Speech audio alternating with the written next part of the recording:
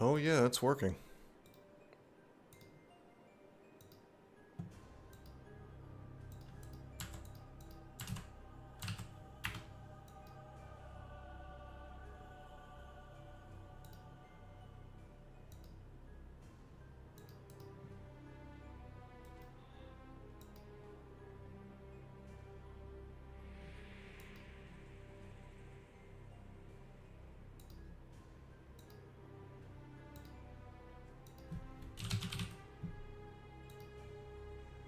Hello, Bad Plus. How you doing? How are you enjoying this horrendous market downturn?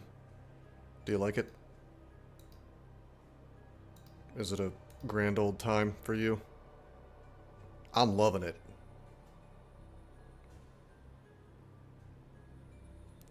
I thought I was the most clever guy in the universe for selling my S&P shares and then getting into the SpaceX IPO and then buying back into the S&P after the dip. But then the dip dipped harder. So, having a problem. Holding cash. Yeah, that might be the way. I don't know. I don't know. Where's that bounce, bro? You know, my plan is actually to just make as much money as possible for being a full-time Stoneshard streamer. You know, people are gonna they're really gonna give me the money for that one. That's what's up. So, why don't we go ahead and do that? Everything's gonna suck until end of year, October maybe. I don't know. It's just like with the Trump presidency going into this like Iran thing. You're just gonna see wacky stuff going up and down. Like every time a peace thing is announced, you're gonna see, like, oh, the markets are great. Hey, thank you for the sub. I appreciate that. I'll be able to afford to eat today. But then, as soon as the peace, you know, turns off, then, you know, you're not gonna have such a good market. So, I guess I was doing a tier 2 mission. What's going on there? I was planning on doing T4 today. It's been a few days. It's been a little while since I've streamed, so I kind of forgot what was going on with this character. Okay, yeah, we have our dash online. We got Rampage. Yeah, we one-shot things. That's what this guy does. We are level 13. The max is 30, so got a little ways to go. Free the captive, it says.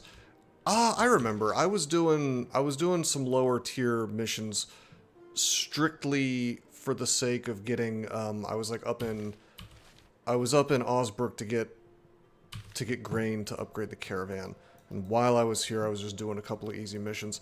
If there were higher tier missions, then I would have gone elsewhere, but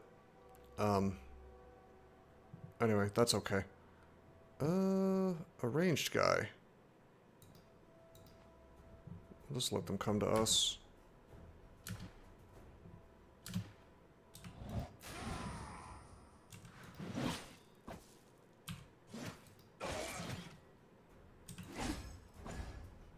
Right, I forgot to put on my... I'll remember how to play this guy. I forgot to put on my Rampage first. Yeah, this is the thing where if they're bleeding or they have injuries, then I get energy back. It's all coming back to me. Thankfully, this is only a tier 2 dungeon, so I don't have to think too hard about it. Wow, he just stepped into a trap. It's hilarious.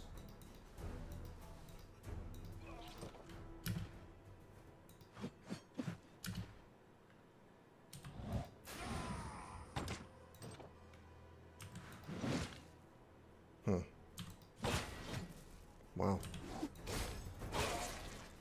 That is so nuts, the damage that I do.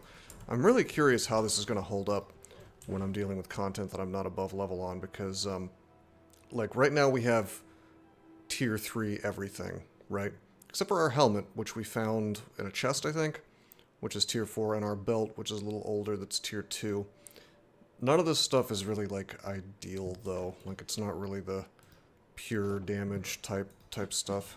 You forgot about this game? This game rules.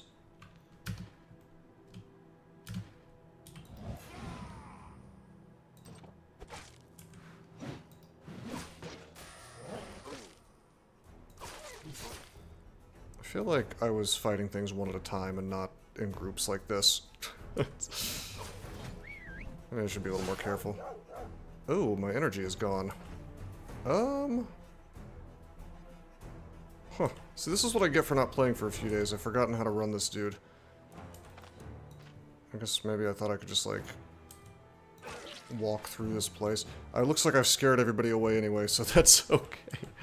Okay, I do remember I have this exquisite casket, which means that if I have bandages in there, I could just, like, right-click and just, oh, right then and there.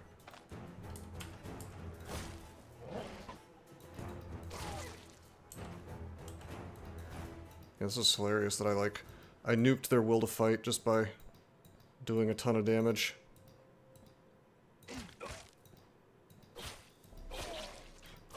This guy is not great at AoE, but apparently all I gotta do is spook these people. Just scare them away. Alright, that was the boss. Mini-boss. Should open up this casket and make sure... Yeah, it's got tons. Pearl necklace.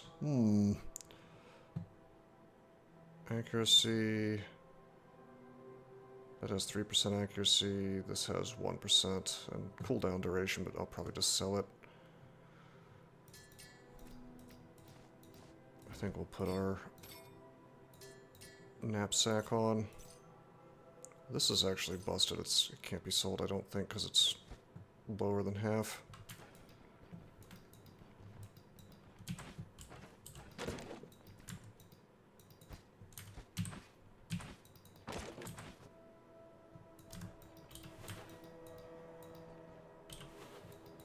Anyway, this is a hostage rescue mission, so let's just do that.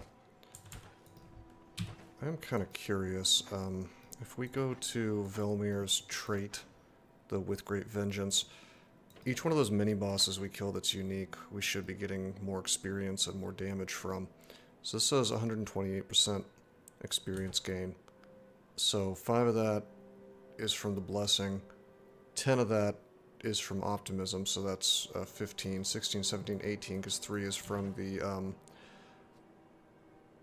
thing at camp, the straw guys. So that means we've got what is that, like 10, and we can get up to 15, but then we can actually get up to 30 for the sake of the damage. So certainly got some more mini bosses to kill. No real way to easily keep track of which ones you've done, but as you do missions, you know, it'll happen for you.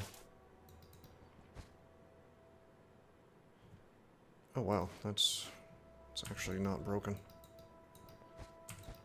Get a few bucks off of it. I do want to try to, like, at least break even on my repair bills.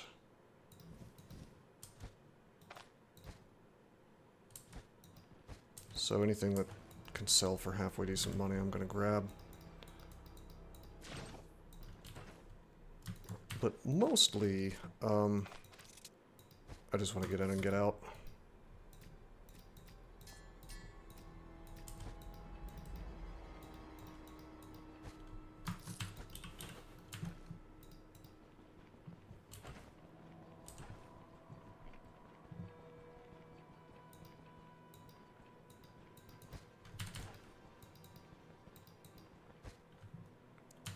Yep, that is what you are, Vainglory. What's up, bro? You're actually on Twitch, and your messages are showing up. So did you get them to relent and unshadow ban you, or like what happened?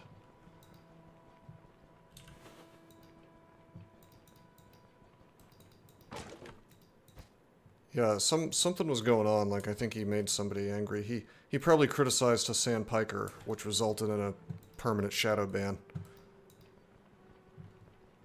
He had an opinion to the right of Karl Marx, which is not allowed on Twitch.tv. What is going on here? Like, where's the dude? Is this free the captive? Yeah, you're a good boy. You did not do anything.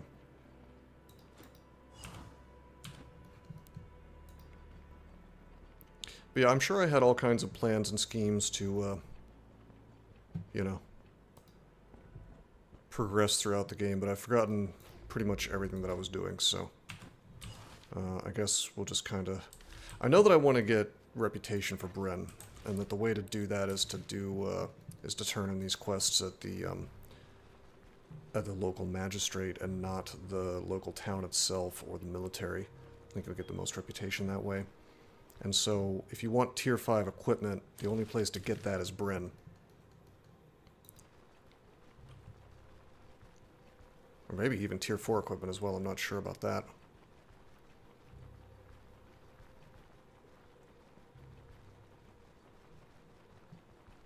Although we did find... Thankfully we did find something. Like the helmet.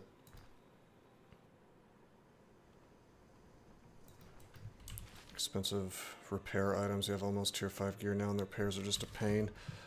So from what I've heard, what people do once you get to like tier 4, tier 5 equipment, I think the meta is to use those repair kit things. And then like as soon as your stuff is like slightly damaged, you know, like what is it, like 15 points or whatever, because it uses more the more damaged it is, right? And I think it's like exponential.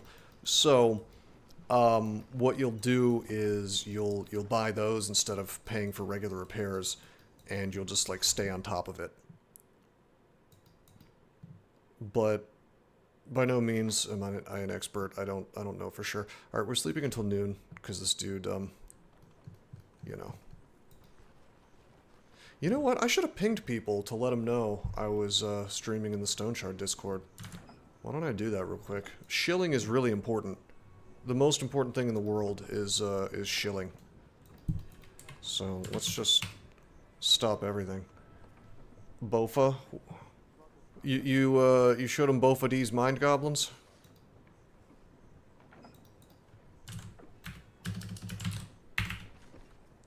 Buy from merchants or your companion? That's a great question. I guess the answer would be whatever's cheaper. There's also that one little thing you can do where you give the companion guy money and then he makes sure your repairs cheaper. And I don't know if maybe that might make sense or not. I'm not sure.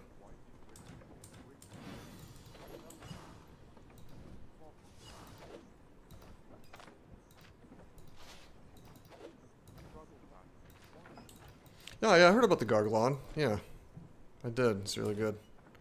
Alright, so we could do another tier 2 mission up here. I kind of want to just, like...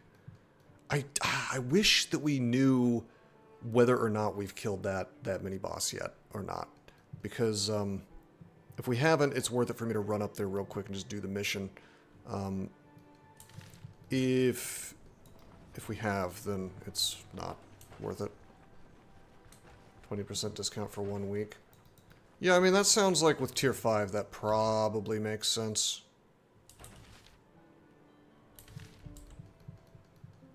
Probably.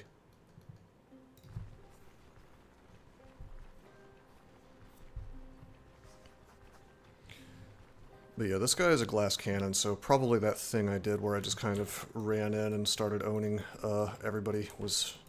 I should probably not be doing that. I remember now that I was like very slowly shouting and pulling things one at a time if possible, so... And like consistently pulling things to the front of the dungeon. As you should, because stair dancing is a thing in this.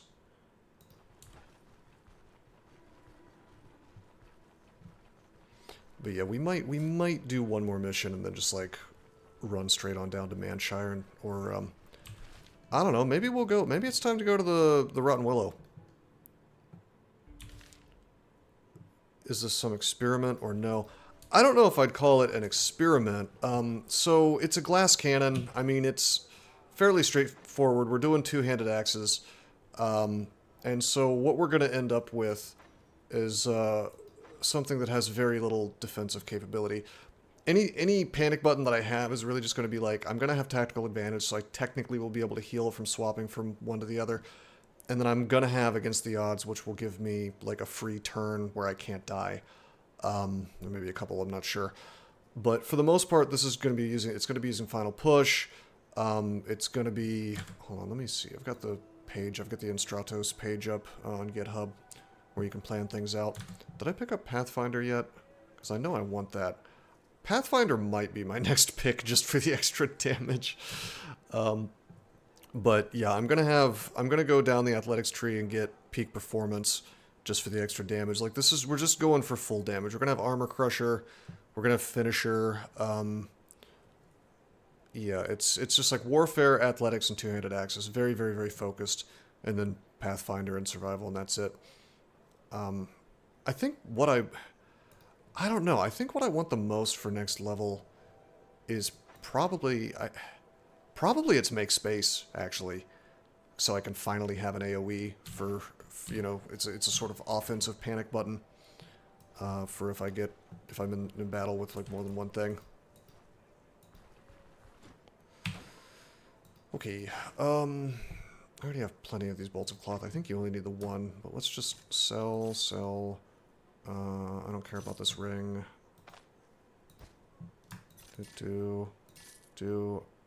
Sell that. I'm pretty sure I can sell the let's see, 257, 18. Hold on a second. I think I can sell these for more at the blacksmith, which is a slight micromanagement, but whatever. Oh, yeah, see, 313. No, wait. That was the price of the the sallet, not the kettle helmet. Anyway, I'm sure it's more.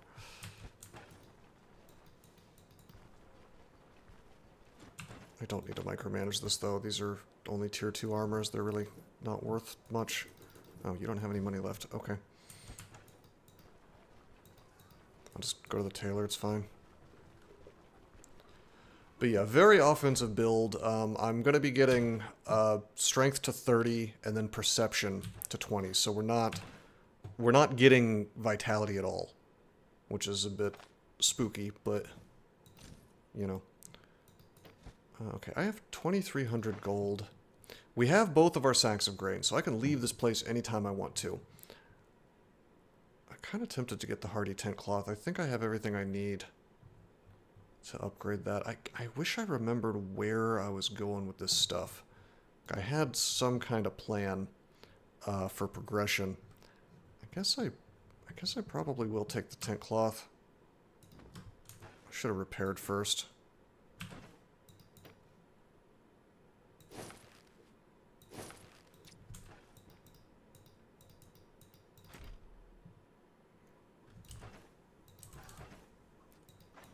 You know what? Osbrook has this settlement situation. I am going to do that mission real fast, because it'll be worth a ton of reputation. We're finally at Benevolence with Bryn, but we need to get higher so we can actually get in good and purchase the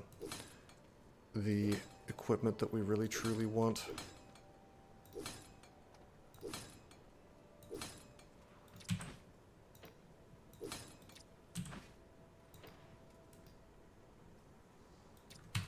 Okay, terrific.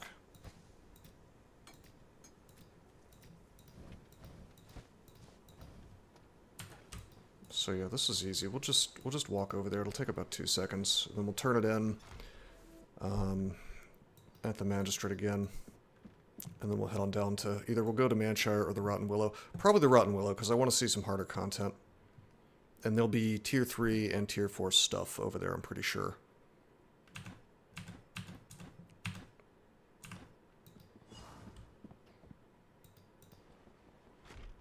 Alright, cool.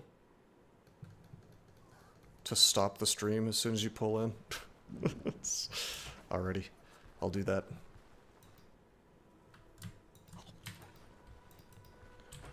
I should probably grab some food along the way.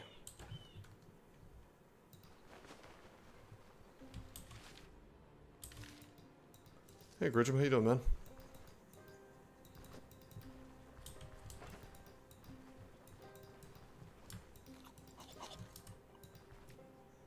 Okay, here we go, some veggies and things.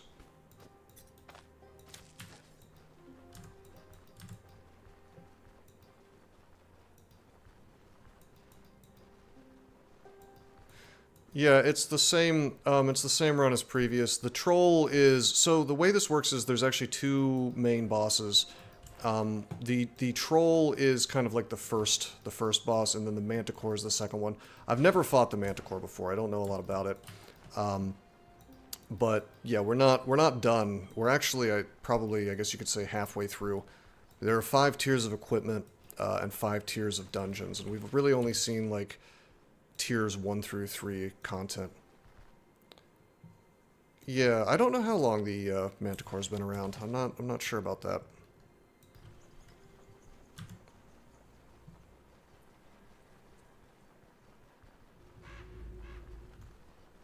Okay. I guess before I go in here, I would kind of like to grab these sticks real quick.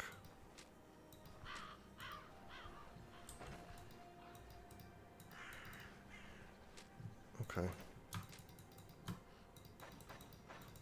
Make a little fire.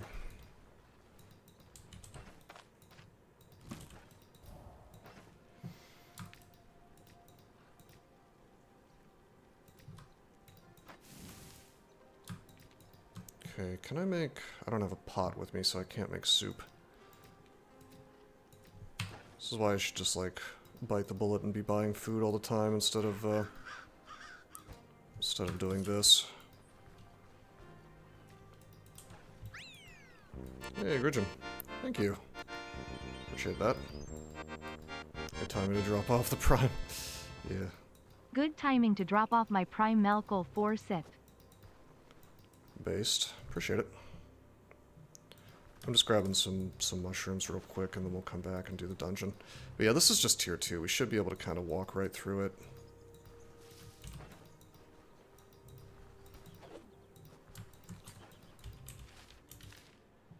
Oh, this is not the forest. You know what? Hold on. What's my hunger at? 20%. Yeah, I'm gonna need to do something. Boo. It's hunger system.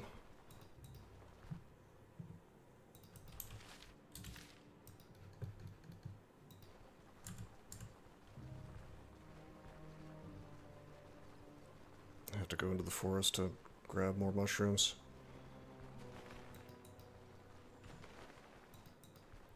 I guess if I saw a rabbit or something, I could just do that.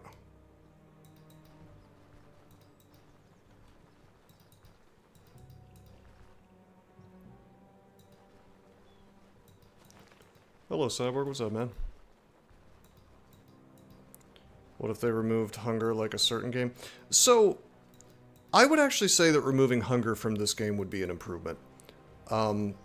Because unlike DCSS, hunger doesn't really touch on all of the game's mechanics. It's extraordinarily shallow. It just, literally all it does is you have diet morale, and that's pretty much it. Which ours is at 0%, and it's still not really affecting us. And then also, I mean, I guess if you get hungry, you suffer certain penalties. But, like, it's just like a foregone conclusion. You can buy tons of it, tons of the food, you can do whatever. It's just like, it's more grindy, I think. So, I think that's kind of an apples and oranges situation where they... with one game, you know, it was like insanity to remove it. You know, because it affected, like, spell hunger in DCSS, where, you know, you would become more hungry as you cast higher level spells if your spell casting wasn't high enough, if, I think, intelligence played a role, I'm not sure. You used hunger with berserking. It just touched on so many aspects of the game. And with this, it's just much more shallow, that's all. It's just like kind of a mild annoyance as you're trying to play the game.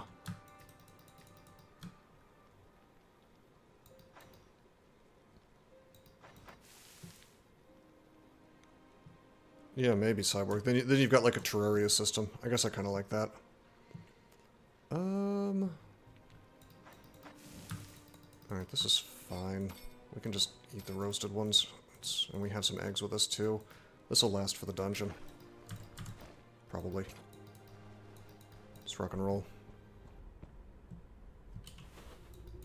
Normally I would like painstakingly explore every little inch of this. Granted, it's just a tier 2 dungeon, so it's not huge.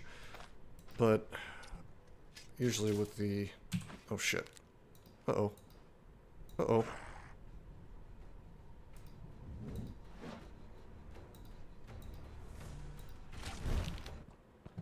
Probably don't need to be so careful, but dungeon's better lit than the outside.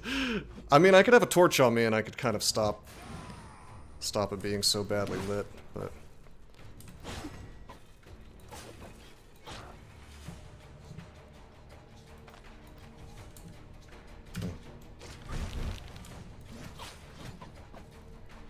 Let's see, are you injured? Yeah, you're injured. I'm gonna get some energy back.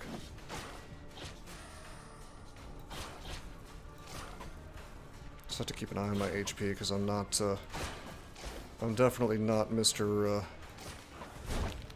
Tanky here, but these guys are really, they're having a hard time busting through my armor. Because I'm just so much higher tier than them. But yeah, anyway, the ancient coins in these places really do add up to be quite valuable. So usually I like to sit and explore and grab every single bit, but frankly I'm just doing this for reputation at this point.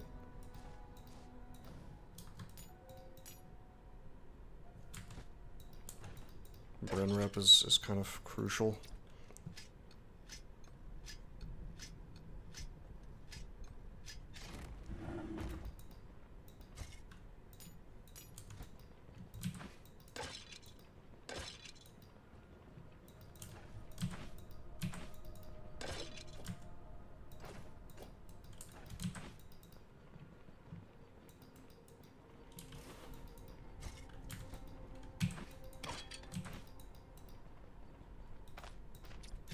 We could also get a little bit of experience here. I mean, it may be tier 2 content, but...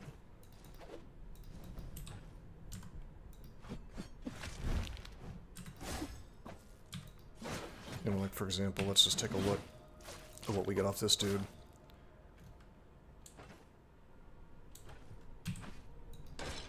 As this scrolls through, 14 experience. I mean, that may not seem like much, but... We're also getting rep for every single one that we kill with Osbrook, but that will eventually turn into, I think, rep with other areas due to the fact that we've upgraded our caravan. Like once Osbrook's rep is full. Oh fuck. Okay, we just got injured. Let me bandage. We stepped on a trap. I'm gonna do the surgery, which is gonna give me lots of pain, which sucks. I should have used the ether inhaler first. Whoops.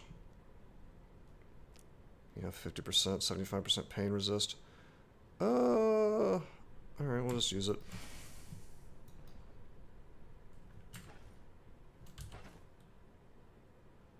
Nice. Comedy is, our perception is gonna... Once we start leveling that, we're gonna see more traps without having to press the search button.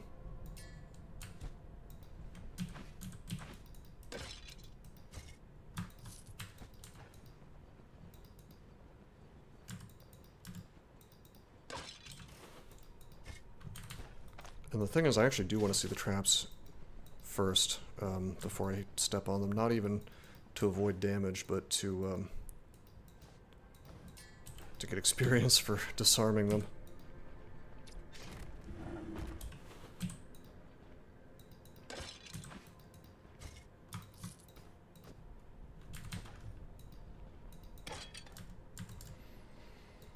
Okay, find the grimoire. Well, I want to go fight the boss first.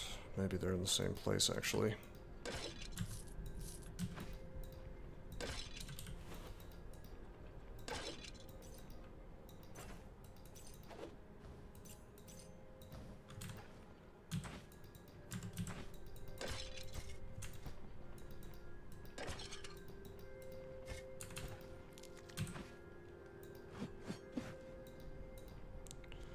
Okay, we're gonna let this guy come to us.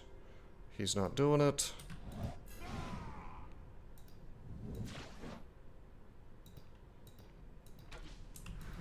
Yoink. See, our energy is low. I'll just melee him. It's fine.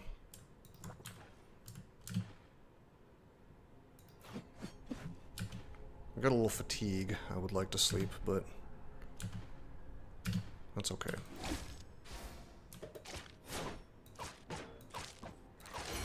Nice, we leveled. Okay, cool. Give ourselves more strength. We're really going to just cap that out. That's more damage. We've got a point here. Now, sadly, we do not get make space immediately because it has another prerequisite of Fatal Strike. However, you know, if I were to take that, that's going to help with my energy situation. Critical hits give me less energy cost for 3 turns. It also increases damage significantly if I can get a crit. So, tempting. I've got a lot of directions I could go, though. I know that I really want to get against the odds online, but yeah, I don't know. Maybe I just want to go for that because this is a panic button. You know, if I have the energy to use it, I literally can't die for like a turn or two. Health can't drop below 25%, and also it just like straight up blocks the first shot you have after you do it. So it's the rare defensive tool in this toolbox. Really quite good.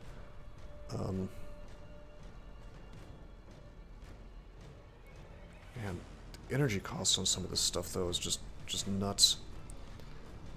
I could go ahead and pick up Opportune Moment, which may seem odd because it's just like top of the list here, but just getting energy back from random crits would be quite good. I think we have to get Make Space online, actually. Unfortunately. I think that's actually crucial for AoE, for if I screw up.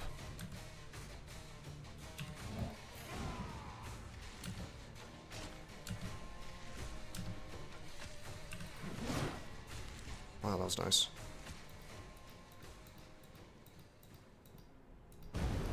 Oh my god!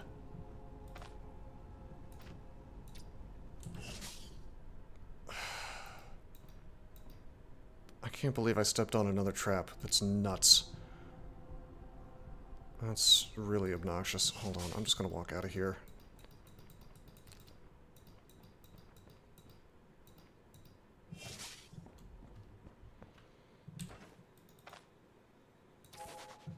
Oh, that's Pain Shock. Okay.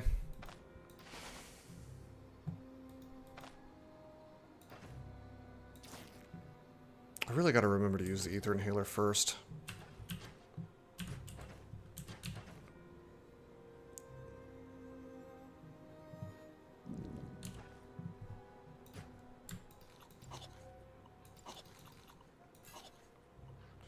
Wow. Velmir's a bit sad from walking on those 2 traps. Why don't we...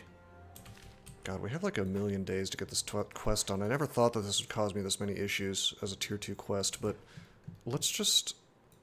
It's cool. We'll... There's been an update. Yes, well, for example, traps are a thing now. Not traps. Caves are a thing now. Traps are always a thing. And we've seen some cave content.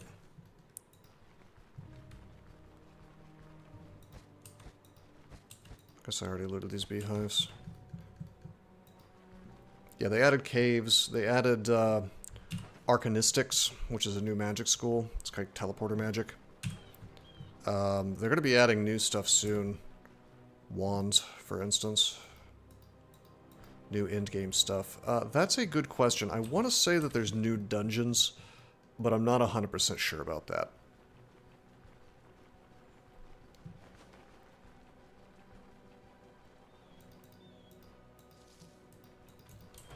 I'm gonna grab these berries, not for eating, but because it will give me more fodder,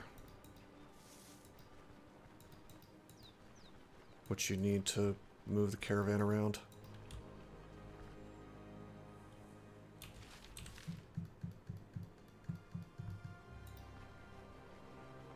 It's kind of mildly annoying that we have this setback, but that's why it gives you several days to do a mission. So we'll just fix it. It's fine.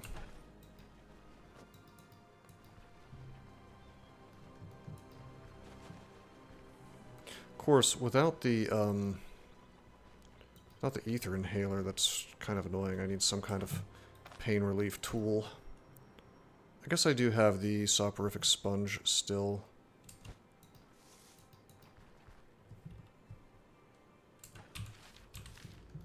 I wonder if I have anything in my camp.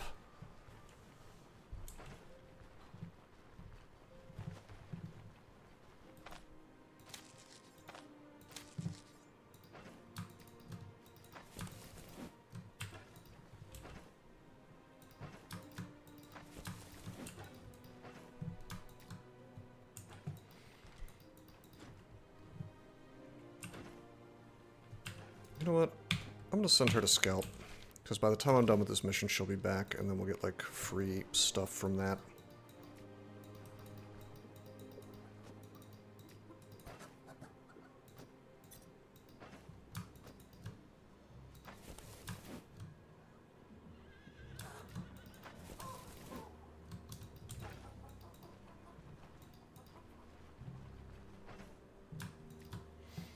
Okay. Collect some water. We're going to sleep a full 24 hours.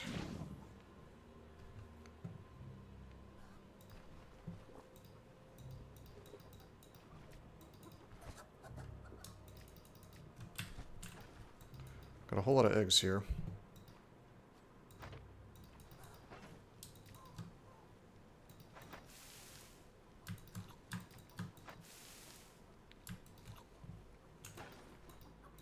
I would like to get this pessimism mental state off of me.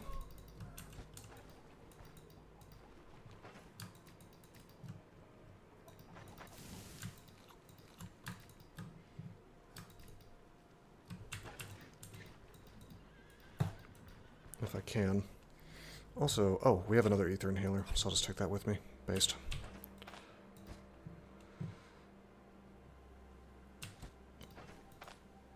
I can also put some of this loot away for later, which means I can get my cloak back on. It's better defense and whatnot.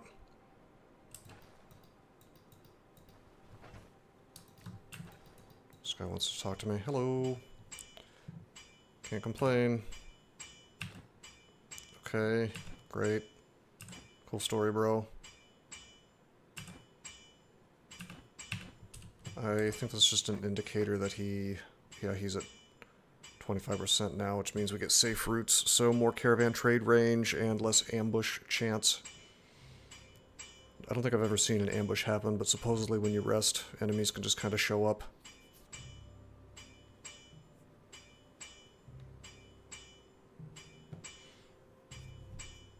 Anyway, hold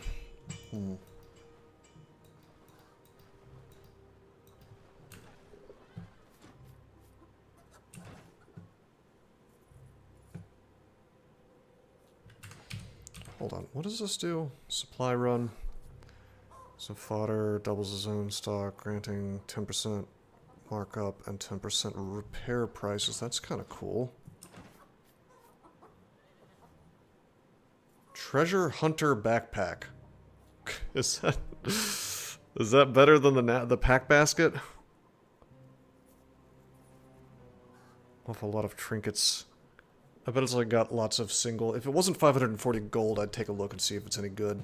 But I don't know, man.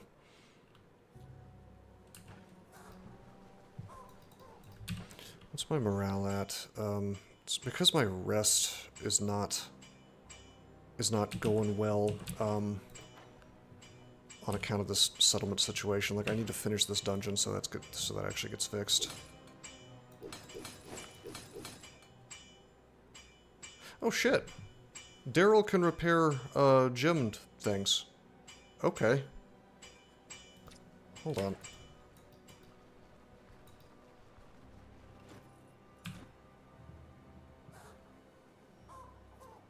Oh, I didn't realize that costed money. No, I'll just repair. Never mind.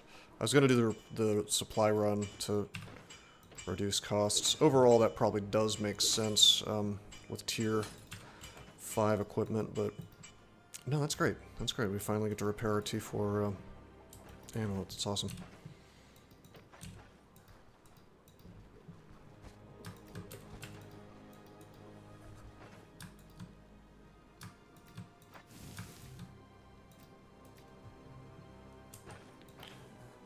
I wonder, let's see, vegetable meat. I can make some Daytailor stew real fast if I just grab this. And that will increase my situational morale, I think, because cooking in the... yeah, a little bit. Cooking in the camp will do that. So then we'll just eat this. Anytime you get a boost to morale, it takes away... temporarily it will take away negative morale conditions. I want to check something real fast. Okay, yeah, I should have installed this. Yeah, this is awesome, actually. The big boy tent.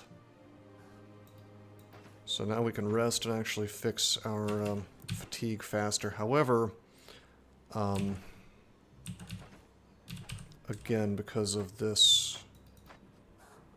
where is it? There it is. Nightmares. Doesn't replenish morale, sanity, and doesn't grant vigor. Very annoying. I guess it does reduce fatigue, but, I almost want to, like... almost want to sleep even more, just to get the fatigue down a little bit.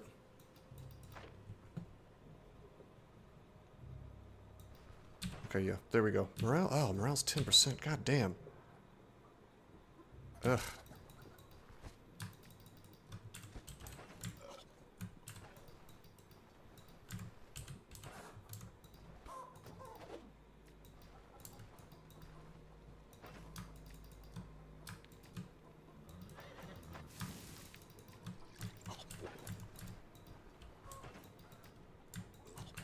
This well-fed, like satiated effect will actually increase your morale slowly over time. Alright, let's just go, let's see, how much time do we have left? 3 days, 2 days? Let's go finish this real fast.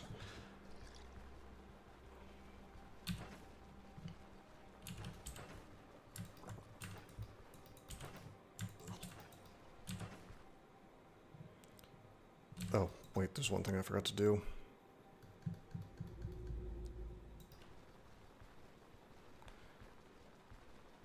Before I go, I might as well get a boost to the experience gain and whatnot.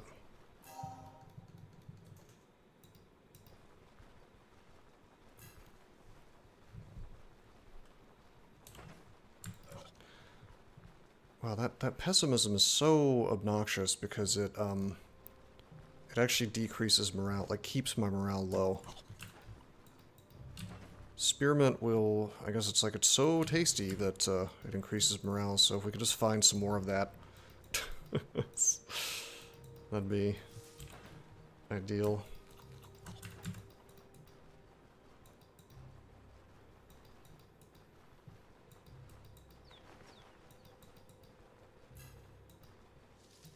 My god, my boy is depressed.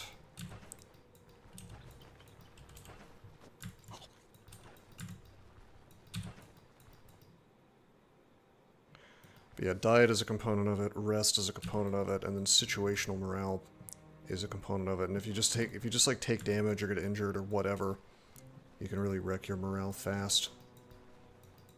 And like we're sucking on fatigue, and we're sucking on diet because we've been eating nothing but eggs. So it's a big problem.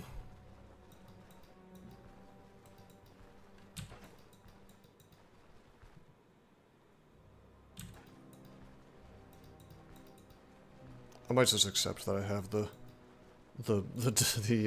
pessimism effect. I mean, God, it's how hard could this possibly be? It's just tier 2.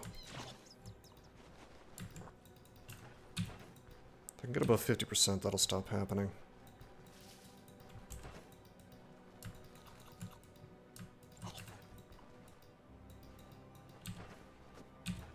Just chew on spearmint. That's all you need to cure depression, apparently.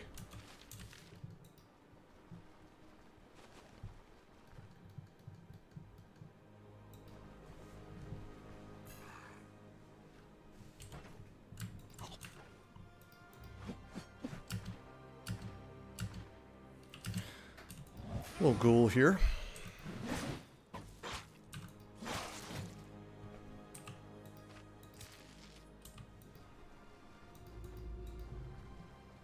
42 experience for killing a single ghoul. Not bad.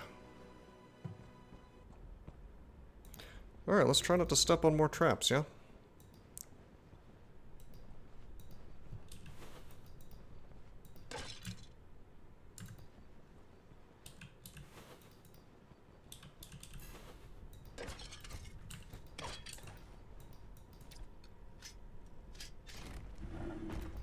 I want to say that for Velmir in particular, if you kill a mini-boss,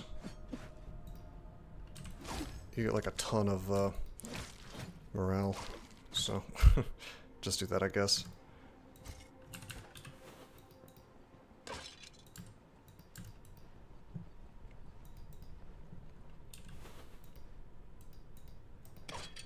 Okay, that is the Forbidden Grimoire. I want to say that skeletons show up if you pick it up. So I would like to clear out the boss before I do this. You might actually get cursed as well.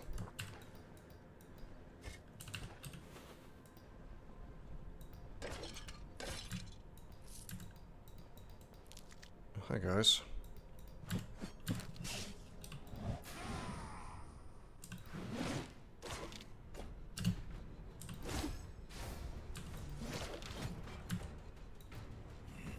Okay, here's the boss. Just a necromancer dude. I don't think he's not the guy who can revive the corpses. That might not happen until tier 3.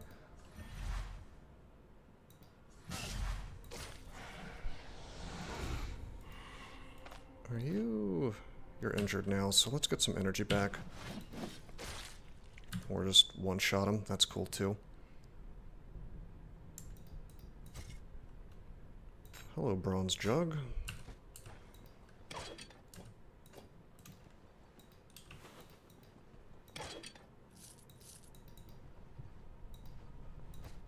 The boss rooms usually have some nice expensive stuff in them, so...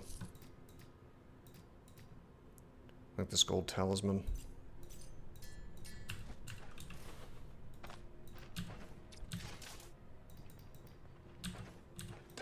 Oh. Yeah, it's like I said, our morale went up. Cool.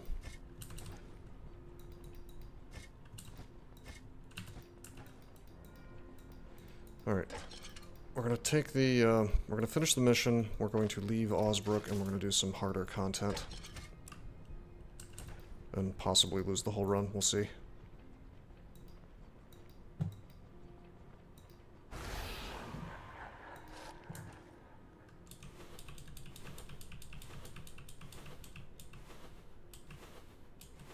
Is this just...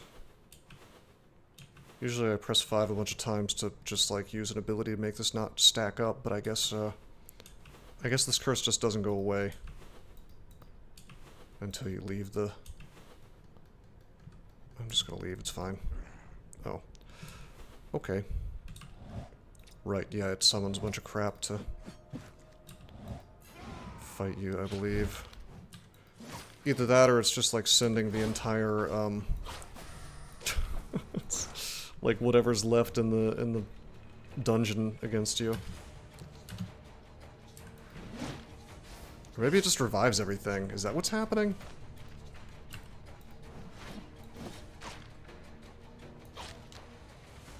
Something weird's happening.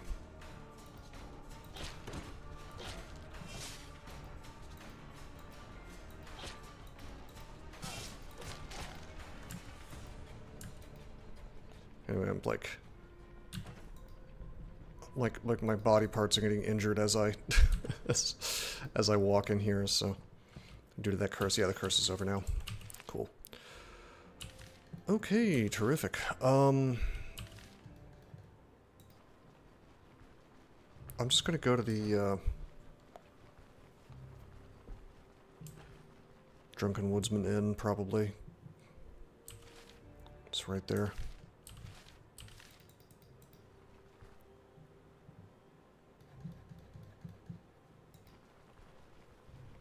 Because the magistrate goes between there and the mill.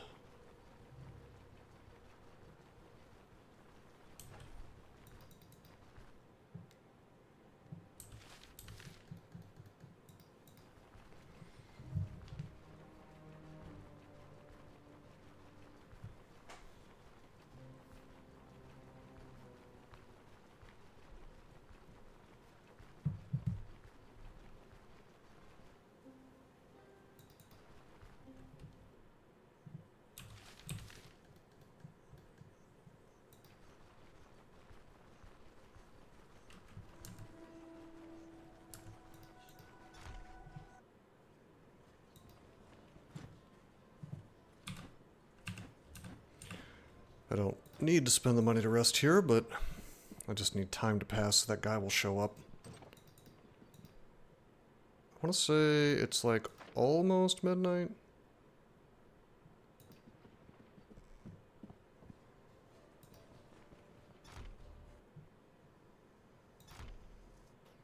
Yeah.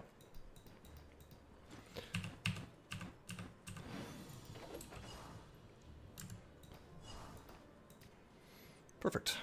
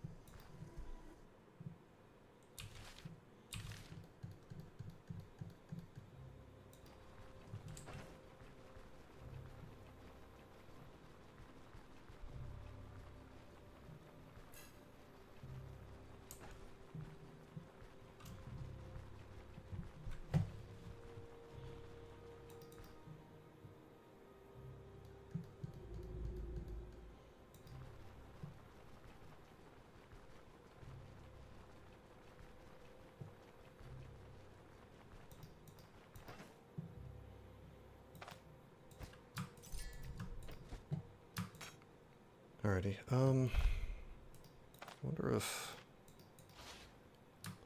it's my favorite character in the game. Well, in terms of power, it would probably have to be Jorgrim. In terms of just, like, Kino, I don't know. Either, what's her name, Jonah? The magic girl is fun to play. I like Leosthenes thematically, although they changed it to where he can't get, like, hundreds and hundreds of HP anymore by just, like, utility maxing, so... I don't know, I still kind of like him, just thematically, but I think if you just, if you're just talking about, like, playstyle or whatever, it'd probably be Jonah, just because I enjoy magic in this game, even if it is sort of badly designed. But, I mean, I don't know, I'm having a lot of fun with this Velmir build. I would say that the same thing on Jorgrim would arguably be better. Even 30 HP and energy is insane on Leo. Correct. I don't mean to say that it's bad. I just remember before it was, like, completely outrageous. Yeah, no, I'm not... Don't get me wrong, that's still... I mean, for a Vitality build, I want to say that Leo can get the highest HP in the game, although I think Hilda's effective HP might be a little higher if you get the damage redux thing from the young trolls and the extra HP from whatever. Used to be 300s, yeah. Well, Jorgrim doesn't have to dual wield, but yes, Jorgrim is the dwarf guy. His thing is very similar to Velmir's in that his gimmick is to give you a lot of extra damage, but unlike Velmir, it's just kind of active all the time, whereas I have to have like 5 dudes around me or a mini-boss. But Velmir's is like way higher damage, so it's kind of a trade-off in terms of the benefit. But Jorgrim's just more consistent, and also he gets like more experience right off the bat, and gets more reputation games. So Jorgrim kind of lets you, if you want to just like speed run the game, Jorgrim is easily the best dude to do that with. So there's a lot of reasons to play him. Velmir's damage is a multiplicative upgrade. Well, I mean, are you saying that it's like it works the same way as Velmir's, doesn't it? In terms of like how the damage is calculated, it's just the different effects or the different times when it's in effect, so to speak.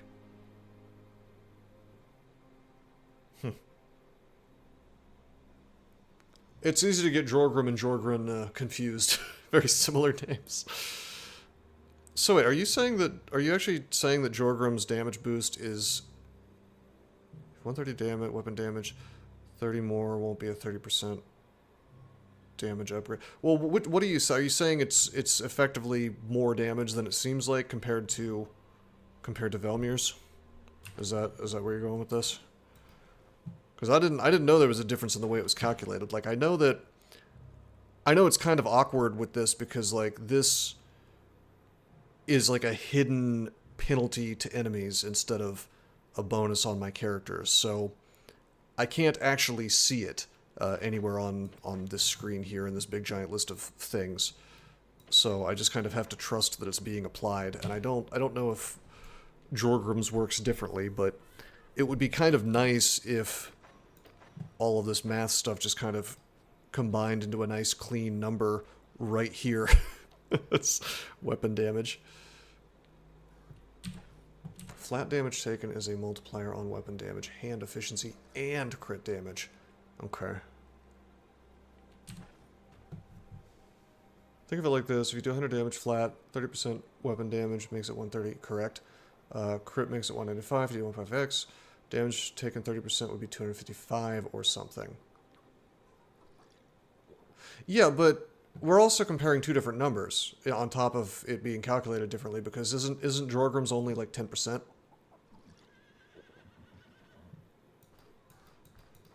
Whereas Velmir's is 30. So it's like it's even worse. Like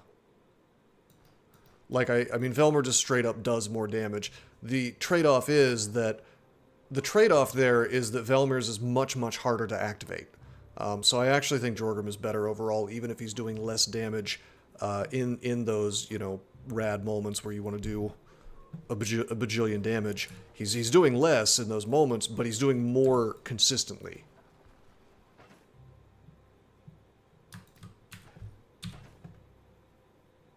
Yeah. Yeah, I mean, there's no doubt.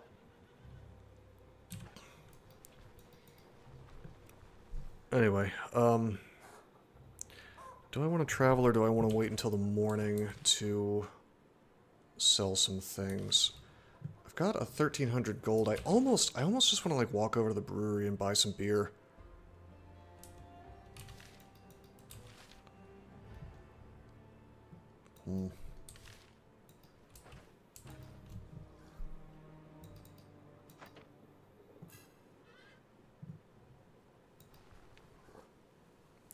Well, yeah, and that makes sense. Although I think past a certain point, optimizing for damage is just like, how much do you really need, you know?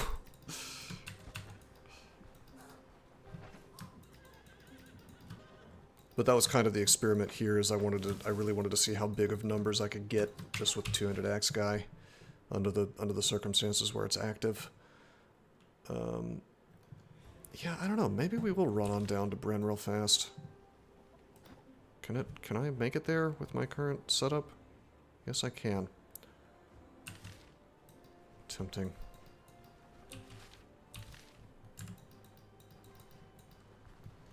The whole like trading goods thing in this game is kind of interesting, where it makes sense to pick up stuff like this. We did the good boy version of the quest, so we can buy beer if we want to. If you just like go in there and kill everybody like the evil mayor wants you to, you're barred from beer for the rest of the game. So it doesn't really matter. Like most people don't even really go back to Osbrook, I don't think. But I had a reason to do it because I needed grain for upgrades.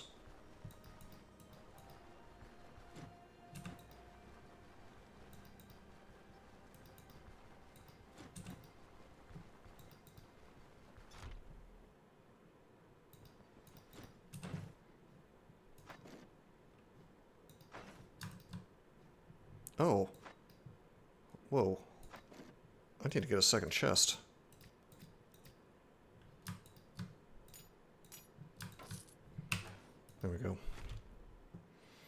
I might as well grab it. I mean, it's free money.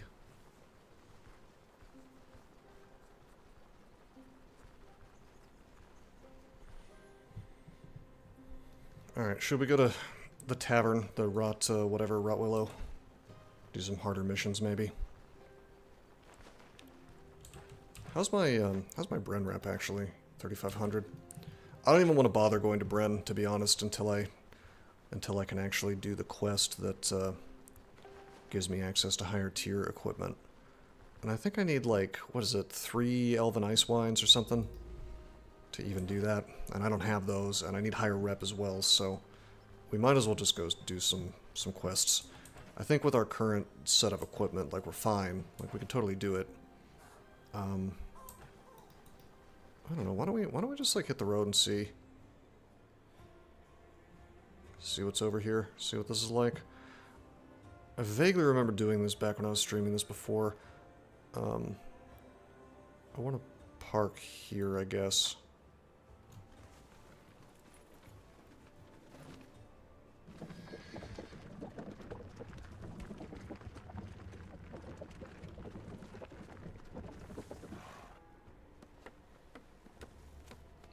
I think there's like a charcoal camp or something where I can buy charcoal and sell that as a trading good and blah blah blah blah, like economy, stonks, etc. How are we doing? How are we doing on fodder, I wonder? Yeah, we're fine. Okay. Alrighty. I guess we'll go into the Rotten Willow Tavern and just kind of see what's up.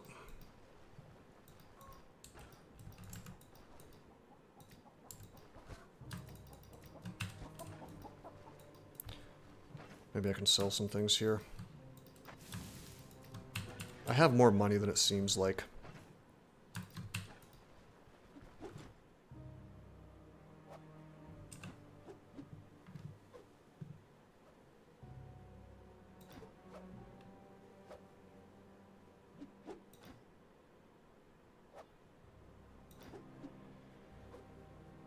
Okay. We're becoming best buds. He's telling me about his eyeball. I guess he lost it, the elves took it. Never trust an elf.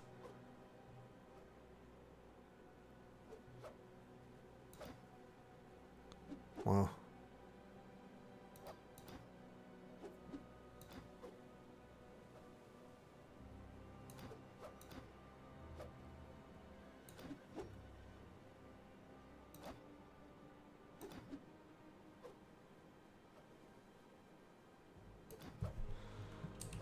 Interesting.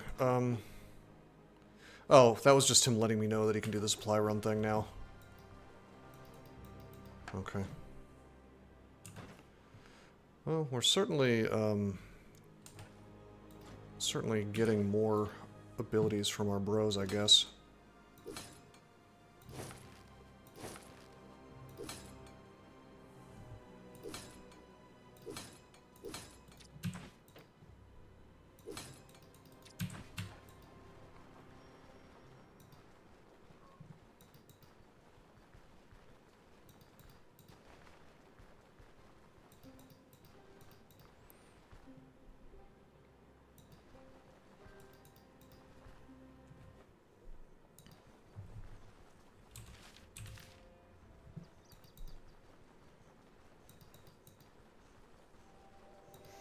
Okay. T4 or bust. I bet they're only going to offer me T3 missions here, but we'll see.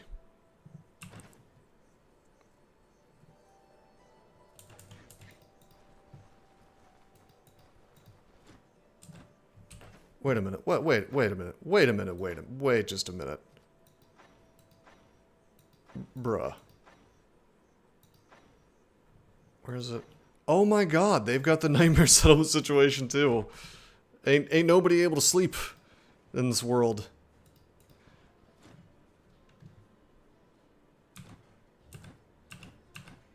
Alright, so this guy, I want to say he'll like buy cursed stuff from you and whatnot.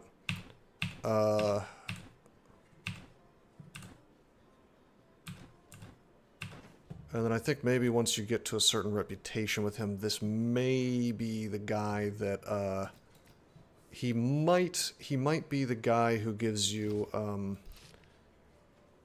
the Manticore quest. Alright, check this out. I'm going to use this enchantment scroll. We do caustic damage now, based. Not bad. Perhaps not the best possible upgrade I could have gotten, but I'll take it.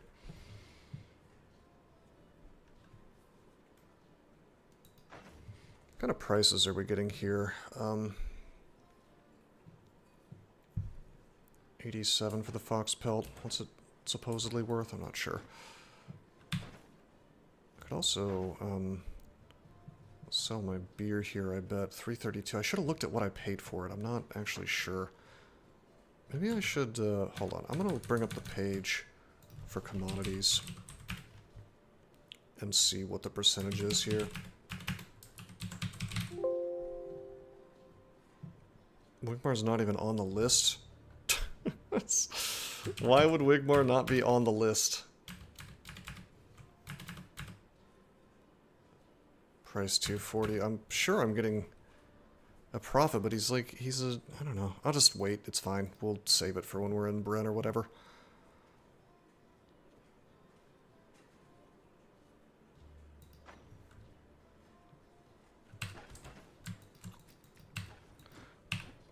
Hold on. Okay, tier 3. Show what you're selling. I want this. Got a map now. Okay, I want to say these two places are like tier 5 dungeons or something.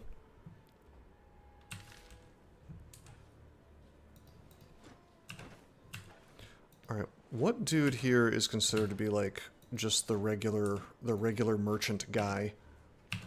Because it's not this one. This is the guy who gives quests. I guess it might be Wigmar, because I can sell him his map back to him, and only the merchant guy seems to accept that. So I guess we'll just, I don't know, we'll sell some stuff.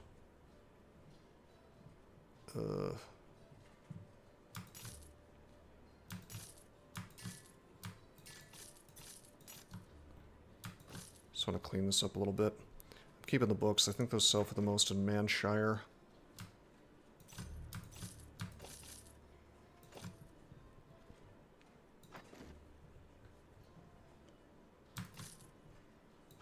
Keeping one bolt of cloth because that's important for the caravan.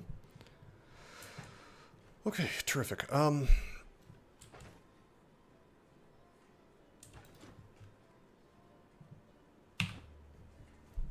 So there's Echoes of the Plague. You can get a ton of money from that one. Freeing the Underling. I almost want to do that because that's bandits. So this build seems to do the best against humans. But I also like getting tons of money, so it's, you know.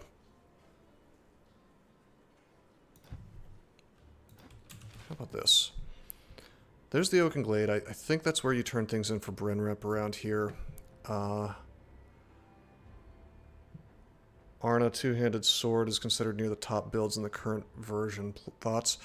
So, my understanding with Arna is that you just get, like, massive, massive boosts from positive mental states. So, certainly Arna anything is probably, I would guess it's the most forgiving, is what they really mean, because with Second Wind, you can just kind of not die half the time. So, I don't know, it's probably good. I don't know if I would say it's like the top build. I know the meta was dual wielding before, but they kind of nerfed it. I don't know, spears maybe? I feel like spears are really strong in the current version, but you would really, truthfully, I'm not like super expert at this game. Like if Limatel was in the chat, he could probably have a more educated opinion about it. Alright, this is so wacky. There's that, I think, is the graveyard. I think the brigand mission is like all the way down here somewhere. And I mean, this maybe is the vampire place. So things are way more spread out up in this part of the world, I suppose. to the point where I probably do want to roll my caravan out to it, so I'm not like sitting there walking across a bunch of stuff. If I want to do all of these missions, I want to do Unholy Manuscript last so I can get the maximum amount of reputation. So I'm actually going to start. I'm going to start with this. I'm going to start with the Brigands because this build does the best versus them. And then if I die horribly, it's 100% my fault. Okay, yeah, it is down there.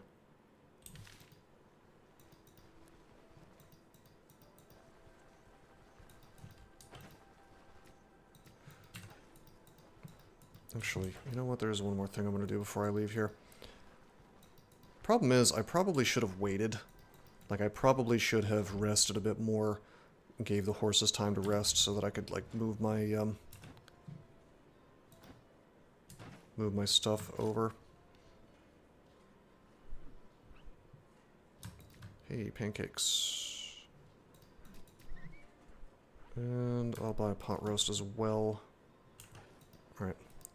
Here's what we're gonna do. We're gonna be cool as hell about this. Gonna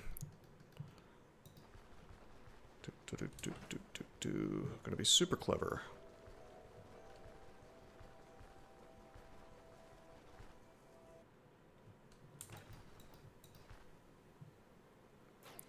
Here we are at the caravan. We see we have 2,400 turns. Oh no!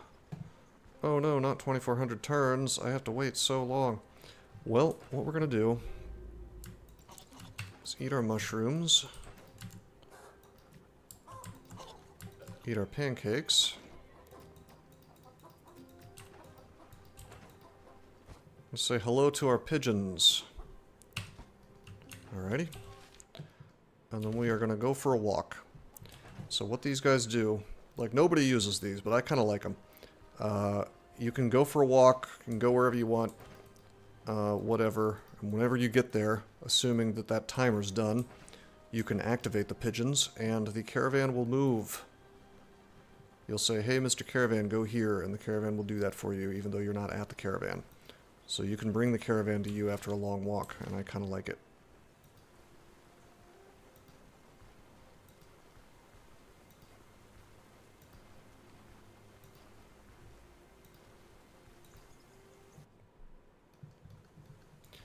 Yeah, I will definitely say that as far as builds go, this thing that I'm doing now is definitely not optimal. Like, this game is extremely unforgiving.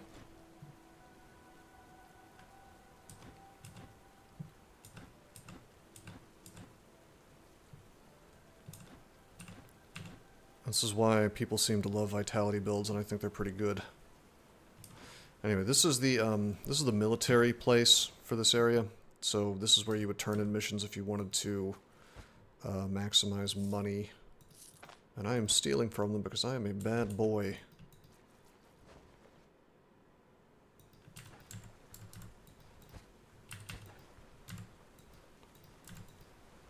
I want to say you can buy... Yeah, you can buy these crates of charcoal from these dudes. But why don't we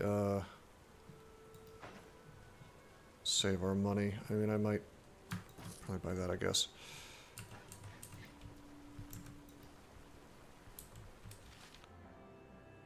Let's see. Where is the... Is there no bridge here? It's just like a ford? Yeah. Okay, this is kind of fun. So this guy, you can actually have him go to towns and stuff, but unfortunately I can't have him take me down to the dungeon.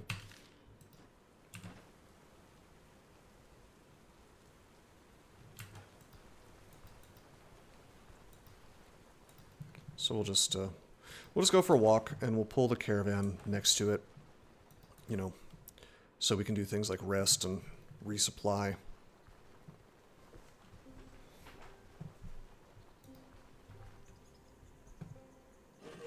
Hi, fellas. That's a lot of bros I just walked in on.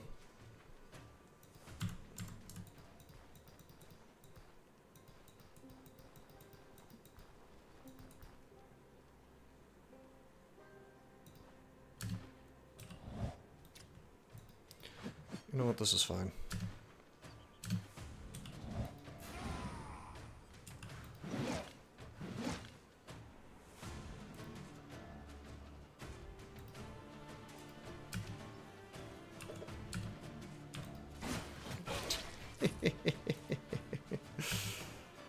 Yeah, these are tier 2 guys.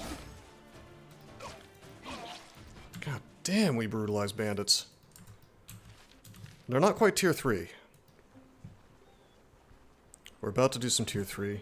My goal is to do some tier 4. I actually think that with our current equipment, even though we're mostly running around in tier 3, I actually think we will just like brutalize T4 dungeons right now. If they're the bandit ones. I'm not sure about the others. But one-on-one, there's like nothing that can withstand me at this point. I don't think.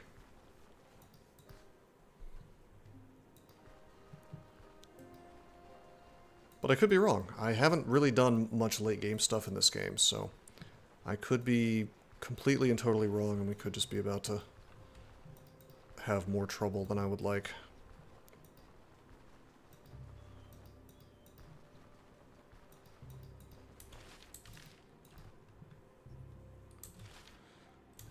Point of interest. I'm gonna guess that's a roadside shrine.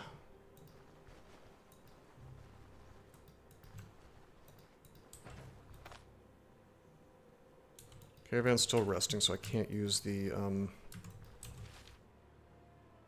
it's just a cart. I can't use the pigeons yet, but road shit. Just turning into vainglory over here. Alright, here is a tier 3 guy. High danger.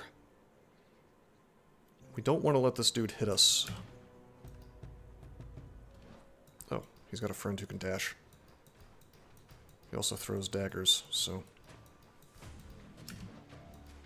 I'm gonna let him dash a few times at me.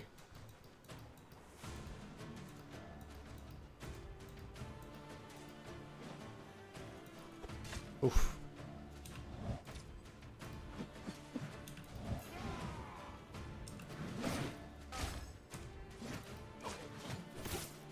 Okay, he did a little swap with me, that's interesting.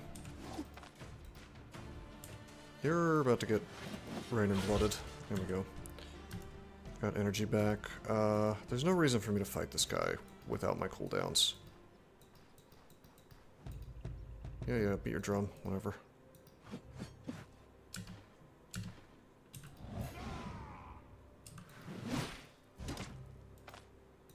Okay, he's bleeding and injured.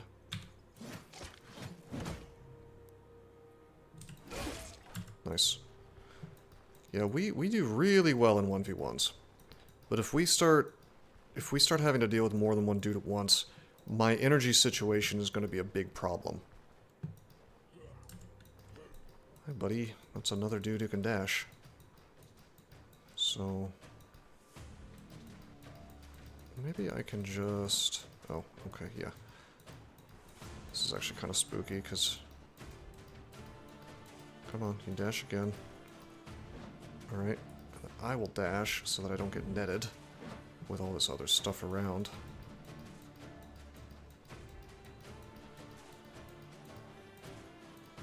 One, two, three, four, five. I think it's, what is it, 6 tiles where they'll follow you, so I think I get to fight this guy on his own now.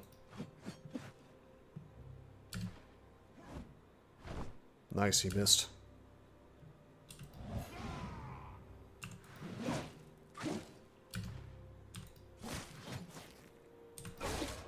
God damn.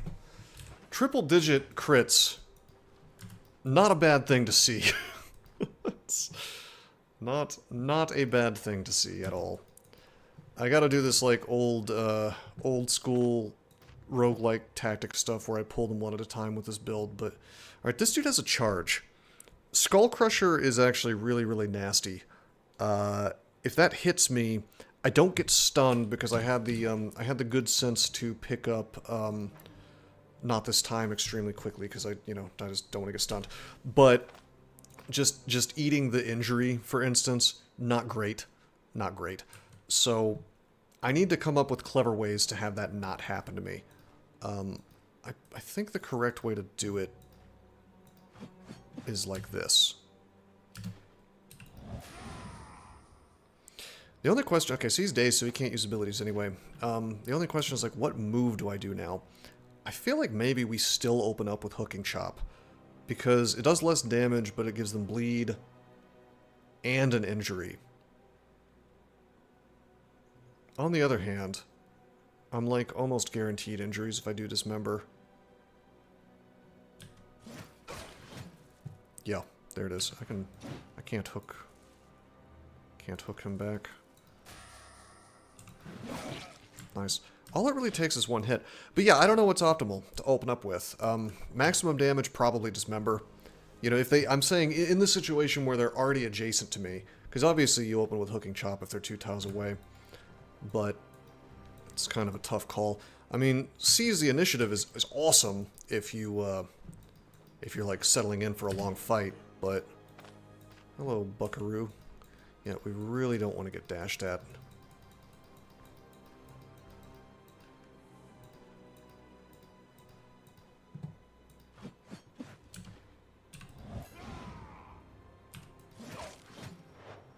Okay, he's doing his thing. Check this out. Maybe... Oh, he's got no injury. So, I actually don't want to Rain and Blood him, because if I do, then he'll just be 2 tiles away and he'll Skull Crusher me. I don't think he gets to Skull Crusher me if he's already adjacent. But if we knock him back with Rain and Blood, then he might. So, I guess I'll just Hook Chop. Okay, base. Whoa, we just decapitated. Oh shit, I did not mean to just wait there. That's not good. Okay, we got lucky and he missed, that's good. Anyway, yeah, I do need to be very careful. It looks like I'm just dominating these dudes, and I am, but for as much damage as I can do to them, I am sure that these ones starting at tier 3 can bust straight through my meager HP.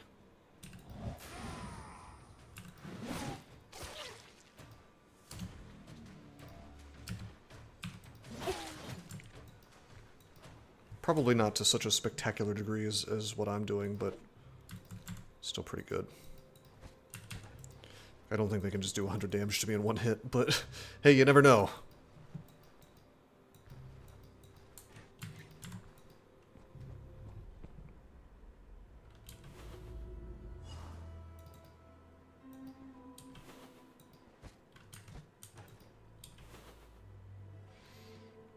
Okay, so the interesting thing about the higher tier dungeons is you will see, like, popcorn like these guys.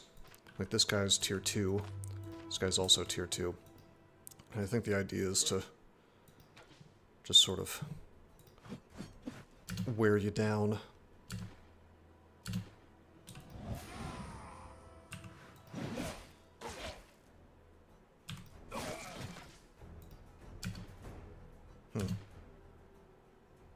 You know what?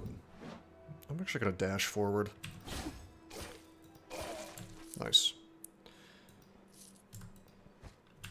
Alright, I want to be like so careful not to hit a trap. Because as we've seen, the traps can just kind of put me out of commission. Why don't we just like leave the chests and stuff alone until I'm ready to finish the dungeon? And then I'll just run through with the knapsack on.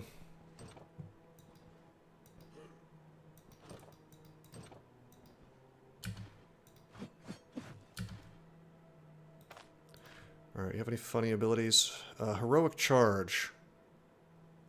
Okay. Well, I don't like that one bit. I would have done something slightly different if that was the case. Hold on.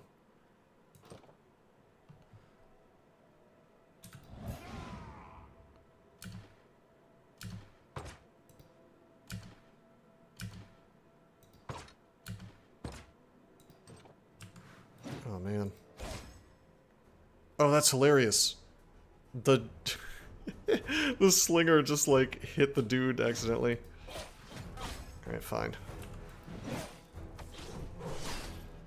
Alright, bro. I'm bleeding. I have no energy. He's about to die. His will to fight is also low, so I'll just finish him. Take a step up. Okay, take a step up. Close this. Now I will clear my bleed. The bleeds are huge in this game. You gotta be so careful.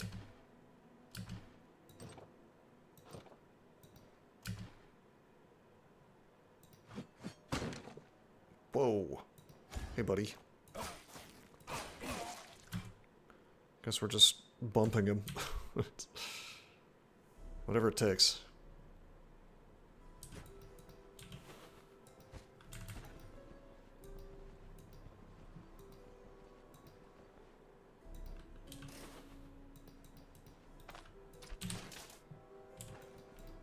I think we're gonna level again by the time this dungeon's over.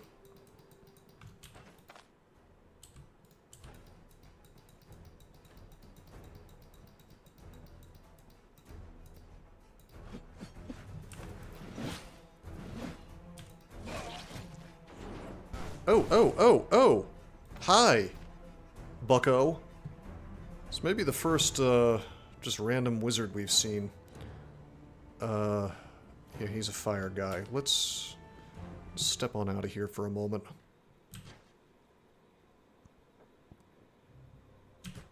What's going on with my energy? I guess my fatigue is low. Caravan's still resting.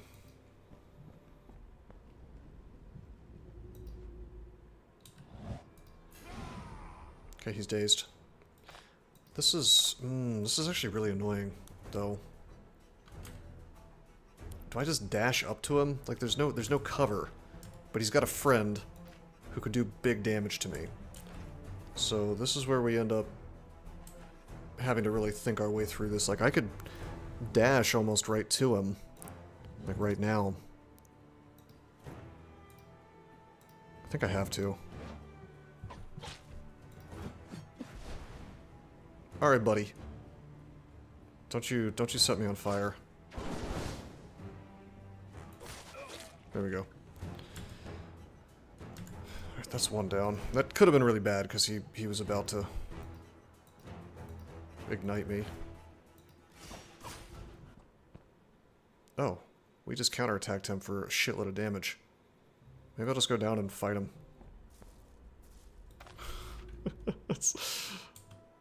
Did he really miss that? We're getting pretty lucky with the misses, I think. It's not like this is some kind of, it's not like this is some kind of agility build or whatever, where I'm dodging a bunch. Okay, yeah, there's the damage.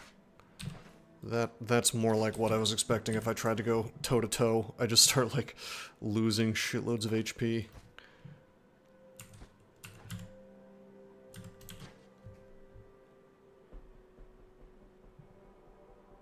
And taking bleeds.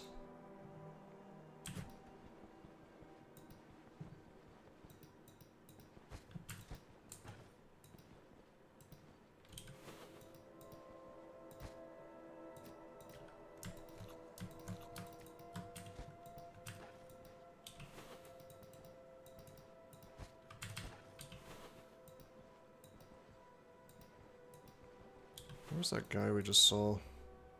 There he is. Buckle up, buckaroo. Alright, he's got regroup, repositions to an adjacent tile, blah blah blah, don't care. Seize the initiative, that's a little dangerous. Okay, it's nothing crazy. Nailed down so I can't, like, walk away.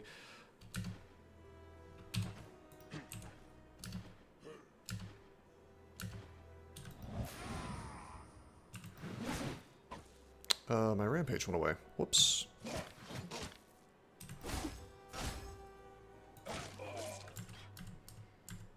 Yeah, we could actually, I didn't think I was ever going to say this, but we could use a little more damage. Granted, rampage wasn't up, so.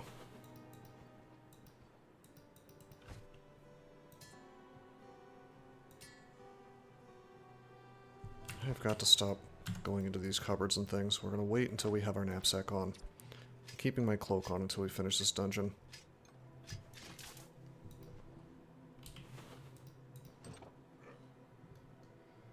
There's a wizard.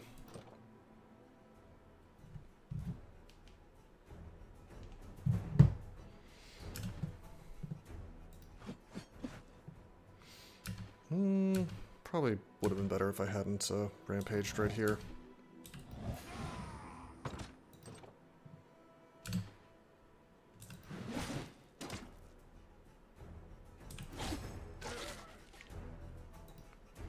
I really like when things start running just because I killed a guy next to them. Like, the will to fight just goes away because they witnessed a crit or whatever. I don't know the exact mechanics around it. I just know that sometimes these brigands poop themselves at my raw power.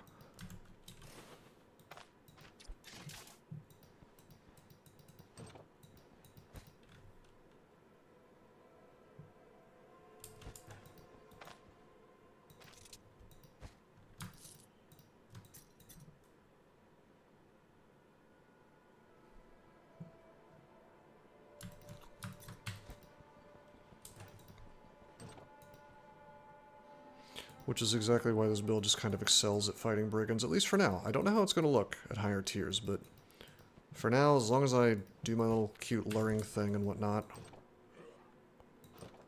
Okay, I think that was a... hold on. Is that a tier 3? That's a tier 3 crossbow guy. I think that's a crossbow. He could probably do some legit damage to me. It's just regular stuff. I guess he does have leg sweep. Well, anyway.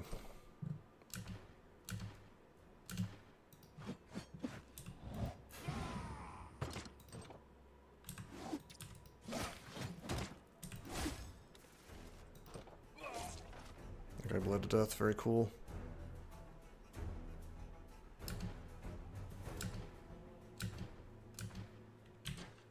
I guess I can just rest. Archer man's not coming for me.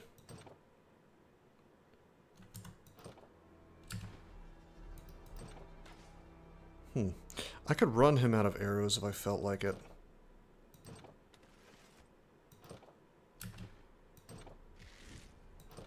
He's using that taking aim, but he can't actually use taking aim at me because I just closed the door. Surely there's...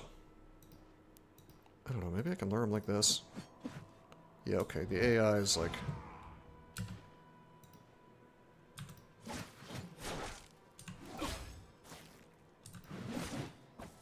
is willing to let me lure him if I'm just kind of careful about it.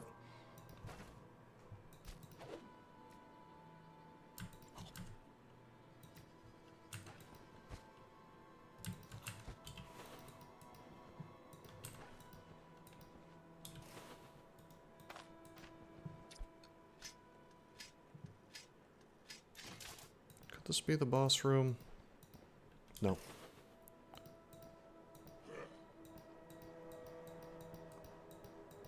That's too many guys, whatever's going on here.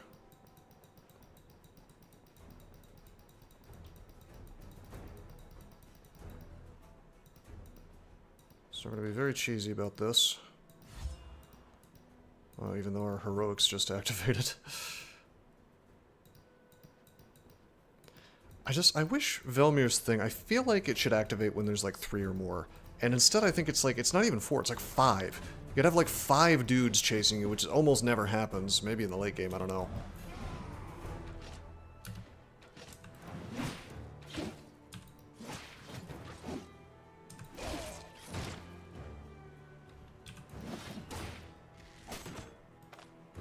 You don't have Skull Crusher, do you? No. Oh god. Should I just leave? I'm gonna melee. This guy's HP is so low that I can just finish him. It's fine. And now we'll leave. Can I... Still can't pull the caravan. Not enough time.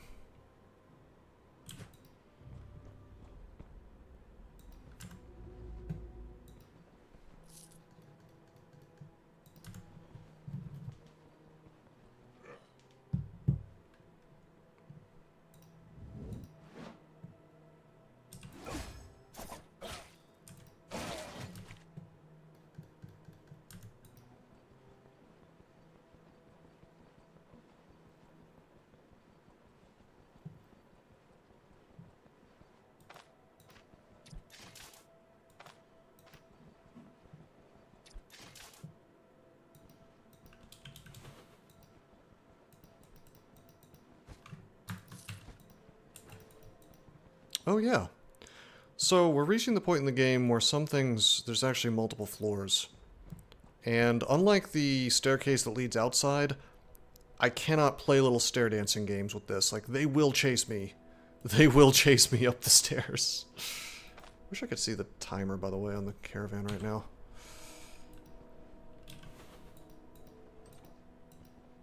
But yeah, this is significantly more dangerous now.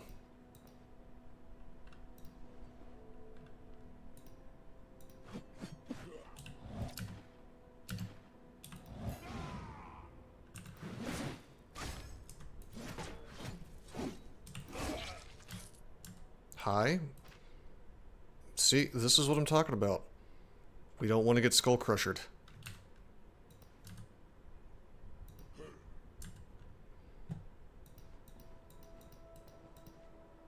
I think he will chase me up. There's like some distance, but not as much as I would like.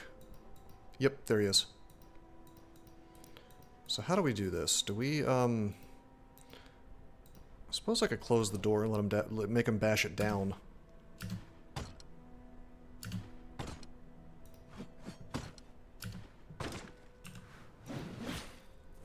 Okay, I'm in melee with him now. I have to melee it out. This is not great. However, he is bleeding. He doesn't get to skull crusher me though. Okay, there we go. Yeah, we just needed a crit. We got a crit and he just starts to run. This is like balancing on the edge of a knife here. Like, this is fun. And I'm making it look super easy, but like, I can just tell that if I make one mistake, things will start going badly. And the one problem with Stoneshard, you know, when you're playing a build that's not super defensive, is if things start to go badly, there's not a lot of panic buttons. Like, I've got my smoke bomb in this case, and if I hadn't wasted it, I would have my Gwynel's potion. But generally speaking, you're just kind of boned. Like, just don't get into a bad situation. There's no blink scrolls in Stoneshard.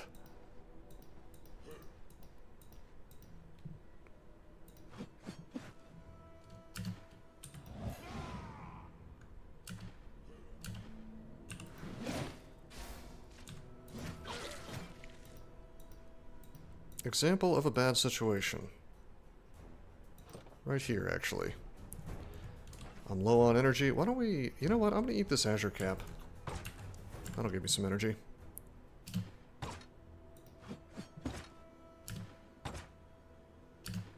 This is not great. I do not want to be fighting both of these dudes. Okay, I am... unlucky that I fumbled, but I'm lucky that he fumbled and then I blocked it. Nice.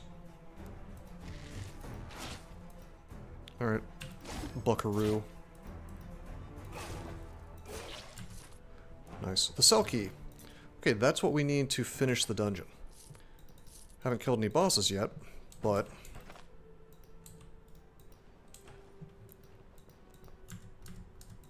sometimes you can complete a mission without fighting the boss.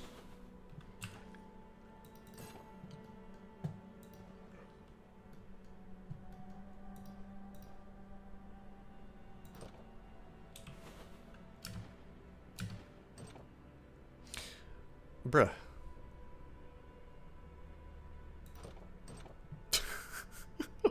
Why am I not holding it shut like I was before? There we go.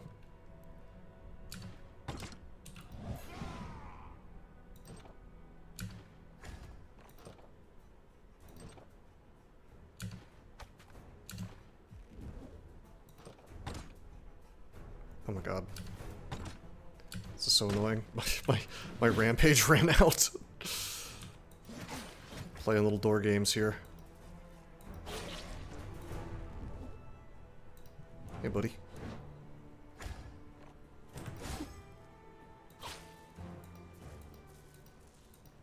I'm so glad we have dash. That's a defensive tool too. I mean, I'm using it as an offensive tool, but it is one of the few defensive things in the kit. Right about a few panic buttons. I feel like the outcomes at the start are pretty much set as soon as they start. Yes, and so that's why this is a game about setting up a fight. Because if you have failed to set it up properly, you're fucked. So in the early game, that means a lot of nets, a lot of claw traps, a lot of very careful like use of semi-obscure mechanics like the element of surprise, 33% damage. If you could shout and pull things and you're like behind a tree and they still have that little exclamation point above their head, that means you're doing extra damage right off the bat.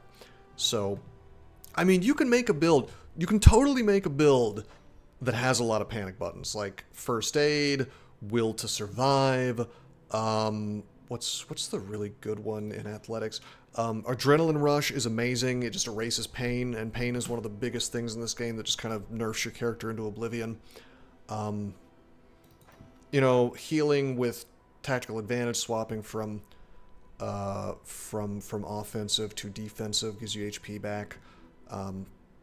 Against the odds, you know, there's options, but for the most part, I think this game heavily rewards just being like a combat monster who just commits and doesn't try to do clever sustain tricks, and you just do tons of damage.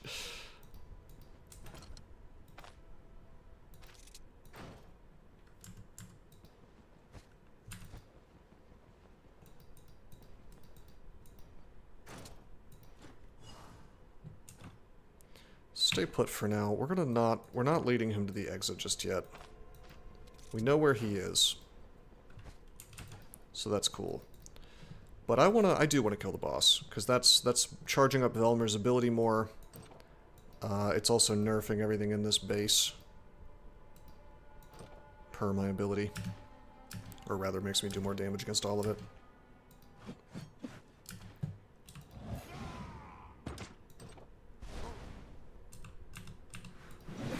What's up, friendo?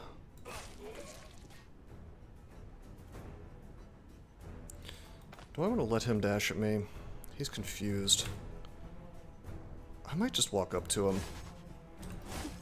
And we'll open up with C's so he's less likely to hit me. Nice. What's that pain, bro? We don't have any injuries, but it doesn't matter. You can still suffer pain. And all we've got is this like massive, massive pain relief tool, which I don't want to waste.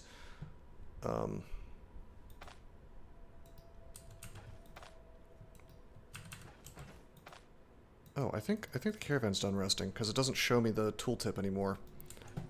But, like, obviously I don't think I can use it from inside dungeons.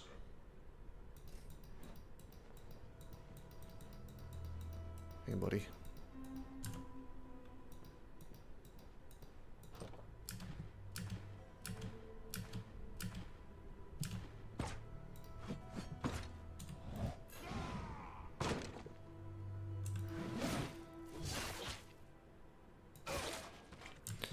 So, we're super low on energy. Our energy is like, our max energy is lower from being so tired. I am gonna leave this place, and I'm gonna send out my pigeons. My based pigeon bros. I'm pigeon maxing. I've got some fat chud pigeons that will deliver my right-wing message to the world, which is to send my caravan next to me. And then I will sleep in it. And I'll just do without vigor, I guess. That's part of why my, by the way, it's part of why my fatigue is severe and, like, rising way higher and faster than it should be. It's, Wait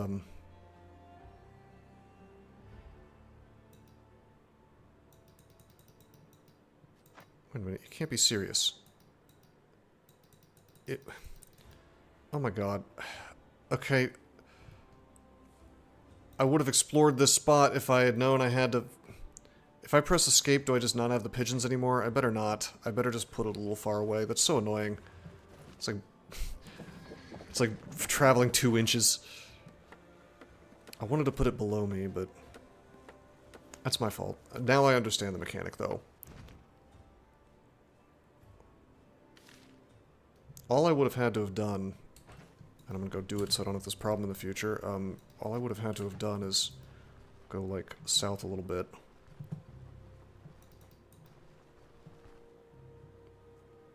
And then I could have just moved the caravan right there. It's kind of a wacky mechanic. Like, why can't the caravan figure it out?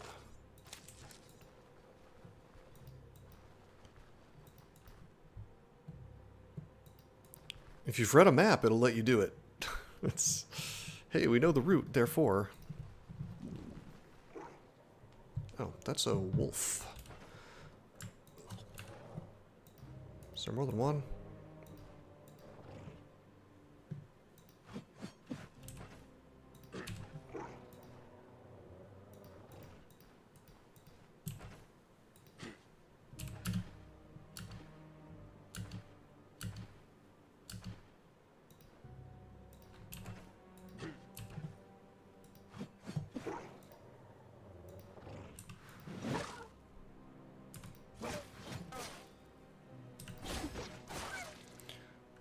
That wolf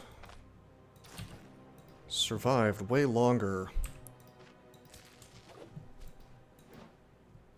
than I would have thought.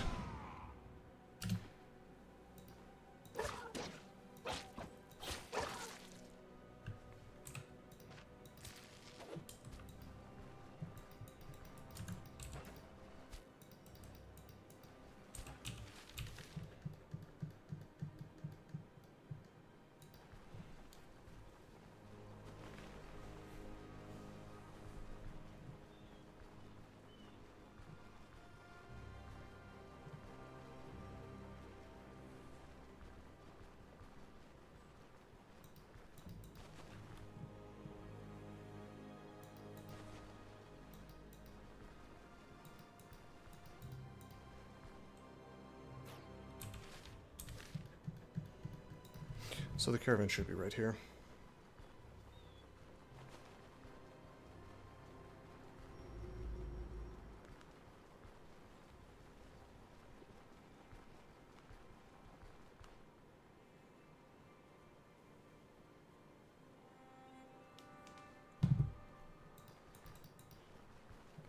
Sorry, I had to respond to a text. Very important. Someone's wrong about something, you see, so... Alright, what I can do here is I can,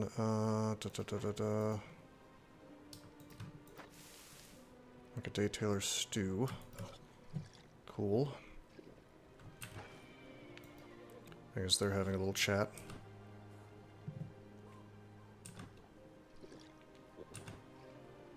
About some guys who died.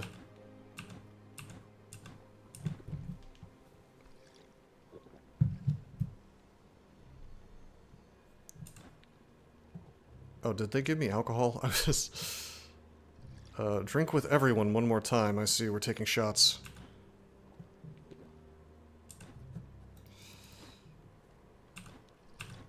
So yeah, you still get a caravan, you still have to rest the caravan even after using the pigeons, which makes sense.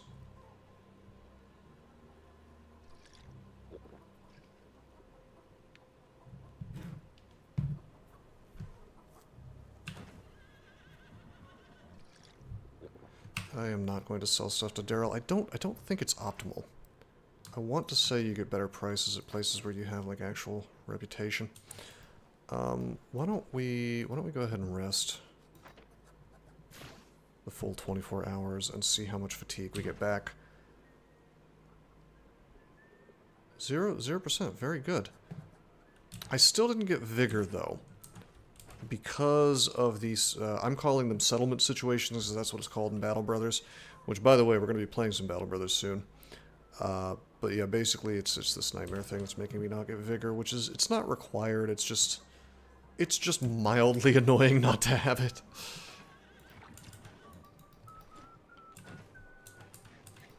Alright, I think Daryl wants to talk to me.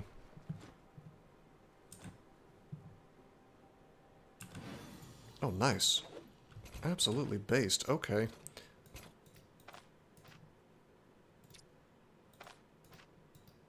I like free repairs.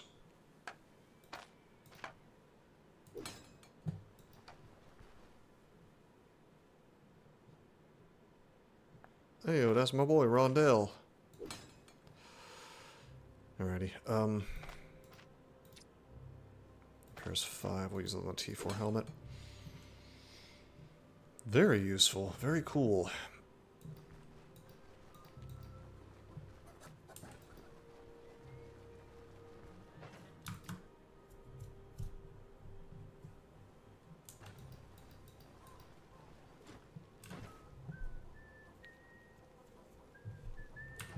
how are we doing on food? I have an onion and a lentil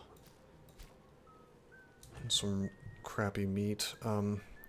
If I get a chanterelle, I can make myself some more Day Taylor's stew. Could merge that not into this plate, apparently not. It's not the right kind. Take the bowl, I guess.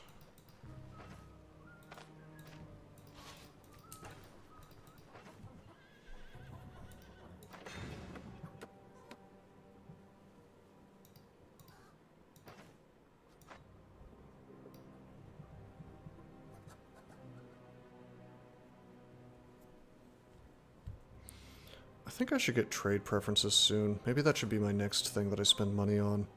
Because, wow, if I sell stuff, I get rep. That's kind of cool. And you get more money, and the stock sizes are higher.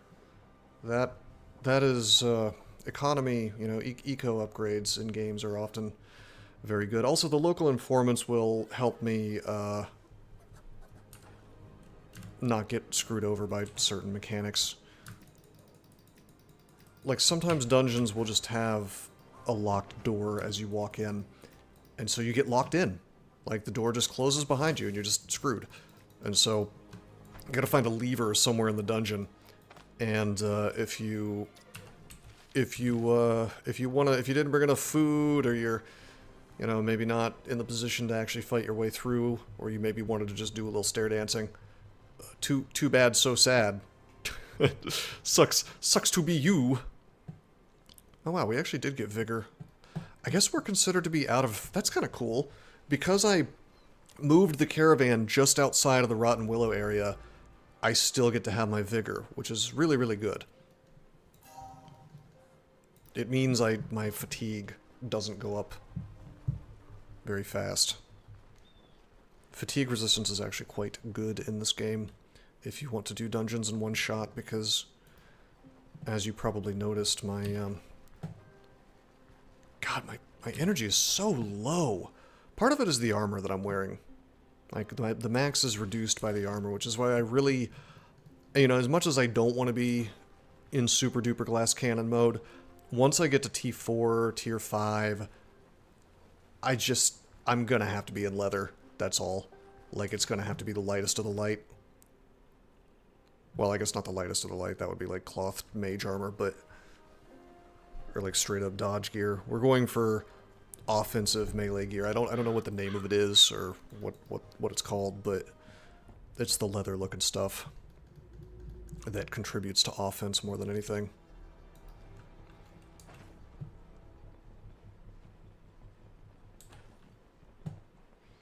Now let's go. Now that we're fully rested and blessed and even optimistic, do I have... I was gonna say, do I have any Nakaf on me? I do not. I want to just like maximize my experience game. We're gonna go kill a boss. Let's see, where might he be? There's the prisoner. It's possible the boss is not even on that side.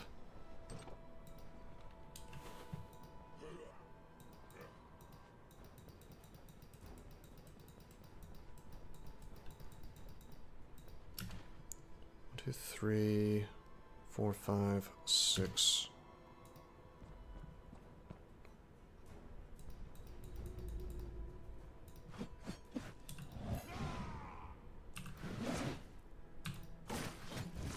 Wow. Hooking chop fumbled. Dismember partially blocked. It's like, why are we not doing our big boy damage?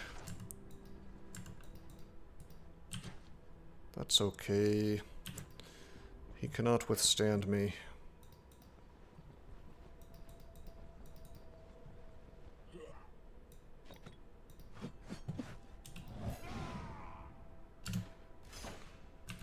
I should not have let him run at me.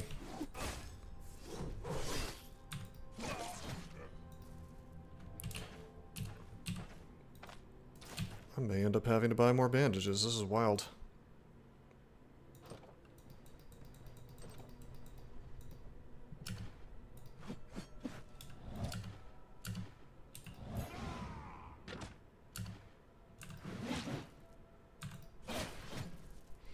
See, that's what you want to see. A crit so big, it doesn't necessarily kill them, but it does wreck their will to fight. And then they just proceed to run away. And then you don't take any damage.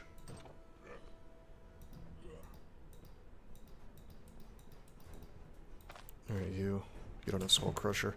I'll fight two at once. This is fine.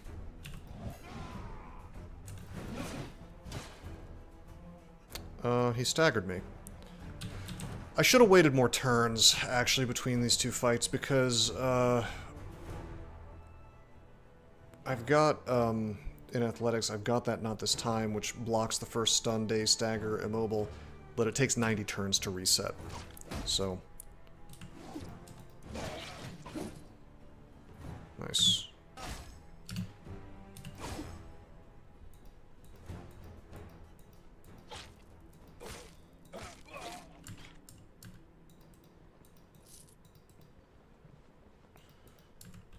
I think I've made a mistake by going to this side of the dungeon, by the way. I'm 99% sure. I mean, I don't know, maybe. Maybe the boss is guaranteed to show up,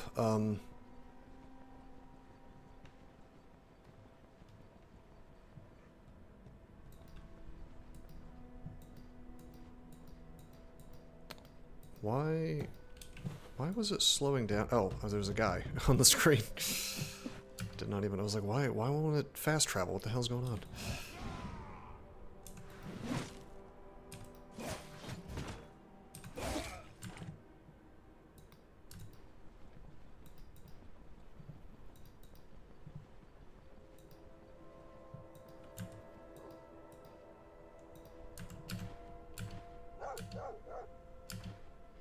Yeah, maybe I have to go to Dinbury to get tier 4 contracts.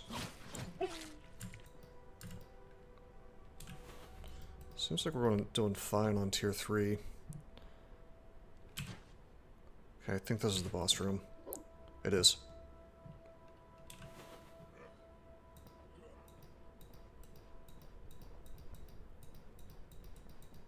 There he is. Oh boy. Kedron the Butcher. Mr. Skullcrusher himself. Yeah, buddy. We do not want to get hit with that. Be in some big trouble. Uh-oh. Uh-oh, I'm screwing up. I'm screwing up bad. This is not the way up. Holy shit. Well, who dares wins, I suppose.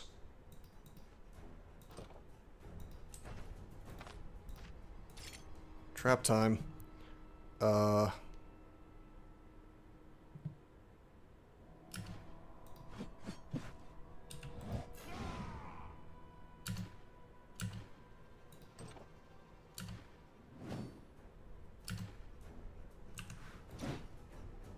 He cannot rush me. If I can't do this to him, he can't rush me. Okay, that's a problem. Oh god, he can totally rush me. Okay, I guess we gotta throw this. Do I just walk up to him? How do we handle this? Striker stance. Bruh. I really wanted to get an alpha strike on him. This is not good.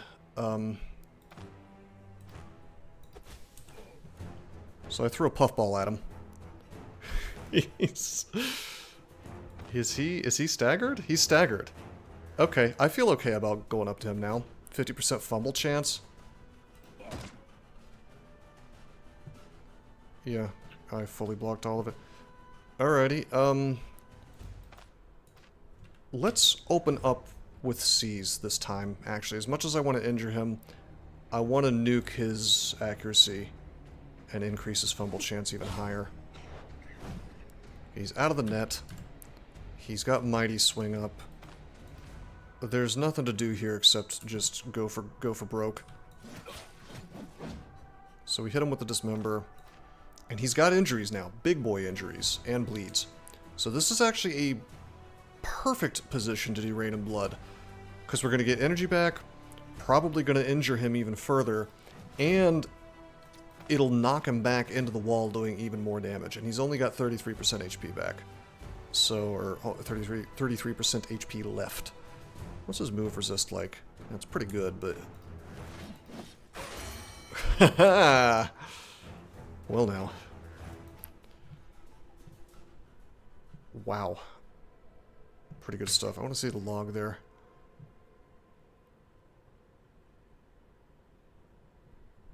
Rain and Blood, 49 to torso, 45 slashing, 2 sacred, 2 caustic. And was knocked back into the obstacle, taking 10 damage to the head, which I think is what possibly finished him off. It's pretty good.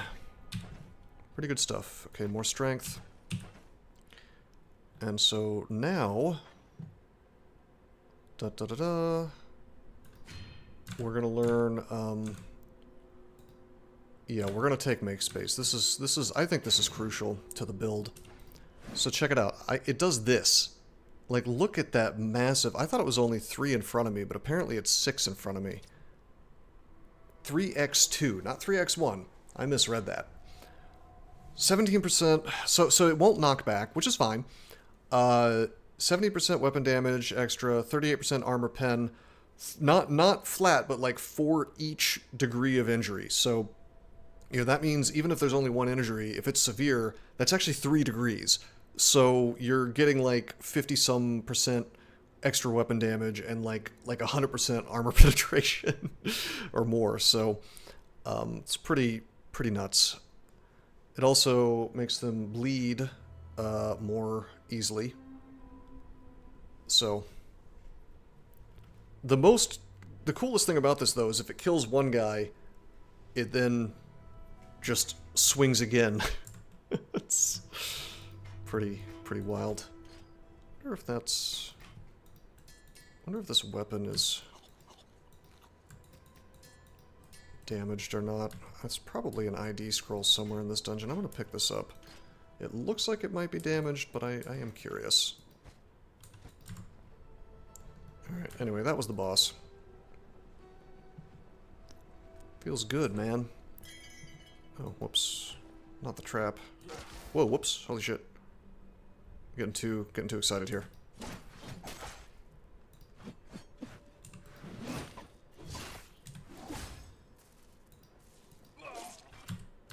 Our damage is going to be higher against everybody in here now. Alright, I'm switching to the knapsack. Should still keep an eye out for traps. There's always a very nice treasure chest in these places. Okay, I meant to disarm with the with the crowbar. Instead I used my bare hands, and then I failed, and that's what happens. So, whoops.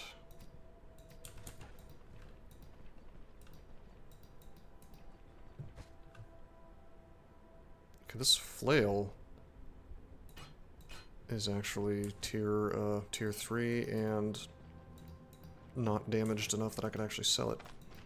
Alright, there's the boss chest. Ooh, Vivifying Essence. Okay. I guess we'll carry that around with us. As much as I don't want to junk my inventory up.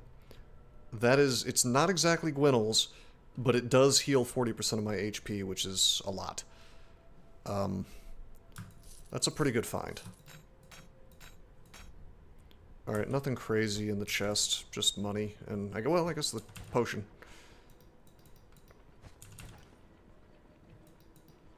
Once you hit T4, Tier 5 dungeons, you can start finding, I think, unique items in chests, which are like the best, I want to say, the best thing in the game. Alright, I poured my water all over myself, so we're thirsty, and we can do absolutely nothing about that other than leave this place. That's what I get for misclicking, I guess. Stoneshard is a game where you misclick and then your character dies. That's my overall summary of the game. You misclick and then you die.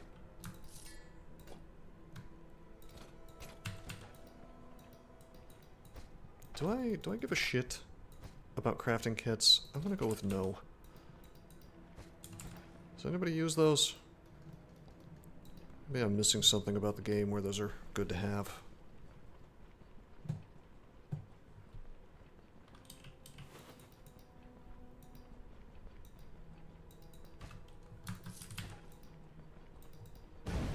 Oh my...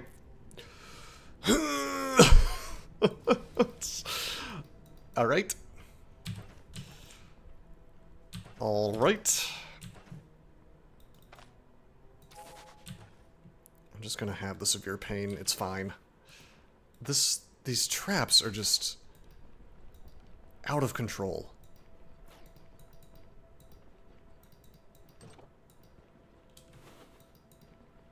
I think that if I was the dev of this game, I don't even know if traps would be a thing. Like, I'm just trying to imagine, like, how much they really add to the game. Forcing me to press the search button every 5 seconds. I don't know. And then, like, punishing the player if they don't. It just feels, like, extra tedious. I'm not convinced. I'm willing to be sold on it, you know, like I'll hear arguments, but should be some passive thing. Yeah, and it is. Here's the comedy. It actually is. So the reward for getting lots of perception is that you don't have to press that button as often.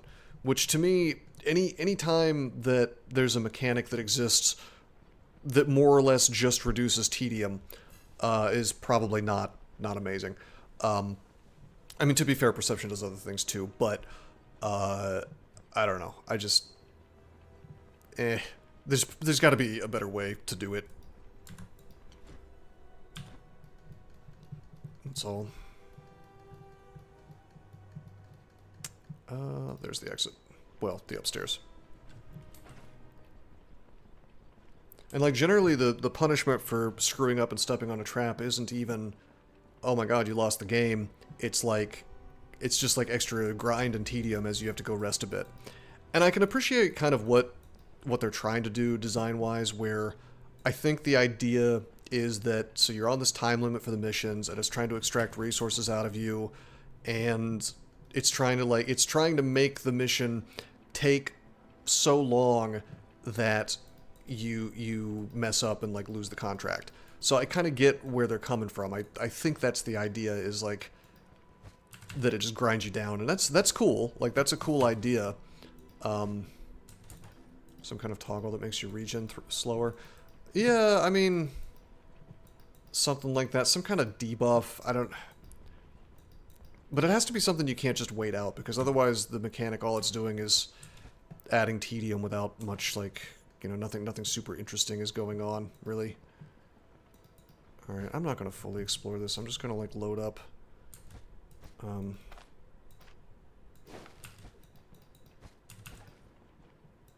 What I can see here, and then... I wonder what happens if I fight guys with this guy around.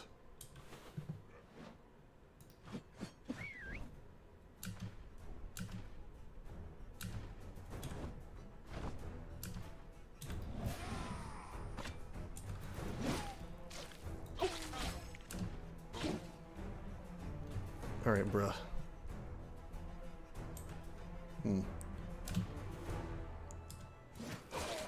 Oh my god. Yeah, you can definitely see the Velmir damage kicking in from having killed the boss.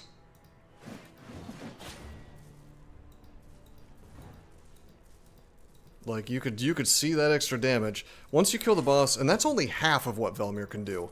Because once you kill the boss, you're getting 50% of your bonus at all times, whereas it's really only supposed to kick in under normal circumstances if you have like 5 guys around you or a mini-boss in sight range.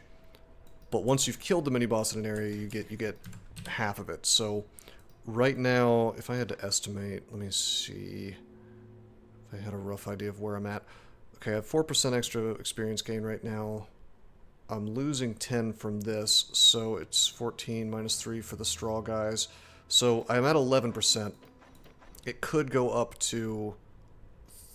I'm at 11% experience gain. That means I've killed 11 mini-bosses, and then I have 1.5% damage taken extra per mini-boss. It's unique, so 11 times 1.5. So like something like 15% damage.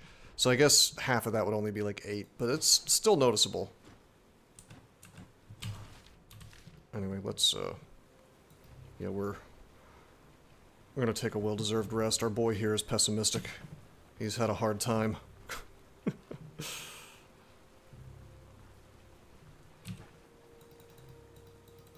I gotta fix my diet morale, I guess. Buy some pancakes or something. Fancy meals.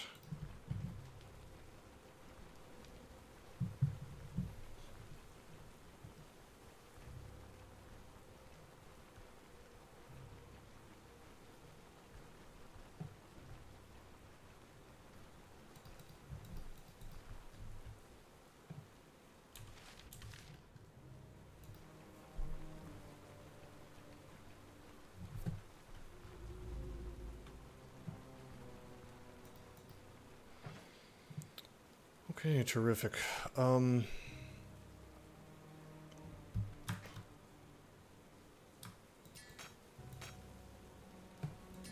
Lots of goodies here. I really need to upgrade the caravan's chest, though, because...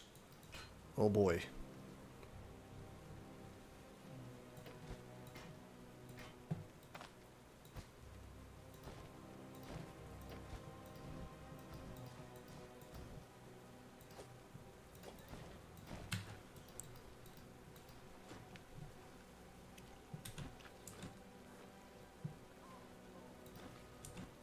Oh, right.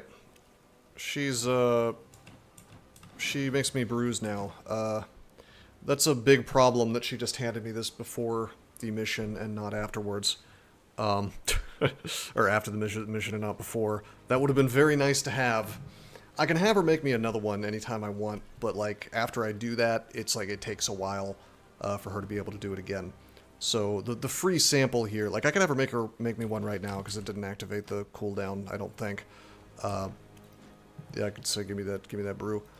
But, yeah, it's a really useful thing to have. It gives experience gain and stuff, so we'll probably use that before every dungeon that we can. I don't even want to rest, because it's gonna... it's wild.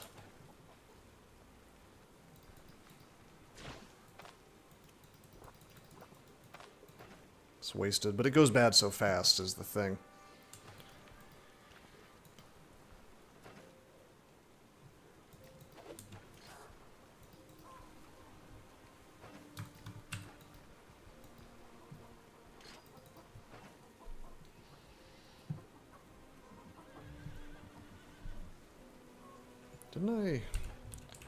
Didn't I have like a nail in my inventory? Did I really just like drop that or something? Because it's saying I have none. Must have used it on a different upgrade. We need some nails, we need to buy the sturdy chest so we can get more storage space.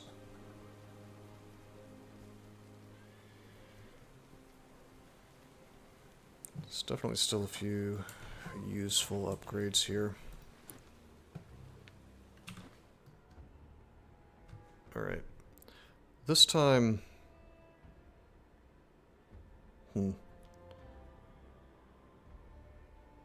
I don't know, I'm so tempted to do the pigeon trick again. I want to say the Oaken Glade is the only place where you can turn in missions near the Rotten Willow Tavern and get Bryn Rep. So, yeah, you know what? We're going to go here. Just move the caravan up there. No problem.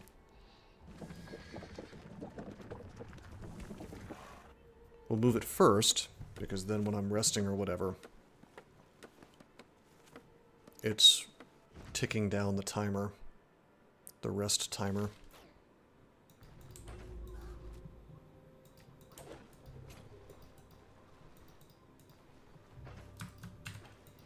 I think I'm going to worry less about min-maxing the money that I get out of things, by the way, and just focus more on emptying my inventory.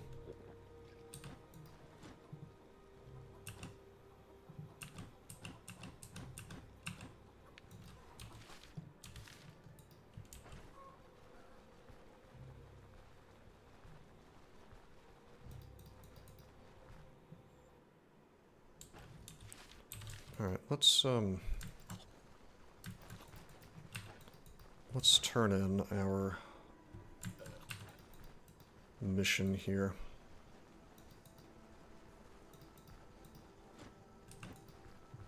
If we can find the guy. We're going to get so much rep from this because we have old favors. Like, this thing here. Because there's a negative situation, right?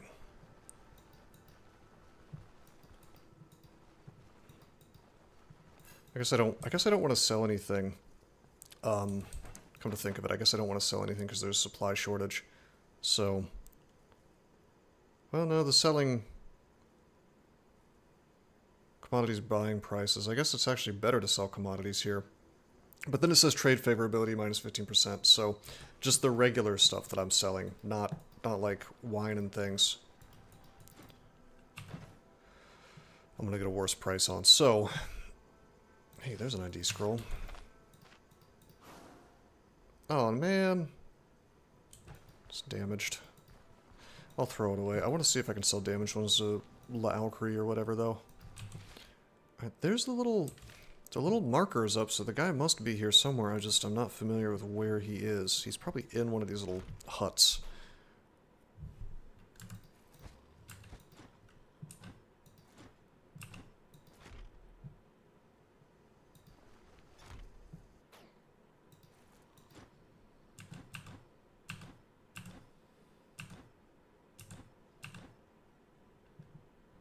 Based. Okay, yep, this is the Bryn guy. Reputation with Rotten Willow improves. Rotten Willow has already reached the point of benevolence, because we get 1 billion points of reputation due to, you know, due to the old favors and the fact that there's a situation. Underworld connections. Oh yeah, there's some kind of like black market in Bryn. So I guess I do really want to, yeah, I guess I probably do want to, like, stay at Rotten Willow and do all these missions. Not that I want to be a liar titling this video T4, but I keep, like, underestimating how much time everything takes in this damn game. But yeah, I do think I'm going to stick around Rotten Willow and get all that, because I want to see. I think the black market might be a way to short-circuit the Bryn quest line and just, like, get tier 5 stuff. Maybe. I'm not sure. That's not something I've seen yet. I read on the wiki about it a little bit, but hey, buddy.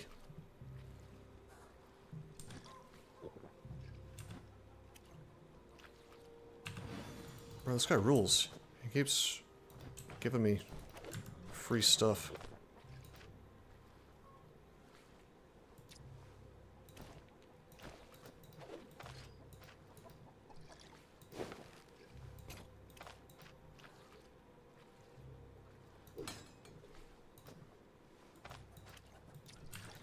That I'm definitely saving because I'm going to be in leather sooner or later.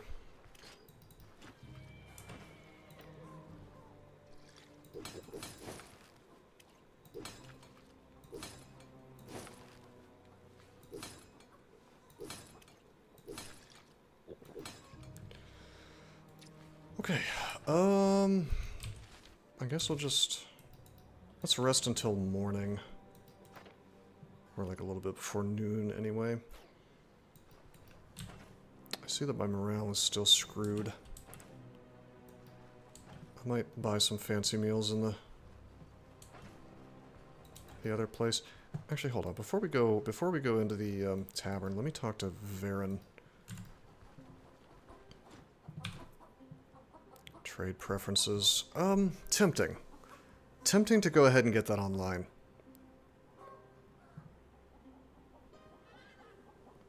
Yeah. Yeah. So that'll be, he'll get his thing. That's gonna be good. That's worth it. That wiped me out on money though, which is a bit of a problem. Guess I could sell some stuff. Probably better if I wait until trade preferences kicks in.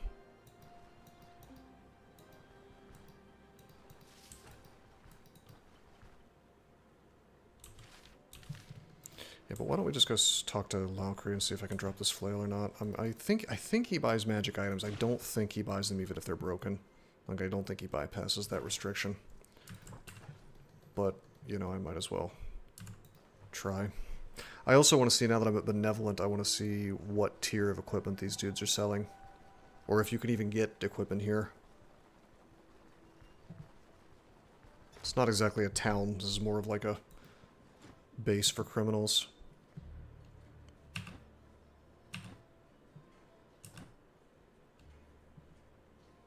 Okay, so I want to say this is the Manicore quest. I'm not sure. I think I'm supposed to turn him down. So, because otherwise it's like a time limit. Okay, yeah, he won't buy this. It's like a whole thing. So,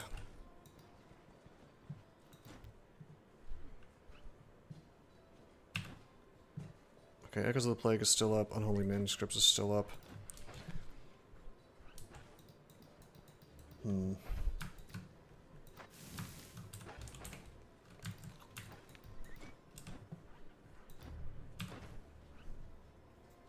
there's tier 3.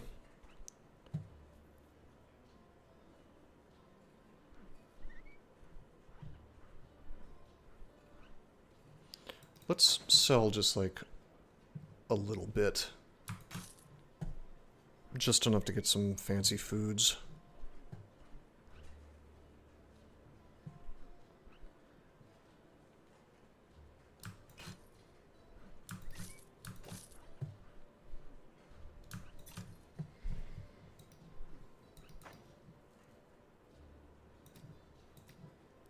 And get my morale up.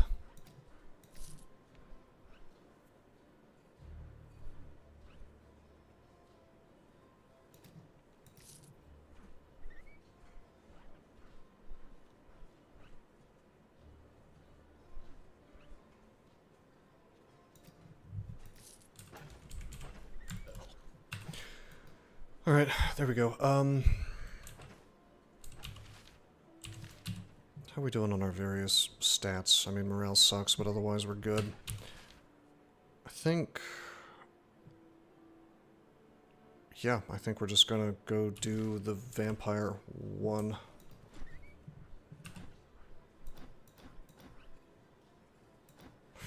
I'm gonna ask some things, though.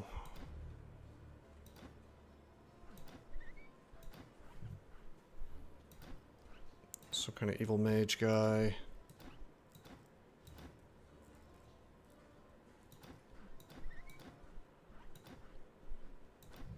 Okay, we'll go. We're going in. Here we go. We're gonna get $1 bajillion for this.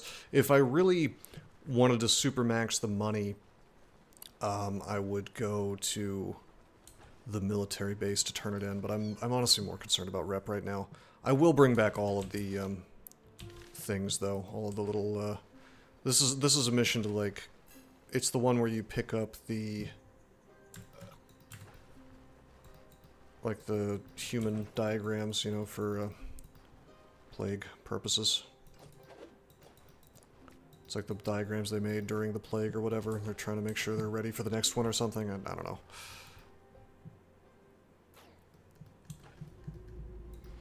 Alright, 240. I can just chill here a minute, I think.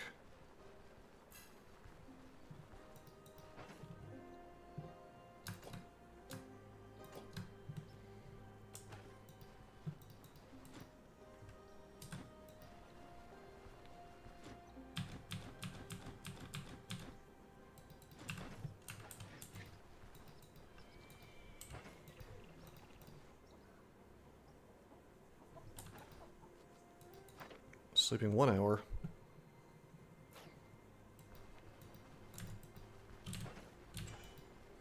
These guys sell anything that helps with morale.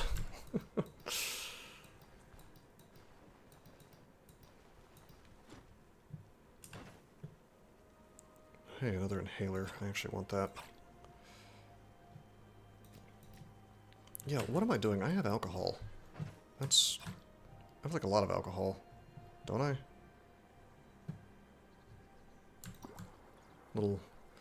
Little man Shire fortified to help the old morale situation. That's the ultimate power there. Alright, hit the road. Do I want to check out Bernerhoff's Cenotaph? I'm gonna spoil myself and just find out what tier of thing that is. How do I spell that? Bernarhoff. Bernarhoff's Cenotaph.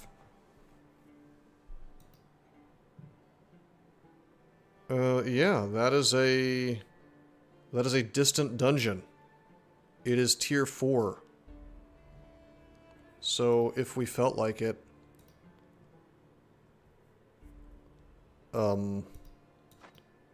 maybe we'll take a quick look-see. But I know that, so the way a quote-unquote distant dungeon works is that you've got, it's like a dungeon on the map that has nothing to do with contracts. It's just there. And so you, oh,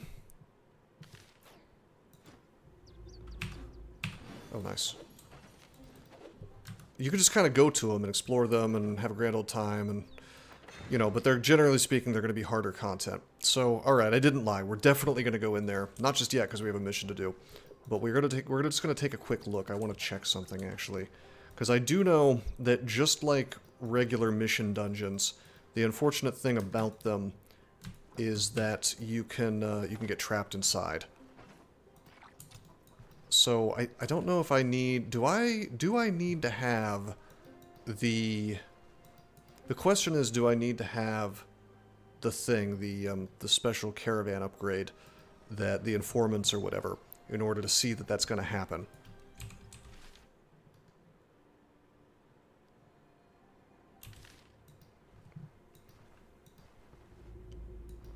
Because if I step in and I get locked in, I'm going to be...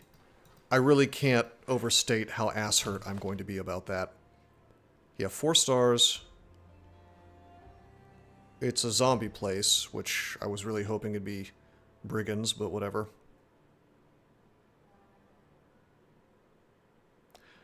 So, I thought that if you hover your mouse over it, it would let you know whether it locks you in or not. I don't know, though. I actually don't know. So maybe we just, out of pure safety, we just shouldn't do it until we, I'm thinking probably we shouldn't do it. We probably just shouldn't do it.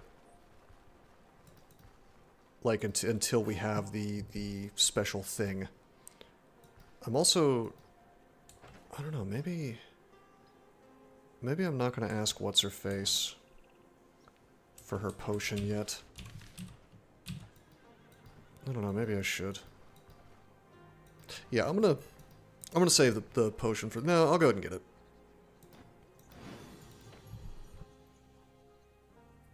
You know, I don't know. I don't even know how tier 3 is gonna go with the vampire, so I might as well just have the boost here.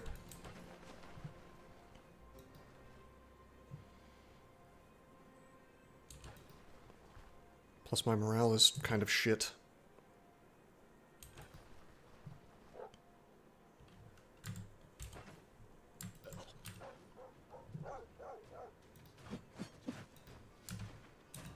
It's just tier 1 guys?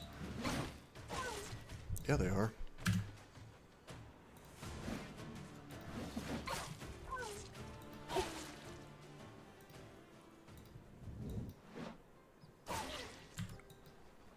Little warm up. Whoa! Hi, buddy.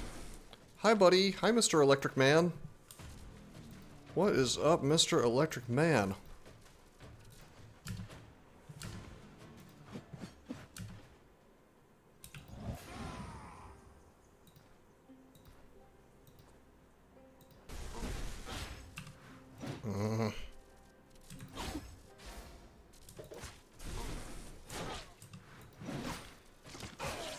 Nice. That's where you like a counterattack, AoE counterattack. That was maybe slightly inexpertly done, but my plan was to use make space, but it's just my energy ran out. Oof. It's a close one.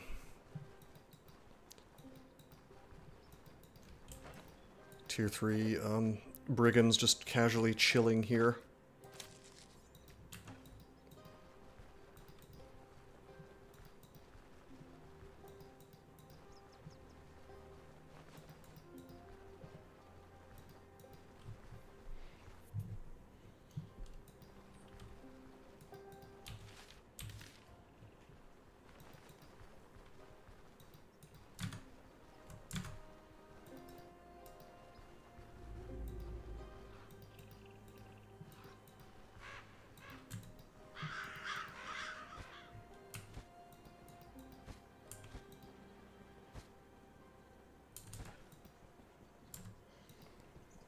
I think those are mage gloves. I don't care about those. Alright, in we go.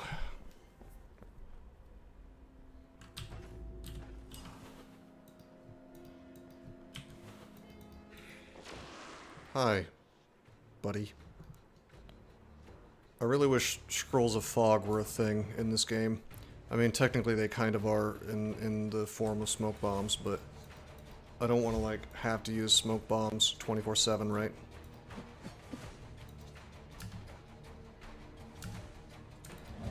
Maybe I should look at what these dudes do. Chain strike.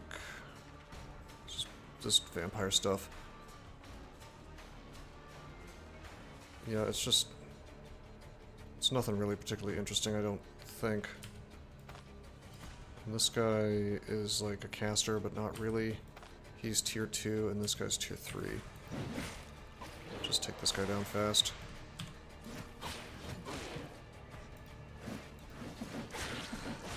Nice. So that was an example of me killing somebody with make space. Alright. He dies, and then we proceed to do make space again, because something died. So we're going to see that particular sequence of events go down a lot, I think. I want to say that's going to be... Anytime there's like more than one dude, that's the thing we want.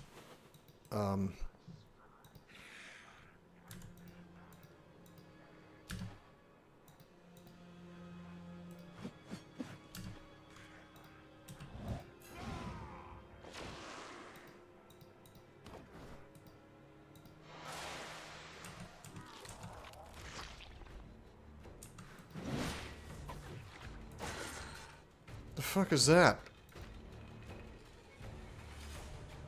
Did he summon that? What is this nasty thing? Oh yeah, this is the new, some of the new content. They added new stuff. After delivering 3 successful hits, explodes the next turn, dealing caustic and unholy damage to all adjacent tiles. I feel like I've seen this a while ago, actually. Alright, blood puddles, fine. Explodes the turn after its death. Even if I kill it, perhaps. Okie dokie. I'll just have to keep that in mind.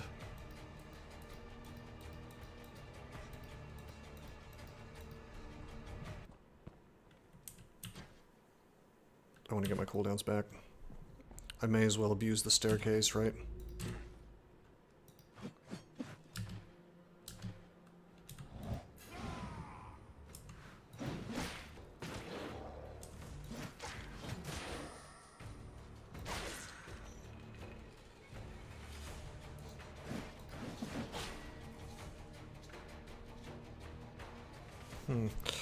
Okay.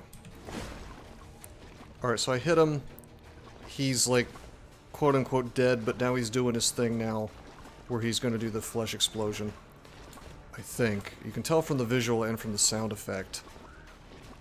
But oddly enough, nothing in the log that says, like, hey, he's done. So, like, I wanted to take a step, obviously, to not get owned.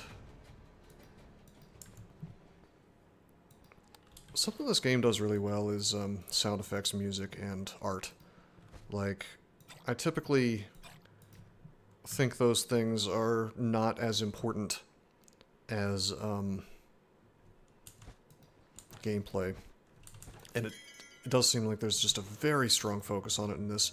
I don't necessarily think that the game is, like, bad or anything on mechanics. I just think it's like, I think there's like a bigger focus on the art and the music, but I have to admit this is probably the best looking and it's just the most aesthetic game that's roguelike adjacent.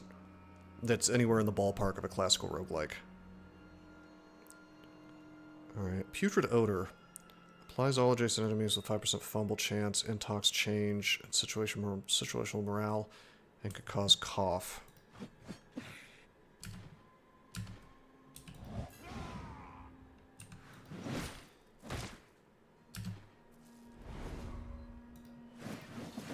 I just realized I can just make space from far away if I feel like it.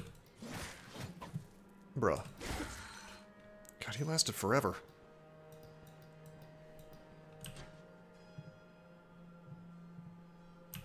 We're doing just fine, though, on this stuff.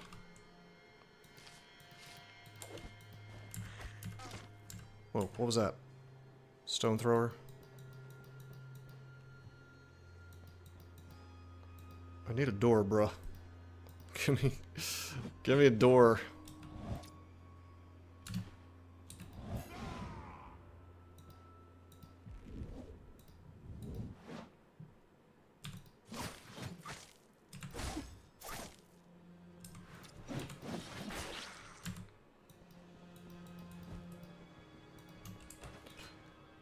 I must abuse doors.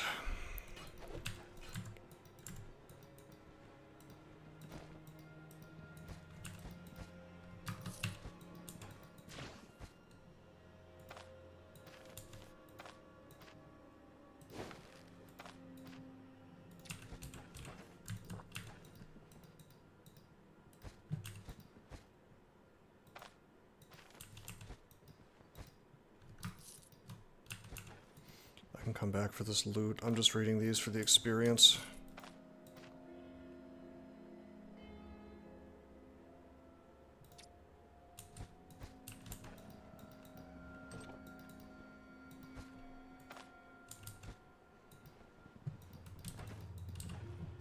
I might very well level again.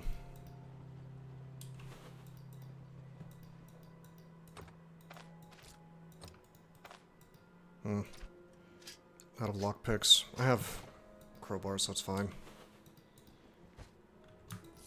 Oh, nice, a bandage.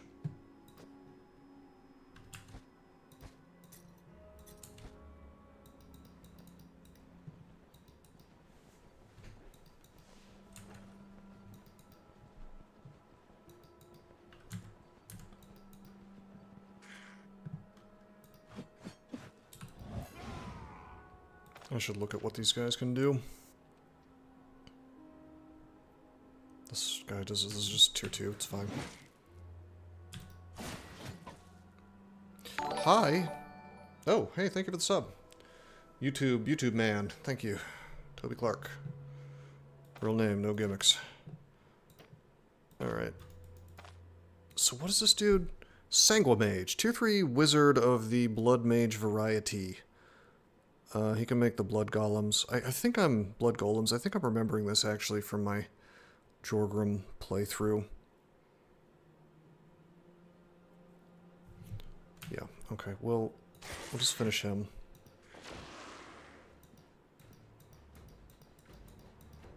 If they're gonna be so close to the entrance, I might as well abuse that.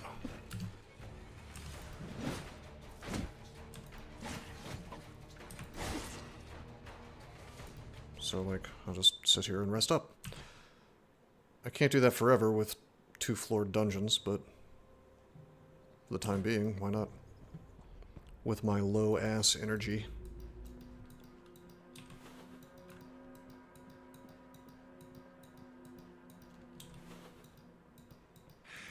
Oh, hi. I wonder if I can I bounce him? What's his move resist like? 10%. It's kind of a shame that he resisted that. Because I know that Rain and Blood can knock him back, but...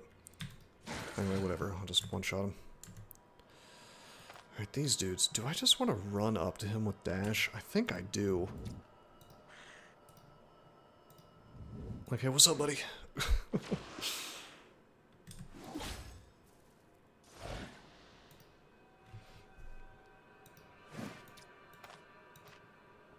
So he's bleeding, and he has... This counts, I think, as 3 tiers of injury. So if I'm understanding this correctly, Make Space will be doing an extra, like, 60% weapon damage. And over 100% armor pen. So... And it should hit twice, because this dude's totally going to die to that. And then that means that it'll hit this... hold on. This blood golem. Explodes the next turn after its death. Yeah, I better walk away from this when that happens. Alright, here we go. Oh, he didn't die. Huh. Okay, then. That's alright. I got AoE for days, just from my attacks sometimes.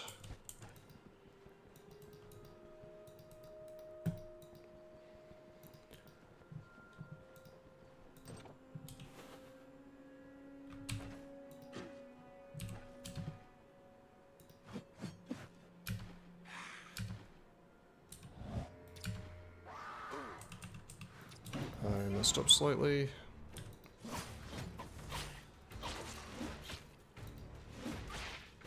I don't know what this guy is. That's tier 3. Is this just like the tier 3 version of the lady who screams at me? Looks like it. She doesn't have anything special.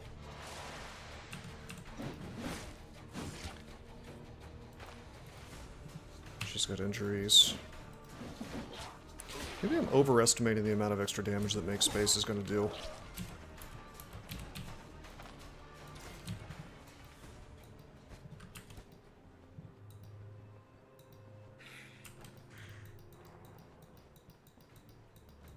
Because I keep expecting it to just, like, do 100 damage. maybe that's just crits. Hey, Mindrax, thank you. Thank you for the sub.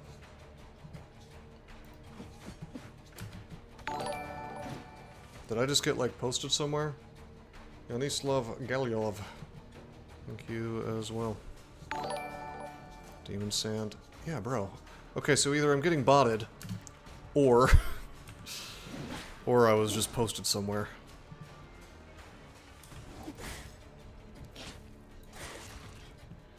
Alright, I'm gonna walk away from this stuff. Let's just chill. I'm gonna continue to abuse the stairs, because why wouldn't I? With this low energy, it just kind of makes sense, right?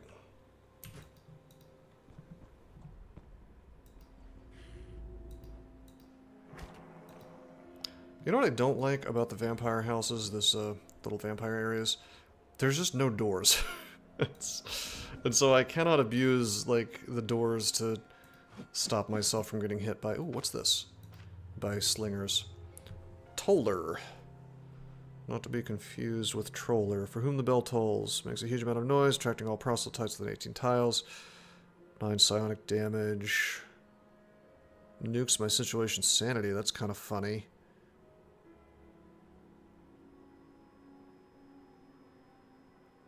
Huh.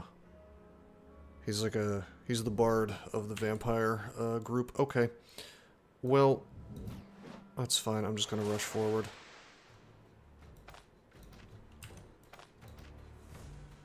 Medium danger. These guys are T2. I'm gonna yell.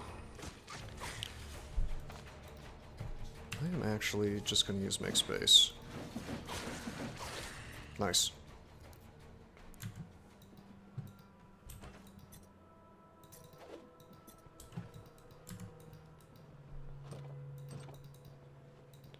Trying to find the downstairs. Looks like our fatigue already kicked in, which is a bit unfortunate. We may do the same thing we did before, where we step out, take a little sleep. Thank you for the sub. Already missed spelled the ancient game way. Whoa. That was a little surprising to see these guys just waiting for me here.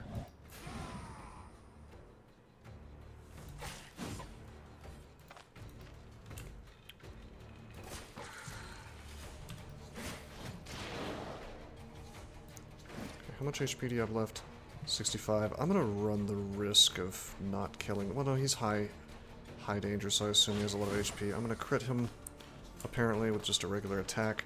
Now he's low HP. Check it out. We're gonna Make Space. Get 2 attacks. Not bad.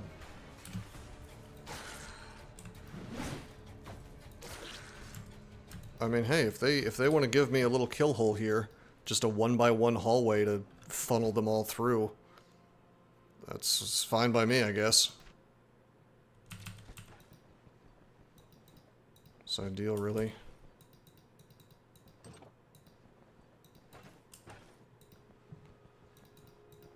St. Michael, maybe? Hmm.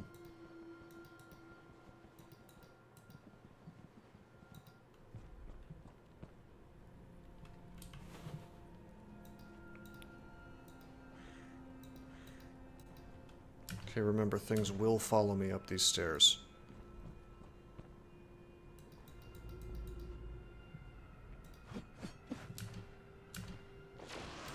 Uh-oh.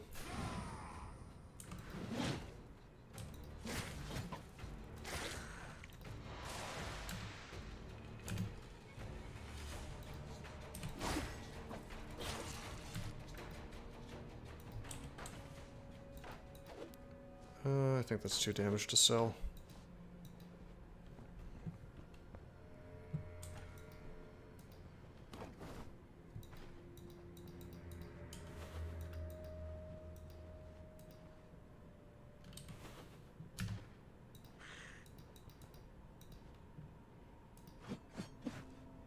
The host is deaf to your prayers. Well, seems like I've got my main man JC on my side because I still have the blessings, so I don't think so.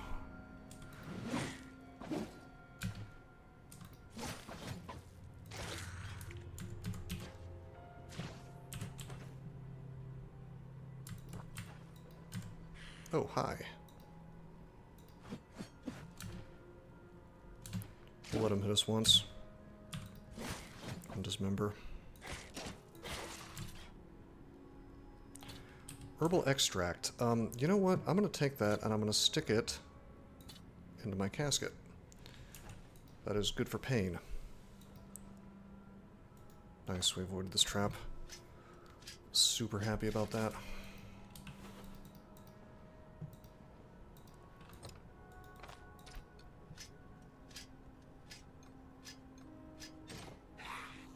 Oh my god. I don't think I've ever seen this many dudes just like chilling behind doors like this.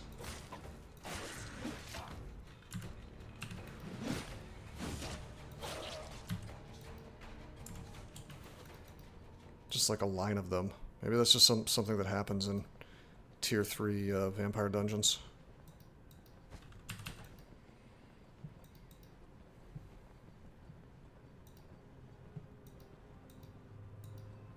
So I wanted to fight the boss while I still have the sacred buff up.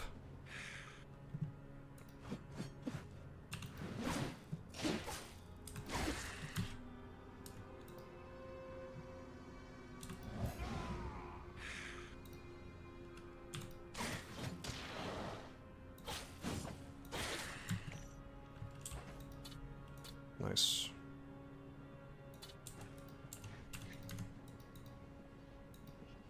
Oh god, that's him. I have never seen Agbad in my life. The heretical whisperings resounding hollowly through the shadowy undercrofts are blasphemous, yet persuasive enough to sow a seed of doubt. Alrighty, so he's a spellcasting bad boy, I would assume. Confess applies me with a debuff, I guess. Using ability grants the caster and all proselytes within their vision one of the following effects. Maybe that's more of a buff for his allies. Attack skills grant battle rage. I don't know if that... Maybe that's... it affects me, and then if I do stuff, then all of his allies get battle rage, blood oath, elusiveness, and rapid restoration, depending on what I do. So, looks like they're going to be getting some battle rage from me, most likely. Or maybe elusiveness. Both of which can be mildly annoying. Burden of Sin. Just a kind of a omni debuff until the caster dies. Okay. Sigils that I need to avoid. Sacrificial blood, who cares? Curse of Agony, not fun. Alright, this guy's just caster. Caster man, pretty straightforward.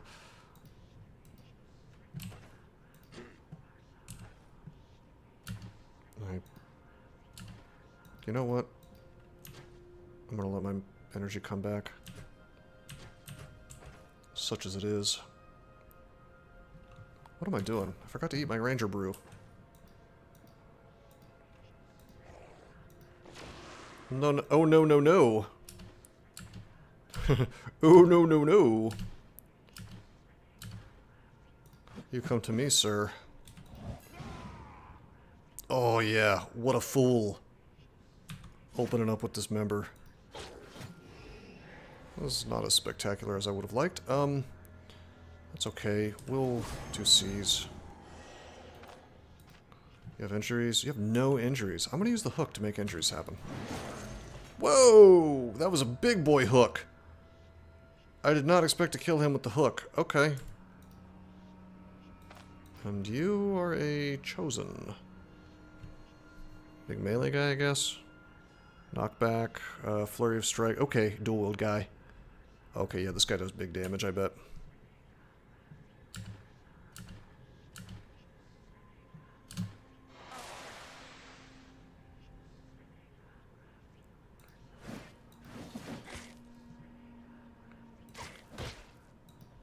You can knock me back, that's fine. I need to walk away from you. Oh shit. Alright, that's not good. He can knock me back here, so I'll take a step. I'm out of energy. It's okay. It's okay, we got it. We're doing extra damage to everything now. Do I even bother with potions? They seem to really, really suck in this game. Is there any reason to use them? Oh, that's spooky.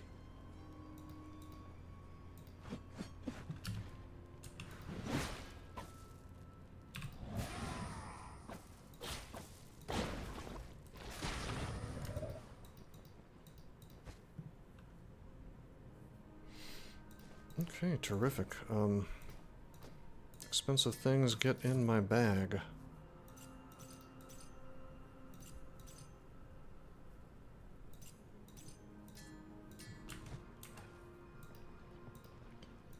I want to say that Laukri likes Marions. Okay, that was stone skin. I just wanted to see what it did. 60 turns of it. That's so... I mean, not to say that 10% damage redux is not good. Like, believe me, that's great or whatever, but... It's just, if it's incompatible with other buffs... Wouldn't you rather just have the Hornet Honey on?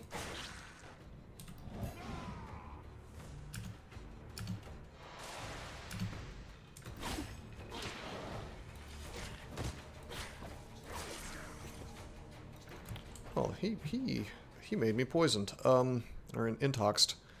Thankfully, we carry around a bloodletting lancet for that reason.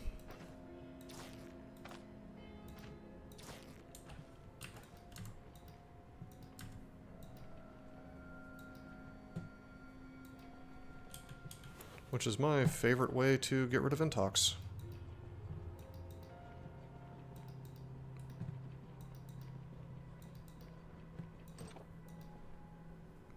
Another vivifying essence, that's pretty cool. I can put that, I can bank that. I would have liked the Gwinnels more, but...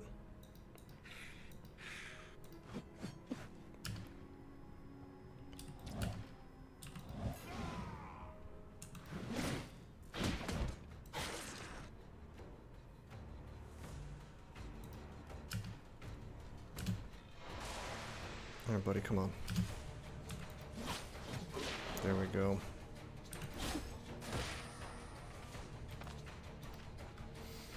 He's almost dead. If I make space him, he'll almost definitely die. But then again, I can probably just swing. Why don't we rain blood and get our energy back for the attack?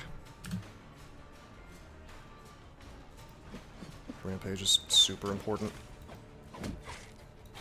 I think I'd rather have Rampage up and just be swinging with no abilities. Just regular swings. I think I would rather do that than not have Rampage up and be using abilities. I guess I'm not 100% sure which is better, but that's my instinct.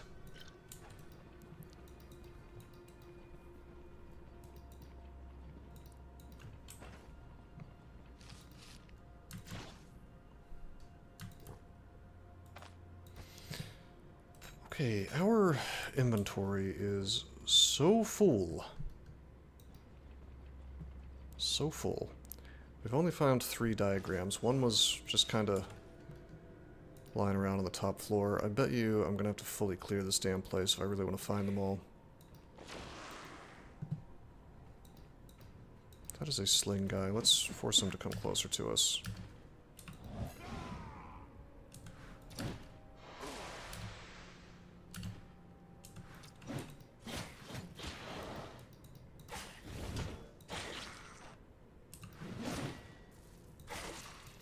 Yeah, the damage is it's so obviously superior after you've killed the mini-boss.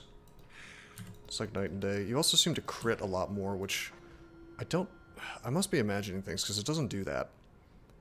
So, I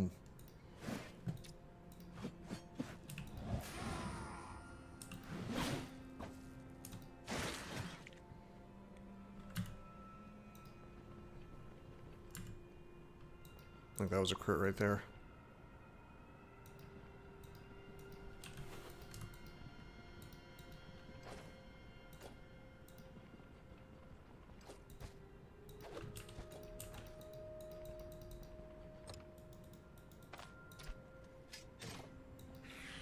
Whoa.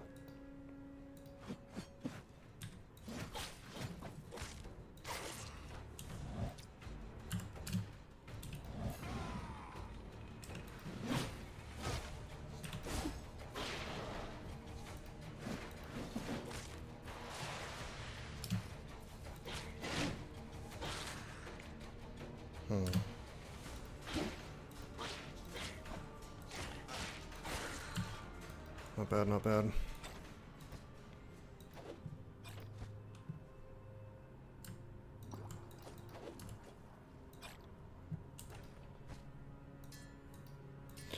Alright, we are hurting on inventory space. I guess I could just go ahead and turn this thing in. Just without all of the anatomical diagrams, which feels wasteful. I mean, doesn't that feel wasteful? Not to get the full money. Alternately, we could just, like... I don't know, we could go to the entrance.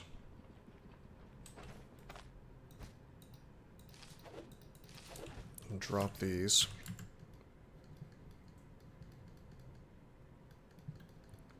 I swear, I thought there was one up here. There it is.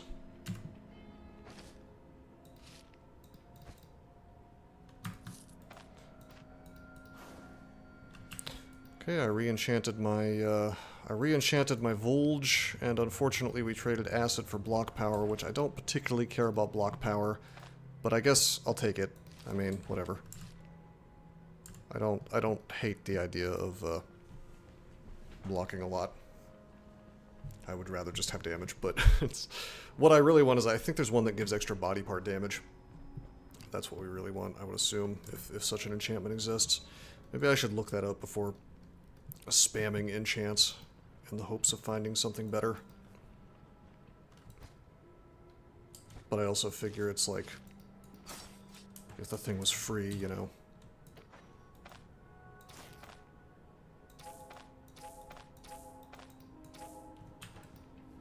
Oh, I could have just used the splint. What the hell am I doing? Spamming healing salves. I guess because I found so many healing salves here. It's just free.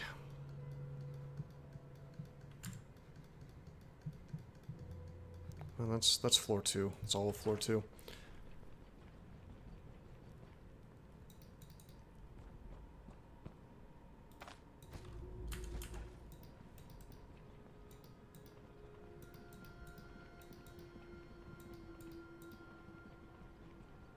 I don't know if you get more reputation for bringing in more diagrams, or if you just get more money. If you get more reputation, I'm definitely going to gather them all. There's extra pay in it. I think that's the last one actually over there. 1, 2, 3, 4, and then I have a 5th one. There should be 6.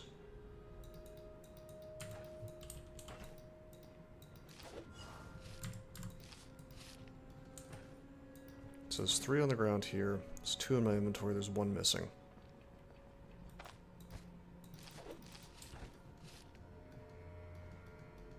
I think I refuse to go hunt through this place for the 6th one. Because it could be like hiding in the corner here. Oh, no, there it is.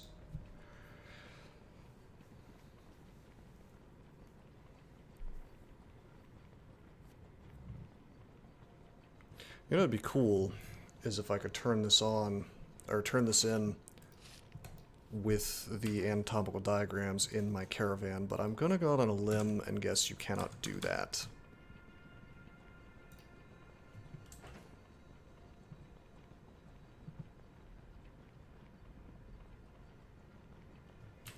At least I don't think so.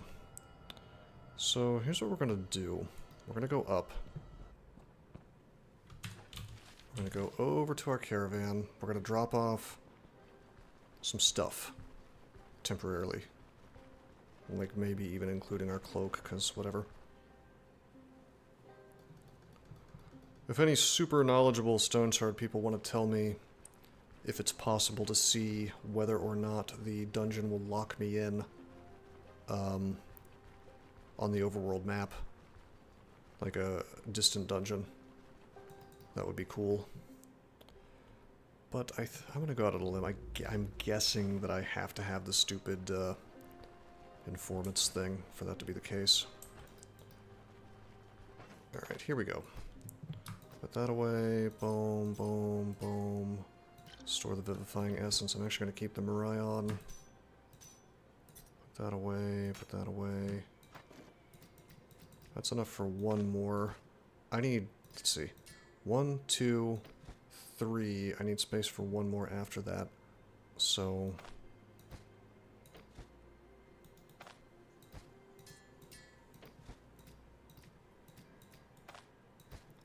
you know what? I'm just gonna eat these mushrooms.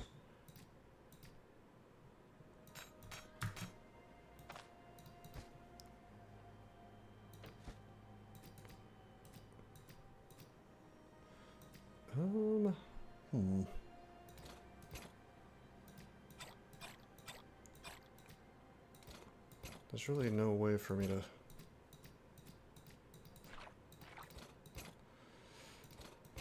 It's very close. That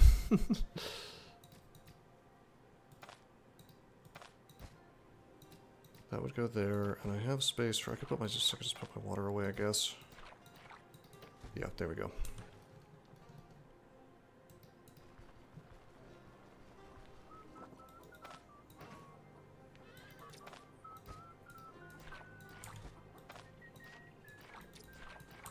Okay, we'll go grab the diagrams, and then we'll turn the mission in.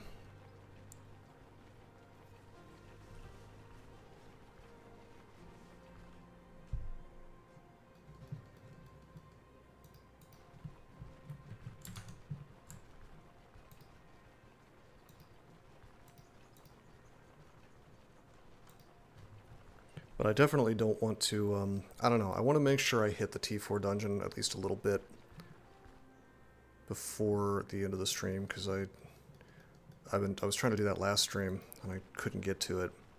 But now we actually have an opportunity to do a distant dungeon, and if I could kill that boss and see what the loot is, we could actually see some pretty super end game content in terms of the reward at least. Because I think that you could find T5 stuff in those.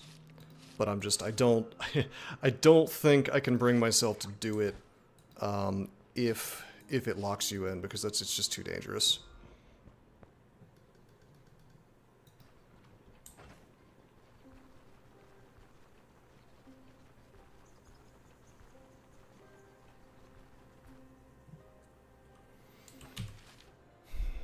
Okay, I don't want to walk. I want to, God, this is slightly annoying. The walking simulator part of this game is maybe the worst part of it.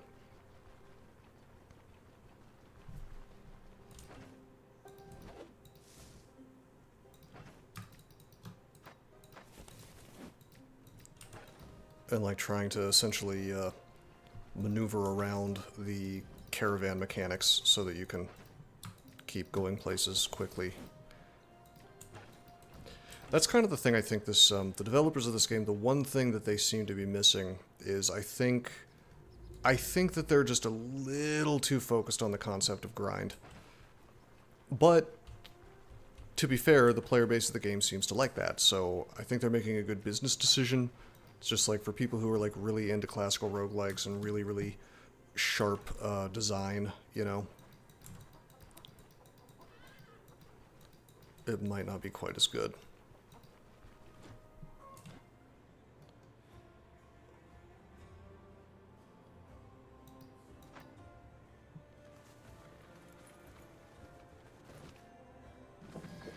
We're gonna come back here.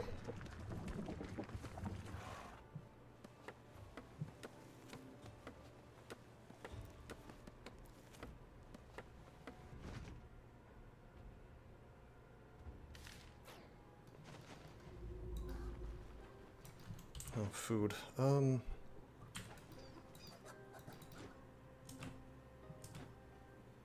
The Ballad of the 100 Suns.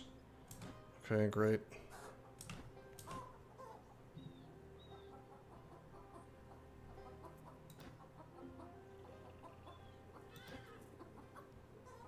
We have to be nice to him to keep our reputation high with him.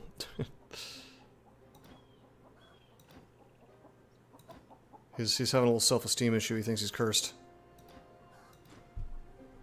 My boy Leaf.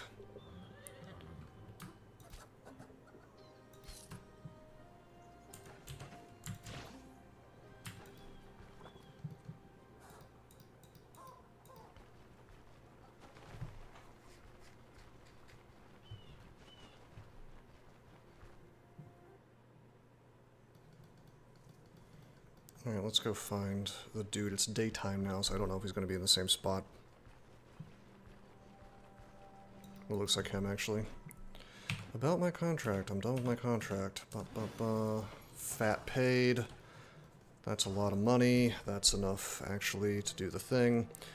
We are now at Amity with Rotten Willow and with Bryn. So what that means is, I think, I don't have respect yet, but I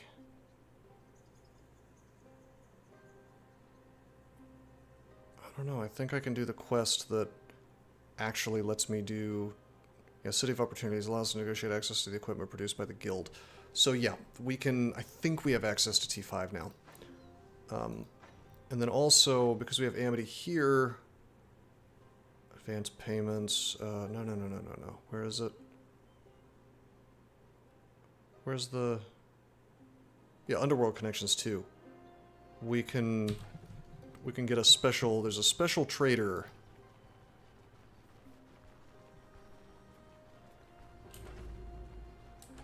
Why did I buy drumsticks, by the way? I could have just had some eggs. What am I doing? Let's go talk to Varen here. I'm not taking the chance of getting locked into this stupid dungeon.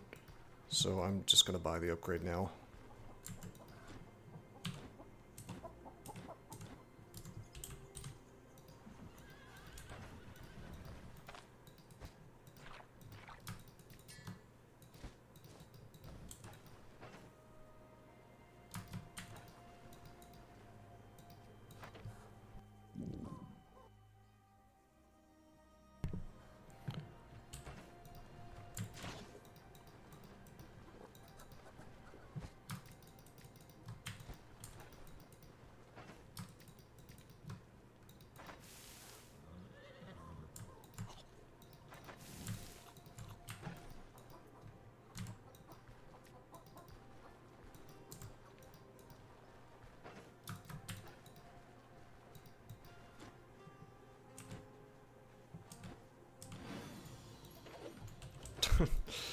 Alrighty.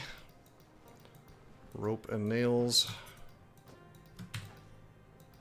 Guess I can find a use for the nails. Maybe less so the rope these days. Rope is good in the early game to make bed rolls for experience, but I just need to buy a sturdy chest for the expanded inventory, so that's cool.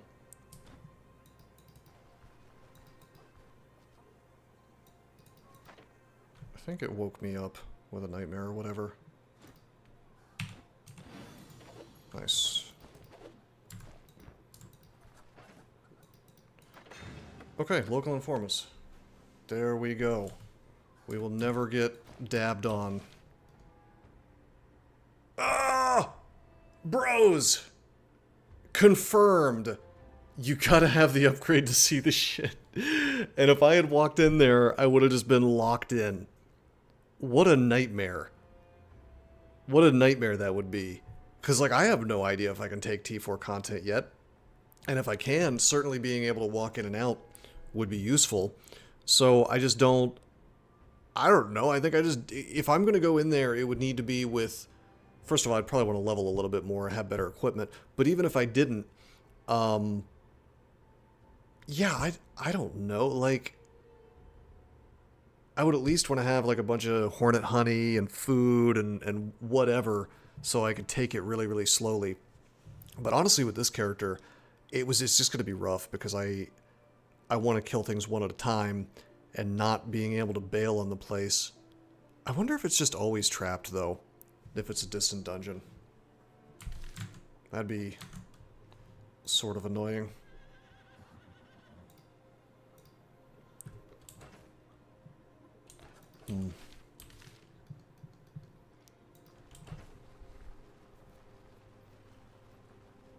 Oh man, that really puts back my plans.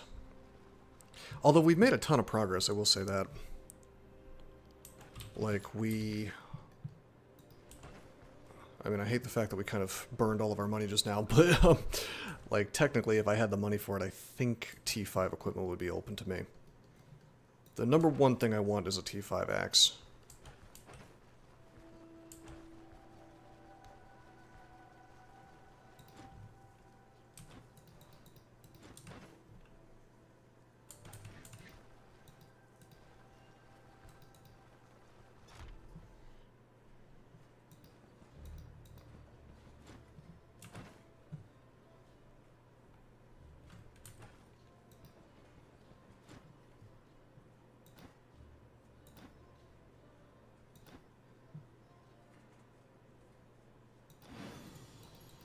$150 gold for the Marion.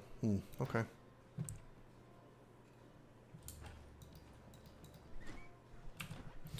Frequent guest around these parts, and the boys told me you can be trusted. Skinflint Homs. What a great name.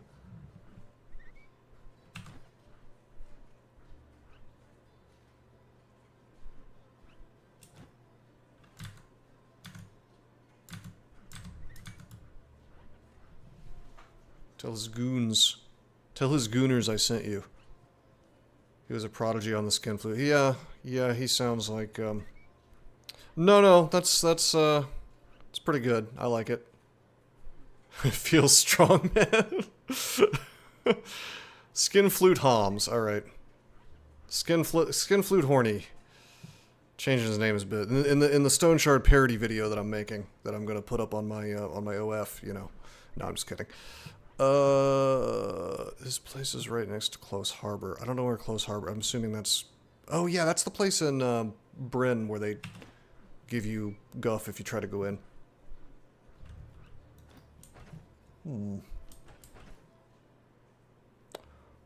Well. Hey, man, I gotta... The market's not good. I gotta make money somehow. So... It is what it is. I think I might do one more T3 here and then call it a day.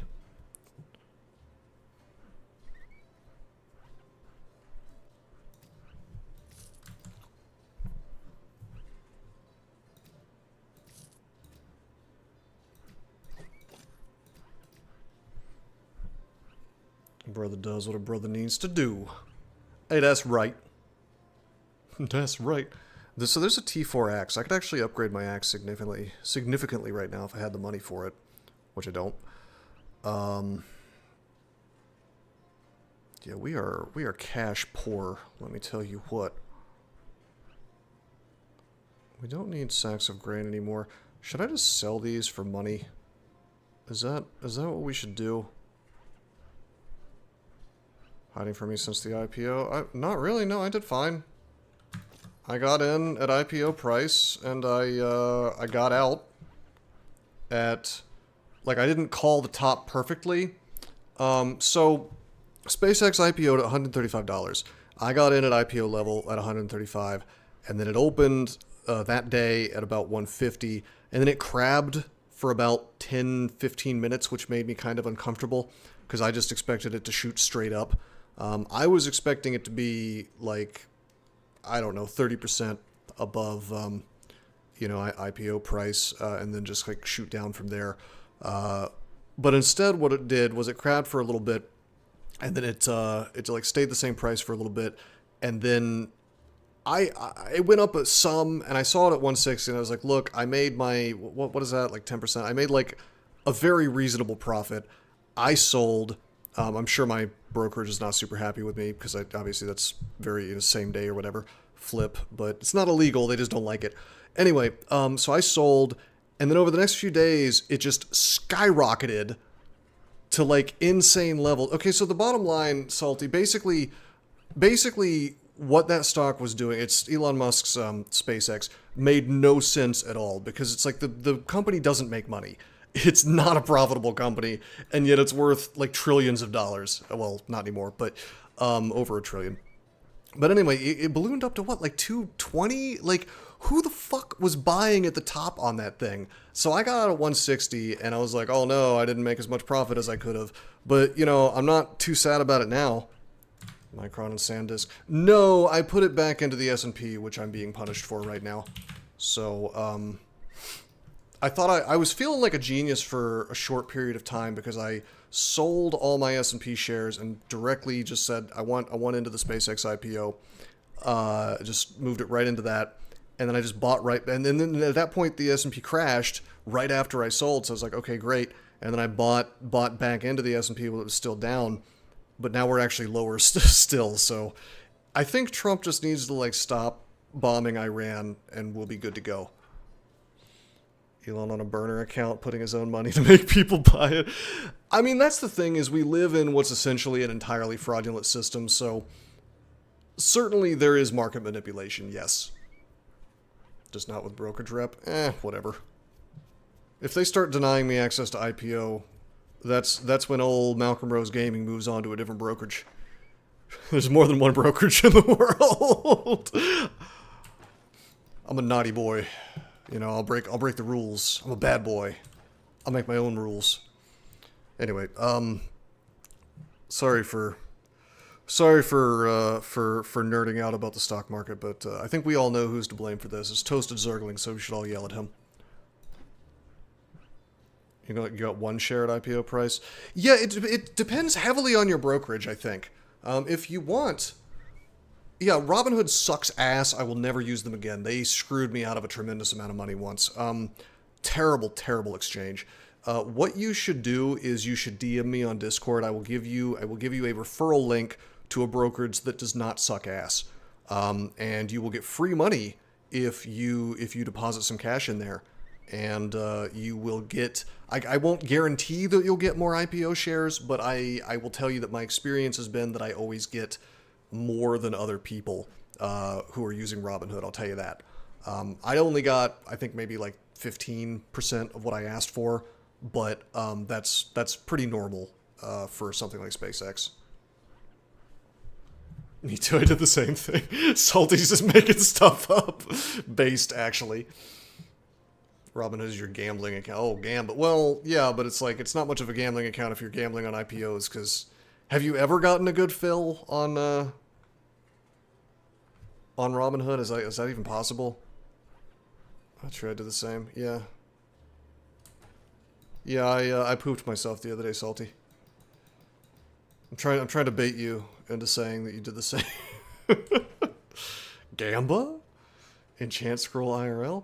I would like to purchase some Enchant Scrolls, but it seems silly at this point because like T5 or at least T4 access are available.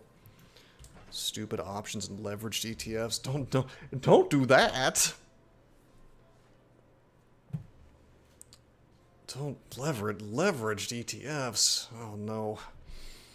Anyway, what am I doing here, dude? I guess I want to do that. Zambi town down here. Zombie village.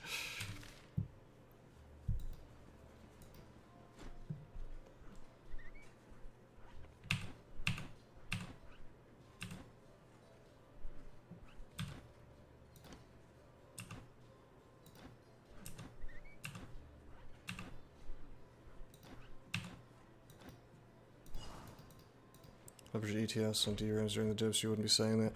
Just because you gambled and won does not mean that you weren't gambling.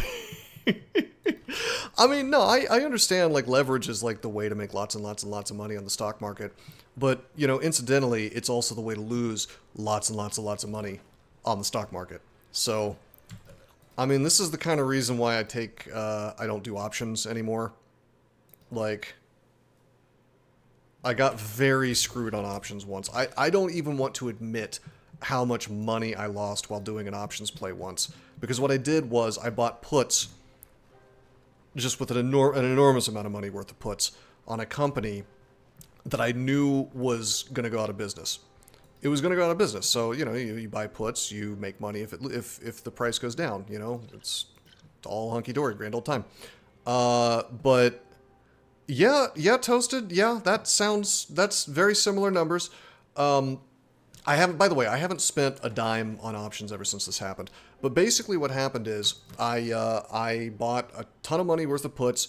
I was like, the company's going out of business. I just know it. I know it because I saw the CEO on doing some kind of interview, and he was just clearly a moron who didn't know what he was talking about. Like, the whole company was a scam. It was like a crypto company, and I know crypto and I know tech. And just the way the dude was talking, it was just obvious that the company was just a scam, but it was listed on the actual stock market. So I was like, all right, this is going nowhere, great. And so I bought puts, and guess what happened? I was 100% correct. I was too correct, in fact, because the Nasdaq said, oh, that's interesting that all these circuit breakers are being activated and the company is like flying up and down at top speed because everybody's trying to figure out why this thing is even listed.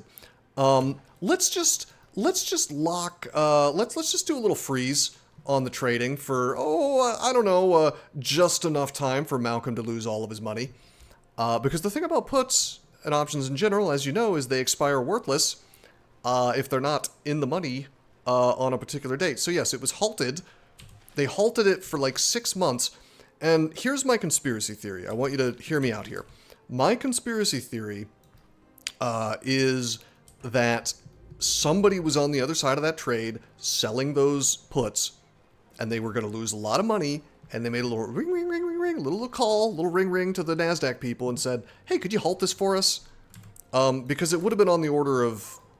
I mean, I lost a lot of money, but I stood to gain, like, I don't know, like 10 times more if the company went to zero like I thought it was going to. So, that was you. I know it was you, and I'm never going to forgive you for that. Never in my whole life. I'm going to be cursing your name on my deathbed. You know, that's what's going to happen. Is it? I wonder if I can use these... I don't know, I wonder if I can use those while Alda is away, or if I have to physically go back. That's okay, Salty, I forgive you.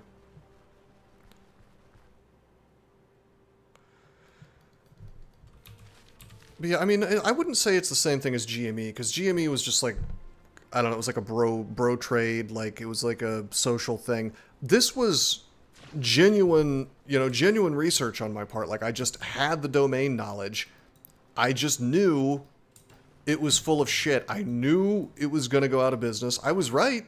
I mean, what I learned that day was that counterparty risk is a thing even when you think it won't be. Like, you might just get screwed by the market, by the guy on the other end of the trade, whatever. Like, you can be 100% right about something, and the system can just align to screw you over. Should you invest in stocks at the ripe old age of 16? So I don't, first of all, I don't give anybody investment advice because I'm not licensed for that. I especially would not give a minor investment advice. What I will say is that, I mean, I don't know, you'd probably be better off like building your future with an education and just stacking money by like having a job. getting credit early would be the thing I would tell you to do. Don't spend money you don't have, but just having a credit card as soon as you can. I wish I had done that way younger, because then you can build credit. And the way the rewards, I don't know like which country you're in, but in America anyway, there are little rewards programs where basically you're getting free money. Like you spend any dollar that you spend on a credit card, you get like some percentage back. So that sounds like an extremely good, reliable job. Yeah, no, that's skilled labor is the future. Like things that AI can't replace. I think that's an incredibly smart move. But yeah, I don't know. It's as far as like stock market stuff goes, I mean, just bear in mind there's things you can do in the stock market that are incredibly risky. There's things you can do in the stock market that are incredibly reliable. Like the S&P has pretty consistently made an average of like 10% gain a year overall, you know, even accounting for recessions since its inception. However, if you like dump all your money into a penny stock, that's much less likely to happen, and in fact, you'll probably just lose it all. HVAC and HVAC repairs. I mean, it's useful. What you really don't want to do, and again, this is not financial advice, I'm not telling anybody what to do, but for me, I think it's crazy if you have stacked some money and it's just sitting in a bank account somewhere, because a regular bank account, not even a high yield savings account, just a regular bank account, doesn't really have interest. And so the way the government pays for things, like we think that they pay for things with taxes, and that's true, they do, but the way they also pay for things is something called seigniorage, which means they are making money from the printing of money, or technically the Fed is, but the point is that our money is inflated every single day. So that money, you may have like $10,000 in your bank account, but what you should really be thinking about is things like, how many loaves of bread could I buy with $10,000? And that amount of stuff, those amount of things that you can buy with whatever amount of money that you have, is basically going down every day.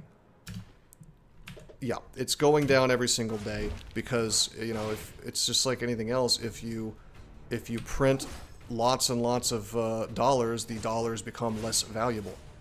So that's why you have to, if you ever want to get money and protect your money, generally speaking, just having it sit under your mattress is not a winning play. Well, it's more like you're making money from your job or whatever, but you're losing it on a day-to-day basis. And the reason why modern economies are set up this way is they think that it encourages people to spend things or invest in things, and that's true. But we're in this weird situation now where, I don't know, you can have like a company that's worth $1 trillion like SpaceX that doesn't actually really make any money or produce anything. So it's kind of a nightmare, but here we are. You're just one guy. What you should be focused on is not the system and whether it's messed up or not. Just focus on how to live a life where you have as much financial security as possible. Because, like, I don't want to sound like, oh, money is everything. But actually, yes, money is everything. In America, we have the best healthcare in the world if you're rich. But if you're not, you're just, like, screwed. I mean, you're not as screwed as you would be in Canada, where they'll just kill you for being poor. But you're pretty screwed. So if you want to actually have freedom and a halfway decent quality of life, you kind of do have to become financially literate. It's the smartest thing anybody could do. And for this wisdom, I expect lots of subs. Should I write a book about this, maybe? I don't know. Anyway, we just leveled. I should decide what I'm going to do. Got some interesting options here. I could go ahead and pick up Pathfinder. That way I could actually, like, be aware of things behind doors and stuff. And just a flat-out 5% damage to pretty much everything is nice. Can't say no to that, really. MRG keeps it real and knows what's up and doesn't get caught in mainstream perspectives. Now, I'm not... I know you're, like, fooling around, but, like, I do want to say I'm not just, like, a rebel without a clue. I don't fight against the mainstream just because it's the mainstream. Sometimes normies stumble their way into a good opinion, believe it or not. Like, it's just, I don't know. More often than not, everything is backwards because we're living in Nightmare World. God, Warfare. So tempted to just pick up Opportune Moment. Getting energy back for my crits. I don't know. I feel like we want Final Push as fast as possible. Like, that's the thing that's really going to bail me out. But that's like, I can't even do that until level 22. Well, no. I'm going to have the strength. But I'm several levels away because I need skill points now. So as a reference, because a normal bank account doesn't help combating inflation, she then find a place to invest it. Can't be used for. No, I mean, no, it's not financial advice. I'll tell you what I do. So the way it works is there are such a thing as a high yield savings account where you can get like an okay but still pretty low percentage gain on your money, and then you will usually either meet inflation or maybe slightly lose to it. You're probably not going to beat inflation with that, but it's going to do okay. So right now I want to say those are at like 4%, 3%, something like that. It kind of varies depending on what the Fed sets the rate at. But that's like 100% safe. It's FDIC insured, you know, up to several $100,000. You literally can't lose your money in a high yield savings account. It's not invested. It's just sitting there. Technically, the bank is like probably using it to invest and making money off of you, but you don't have to think about that. Like you straight up cannot lose your money in a high yield savings account. So there's different levels of safety here. Then there's things like CDs, certificates of deposit, where it's also 100% safe up to a certain point. But again, the possible gains are still pretty low. High yield savings accounts will give you a little less than a CD, because with a high yield savings account, you can withdraw whenever the hell you want. Whereas with a CD, your money's locked up for a few months or a year or whatever. To actually get a reasonable return on your money with minimal but not zero risk, Toasted Zergling, what he's saying is that's my opinion as well. Yeah, VOO, if you just want money to sit somewhere, I mean, it doesn't have to be financial advice. We're just talking. But you're absolutely right. Like VOO, I would just, if it was me and I just didn't want to be, I'm not spending my life becoming a trader, right? Like I don't want to be like a financial expert. If I didn't even want to think about it, but I wanted to do something that's reasonably safe, set it and forget it, I would just dump all of my money into VOO and just leave it alone, because that's like the overall market, and if that crashes, we're all screwed anyway. So why not keep all your why keep all your money in a savings account, not in cash, considering taxes? I don't know what you mean. I mean, are you talking about like getting cash under the table and then just not paying your taxes? If somebody pays you $200 for a service in cash, you still owe that tax. Like, you're still stiffing the tax man if you don't pay taxes on that. I mean, you might be able to get away with it, but they'll come knocking eventually. Probably. Okay. God, I don't know what to do here, because like, here's my problem with these skills. I really want Final Push, but to get there, I've got to get a bunch of this crap that doesn't. I don't know, I don't hate against the odds, but I need both of these, which is just not going to do much for me. You know what? I'm going to take Intimidation, actually. Intimidation is going to make me bully anything that can be lose will to fight, like even harder, like way harder. So that's actually quite good. Don't you have fees so I can start money in a bank for long enough? No, quite the opposite. Quite the opposite. That's, if it's a high yield savings account, they're literally paying you to keep your money in there. So what you've heard of those are like minimum. Yes, actually, a lot of banks are getting very greedy, and they are charging fees every month to hold your money. It's lame, it's horrible, it's predatory, it screws over poor people, and it makes me fucking mad. But yes, you're absolutely right, that does exist. The way you get around that is either use a better bank, or they will have what's called like a mandatory minimum to avoid that. So with one of my banks, they also run a brokerage, and so if I have a certain amount of money in that brokerage, I don't have to pay a fee every month for having that bank account. So the reason they do that is because they're essentially making money off of your money, and so they don't have to screw you over. But yeah, no, never get yourself in a situation where you're paying a fee for a bank to hold your money. Whatever you do, find a way around that. Use a credit union. Whatever you got to do. It's just, I mean, I'm assuming it can be avoided these days. I mean, I don't know. Everything in this country is like designed to keep poor people poor, I've noticed. and to erase the middle class and make them impoverished too. So to fight this, you gotta become so knowledgeable. You almost have to become an expert. I think that's unfortunate, but it is what it is. So one of the smartest things you can do for yourself is to become financially literate. Why don't we go ahead and use make space here? Boom, boom, double it up, baby. Okay, we're gonna use Rain and Blood.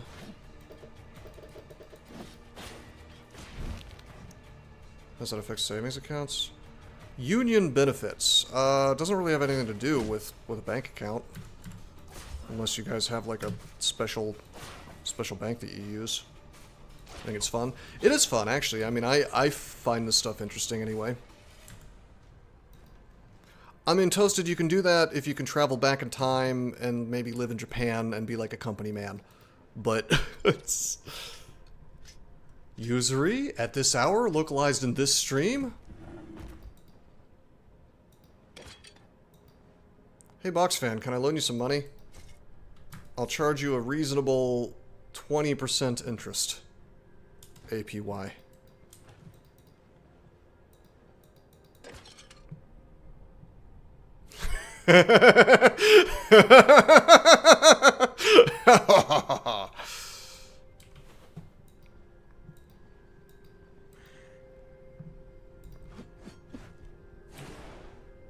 Norway is a good place to live? Probably.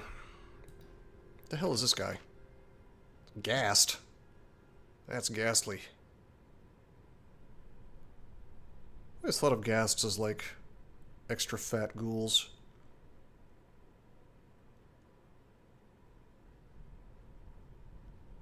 I guess it's a caster.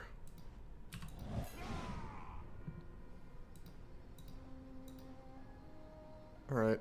Alright, Buckaroo, I don't like you running from me.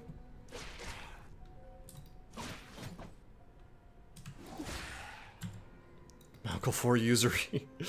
I mean, I have loaned people money before. I mean, and in some cases, as long as you're not like a gigantic prick about it, you know, you could loan people money and not be super greedy. There's a way to do that.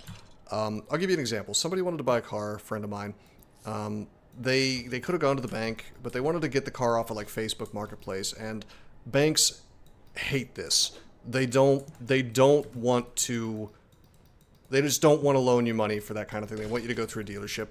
Sometimes they'll do it, but then they'll charge you some like insane interest rate. I think they wanted to charge her like it was something insane. It was like 15%, 20%. It blew my mind, the amount that it was. 3 cents short. Well, see, that's the thing. Unless you're literally in the mafia, you generally don't want to loan people money. In this case, I did because I trusted this person, and also my name is on the lease of her car that she bought. So, like, if she were to stiff me, I guess I'm going to have to learn to drive stick, because, believe me, I like her just fine, but I like my money more. So, you know, I would have me a new car.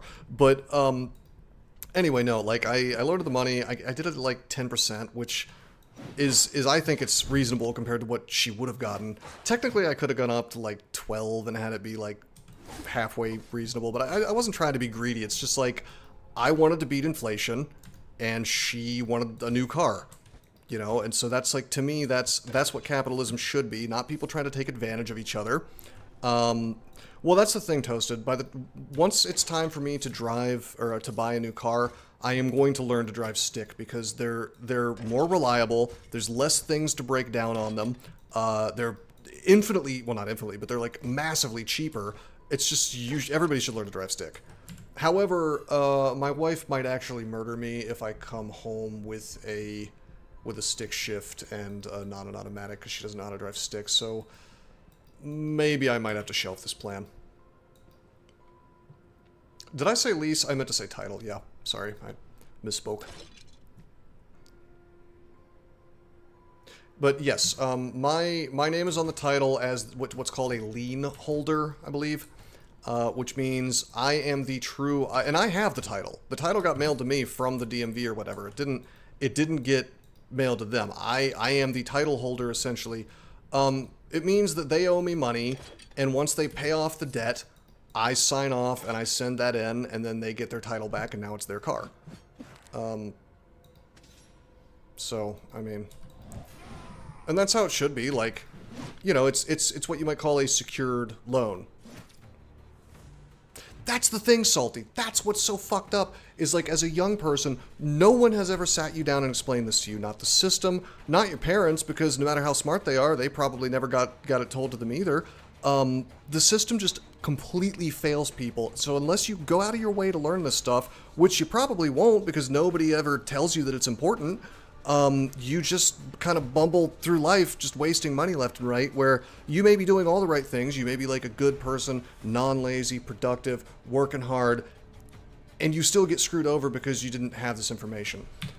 You should look up IRAs, by the way, like retirement accounts, because that's something, you know, people can start contributing to pretty much as soon as they start working. I don't know how it works if you're under 18, but there are certain tax advantages to that. Like, you should probably, like, at some point you might want to sit down with, I mean, you want to make sure it's somebody who has your best interests in mind and is not just trying to make money off you, because one of the biggest problems with this stuff is there are people out there whose entire job is to screw you over.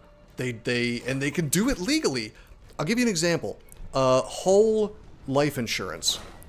They sell it as an investment vehicle. It sucks. It's terrible. No one should ever buy it. It's the worst idea ever.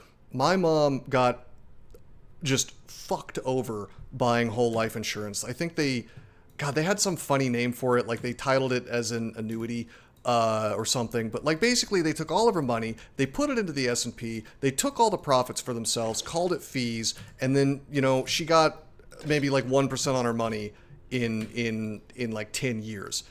And of course they make all these crazy promises like, oh, you'll double it after such and such amount of time. It's a lie. And the thing is, the fucked up thing about it is, you could have just taken your money and put it into the S&P for the same period of time at a brokerage, do it all yourself, and you just make the money. Like, it's, when I found out about that, I was like furious for her. Like, I can't really say the thoughts that went through my head when I first heard about that. Like, I don't want to be on a list, but like, I had some words for them. Can you have more than one retirement plan? Well, it depends what you mean by retirement plan. You can have multiple IRA accounts. You can have different kinds of tax advantage, like Roth versus non-Roth. Personally, I prefer Roth because it means that once you start cashing this stuff out, it's tax-free. Whereas a regular IRA kind of reduces your tax burden for that particular year. It does get kind of complicated if you know, I realize this is a ton of information to get right all at once, especially for someone who, I mean, I don't know if you said if you were working yet, but it's like, it's not stuff you have to learn overnight. It's just like, there's a lot to it, is what I'm saying. Like, I get it. Almost went full Mario's. No. I will neither confirm nor deny. Roth in the political debates a bit ago once I'd hated them. Not that I know of, but I could just be ignorant. Maybe. I don't know. Somebody was mad about Roth IRAs? What was the debate there? They wanted to take away Roth IRAs. Why? Because eliminate the ability to do backdoor conversions. You said backdoor. No, yeah,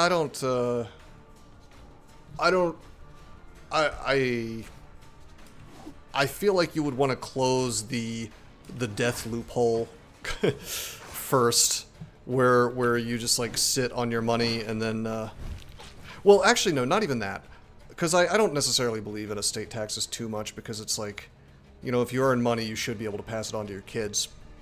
But here's the thing that rich people do where they pretty much avoid taxes forever. They will sit there with all of their assets, and if they were to sell them, they would be at a massive profit. Like, let's say you're Elon Musk, okay, and you have a bajillion shares of SpaceX, and let's say they are unlocked at this point. So you could sell them if you wanted to, but you really don't want to because then you'd have to pay taxes. That's a taxable event. You'd be like, oh my god, taxes on $1 trillion. Oh my god, my ass. You know, like now you're poor. Or you're not poor, but you just spent a lot of money. Instead, what they'd like to do is they will simply borrow against their assets, and then that is not a taxable event. Oh god, oh god. I need to actually play and not talk. I was just pressing the rest button, and this necromancer man just followed me up. This is the old DCSS Hydra Stairway situation. Oof, okay. If you make too much, you can't open up a Roth IRA, but you can do a backdoor conversion where you fund a traditional IRA and convert it. Is that a thing? I knew you could convert, but I thought there was some penalty for that. Huh, interesting. If you make too much, you can't open up a Roth IRA. I actually didn't know that either. See, that's the thing. There's always more to learn with this stuff. It's complicated on purpose. Again, to basically screw over poor people. No penalty. Well, surely you have to at least pay the tax that you otherwise would have, right? Because otherwise, why wouldn't everybody just do IRA, get the tax benefits, and then transfer it over and get more tax benefits later? I mean, are you getting where I'm going with this? Just gonna give myself a stroke thinking about this. I'm smelling burnt toast, guys. Help. Or burnt hair.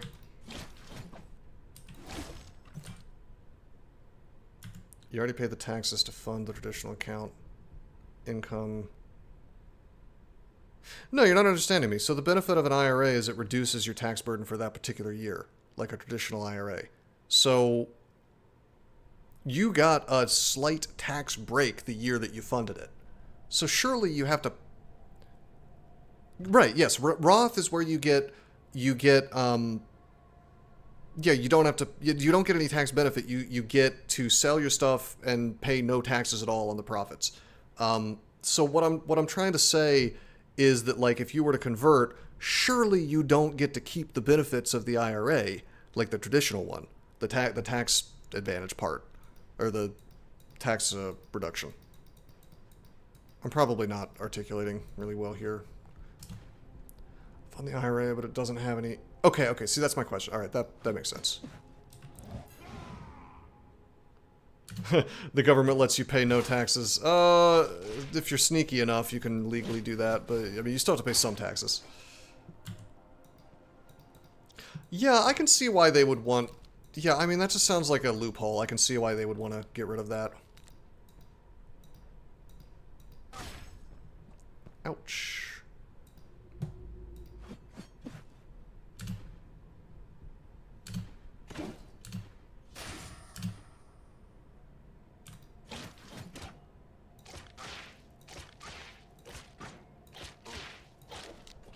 That seems dangerous. I'm sitting here ranting about financials, and, don't rich people just put money in offshore accounts so they can't... There are various tricks like that, and the last time somebody tried to, like, Panama Papers or whatever, you know, tried to reveal this and talk about it, nobody cared. So they just kind of do it openly. Congress does insider trading openly. There's just... The system is so fraudulent, it's like, it's unreal. It's almost... I could write a book about this and you would accuse me of being a hack because it would be, like, unbelievably, like, just unrealistic. And yet, this is the world we live in. But, I mean, like I keep saying, it's as much as I want to be butthurt about it or whatever, there's no, it's not worth spending your energy on that. Just try to benefit in the cracks of the system as much as possible. Like, don't break the law, obviously, but if you can abuse the system while remaining on the right side of the law, why not? Why do people cry and yell at the other side if the people themselves are screwed no matter who you are? Are you talking about, like, Democrats versus Republicans?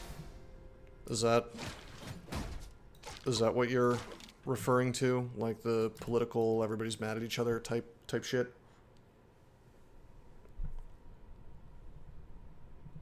Yeah, so that's on purpose. The system has set this up so that everybody is just like constantly livid about stupid little social issues, and we're all concerned about. I mean, I can't go into too much detail because this is Twitch, but like just like things that are not, you know, our well-being as a country, as a people, as a society. Even just like basic things like, can I afford to have a car to drive to work? The system doesn't want us thinking about those things and how badly we're getting screwed over. The system wants us thinking about how our neighbor has a blue flag and I have a red flag, or I have a blue flag and they have I have a red flag and they have a blue flag. Oh my God, they're on the wrong team. I'm mad. The last time the left and the right kind of got together and was like, hey, I think the rich in this country and the system in this country is just like really screwing people over, and you know, my parents were able to buy a house on like a shoe salesman salary, and I'm having trouble affording bread. That was Occupy Wall Street, and right after that, all of that hyper leftist like progressive stack, like race baiting type shit, everybody's a racist, everybody's a misogynist, blah blah blah. Right after that, all that stuff became popular, and the specific goal of the system in introducing that stuff was to get people really hyped up. And so you had people on the left, now they're obsessed with all that shit, and people on the right, of course, are annoyed about that, and now they're obsessed with that stuff too, and none of us are focused on, you know, the fact that like our parents and our grandparents were able to afford houses and we aren't.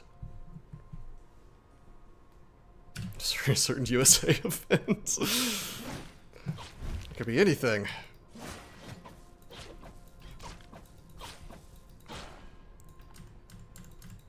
It's like, and I don't know, like, I'm guilty of it too, because, like, I'm very abrasive. I have opinions which could be seen as, like, right-wing or even far-right, at least as we've redefined right. But, like, at the end of the day, if I'm talking to, like, a leftist person, and they're decent to me, you know, I will show them all the respect in the world. They don't have to agree with me about everything. That's fine. Most people don't. I'm a wild and crazy guy. Like, you don't have to think the same things as me. If you did, there might be something wrong with you. But, like, there's not a lot of that out there in my experience. Reasonable people. Patriot Act was bipartisan. Well, I'm talking about bipartisan things among, like, the people, not among Congress. Because the fact is, in Congress, those people, none of them believe in shit. They're just enriching themselves and screwing over the American people. It doesn't matter if you have a D next to your name or an R next to your name. If you are a guy in one of these parties who's doing something that is genuinely good for the people, they will oust you from the party and they will call you a member of the other party. They'll say, well, you're a traitor, you're actually a Democrat, or you're actually a Republican. I'll give you an example. Thomas Massey. You know, he was ousted. You know, he's a right-wing guy, but they started calling him a Democrat because he had certain opinions that you're not allowed to have. You're welcome here, Mr. Zoomer. I want to say he's Gen Alpha. Everybody thinks Zoomers are younger than they are. But if he's 16, isn't that Gen Alpha? Isn't he like Elder Alpha?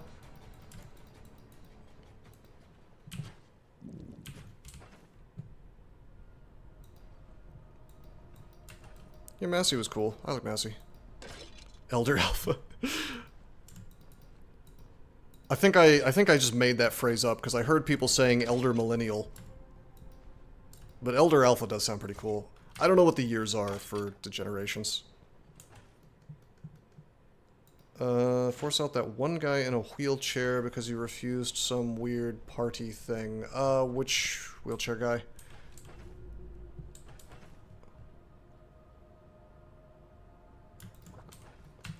I think the governor of Texas, Abbott or whatever, was in a. What's his name, Abbott? Hold on. Greg Abbott. He's in a wheelchair, isn't he? But they didn't force him out. He's I want to say he's a neocon or close to it. Is it true that all politicians are bad or just most? I mean, probably most. I mean, there's some that are better than others. Is it congressman? Yeah, I believe you, I just don't know who you're talking about.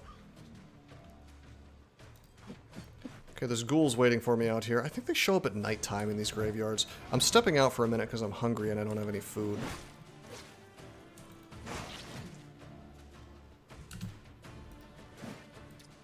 gonna step on this corpse.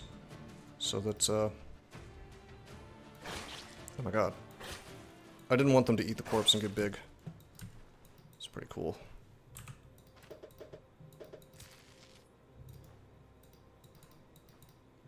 I can butcher corpses now, so... Well, I mean, I don't know. The whole Weekend at Bernie's thing has happened a couple of times now. Like, I don't know. My big conspiracy theory was that, you guys remember Ruth Bader Ginsburg? The Supreme Court justice that died of, she was like 1,000,000 years old and she died of old age. I think she was down for a count a little, she was down for the count a little bit sooner than when they told us. That's what I think. Cause it was a weird, there was like, I think it was like an entire 2 weeks or maybe even like a month where she just like vanished from the news cycle. And of course you were called like a conspiracy theorist or whatever if you suggested like, hey, maybe something's wrong with her. But then, you know, of course, we found out she was fucking dead. And of course, you know, like now hey, Mr. We called you a conspiracy theorist. We're just going to forget about this now. Madison Cawthorn. I vaguely remember him getting thrown out. Was that like a little while ago?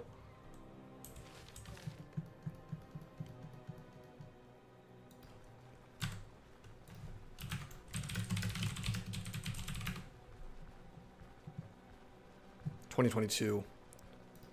Lost his deep red North Carolina district by narrow margin following a barrage of self-inflicted scandals and unforced errors. Not the unforced errors.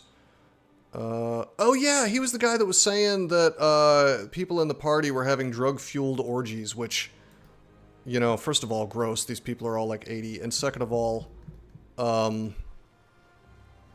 mean, I would believe it. I believe that most rich people in this country are horrible degenerates who are doing things that would make your average person very disgusted. It's, you know.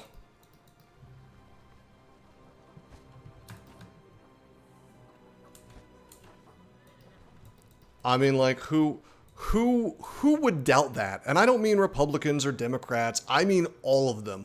Who would doubt that these people are doing some weird shit behind closed doors? Who is naive enough, gullible enough to say, you know what, I think these people who were on the Epstein Island list, you know, no, they were just there to see the waves, man. They just wanted to enjoy the beach and the ocean water, and it's so peaceful, and they were totally not doing something horrifying. The just world fallacy. Well, I know we don't live in a just world, Toasted Zergling, because you have not given me money yet. Even though you suggested that you would, you still have not.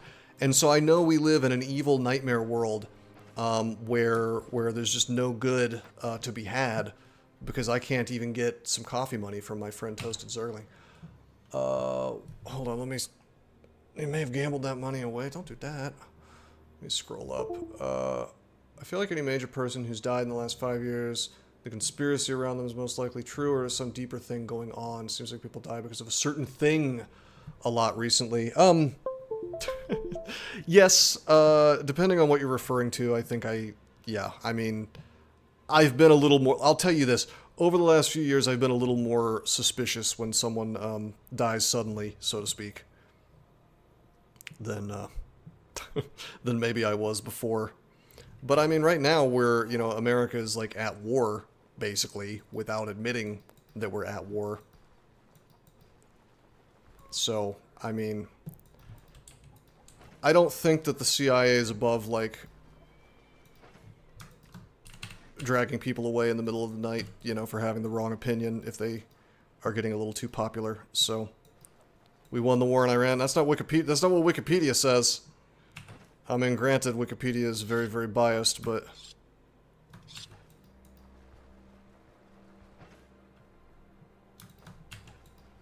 God, Wikipedia sucks. They recently banned their co-founder for being to the right of Karl Marx. Yeah, I mean, look, there was... all I have to say about that is that Trump was elected in 2016. He was originally elected on a platform of non-interference. That is why everybody voted for him en masse. Everybody remembered the horrors of the Bush years, and then Obama basically just continuing everything Bush was doing while pretending like Obama campaigned on getting us out of the Middle East, and then he proceeded to just stay in there forever. Trump actually got us out of it. He forced, well, technically it happened during Biden's administration, but it was due to, Trump setting that up and making it inevitable. But the point is that he campaigned on non-interference, ending these stupid wars. For as long as I've been alive, we've been in some stupid war or another, wasting American lives, wasting American money, to nation build in a complete and total shithole area of the world that wants nothing to do with us. So my point is that that's what he campaigned on. And it was a message that everybody liked.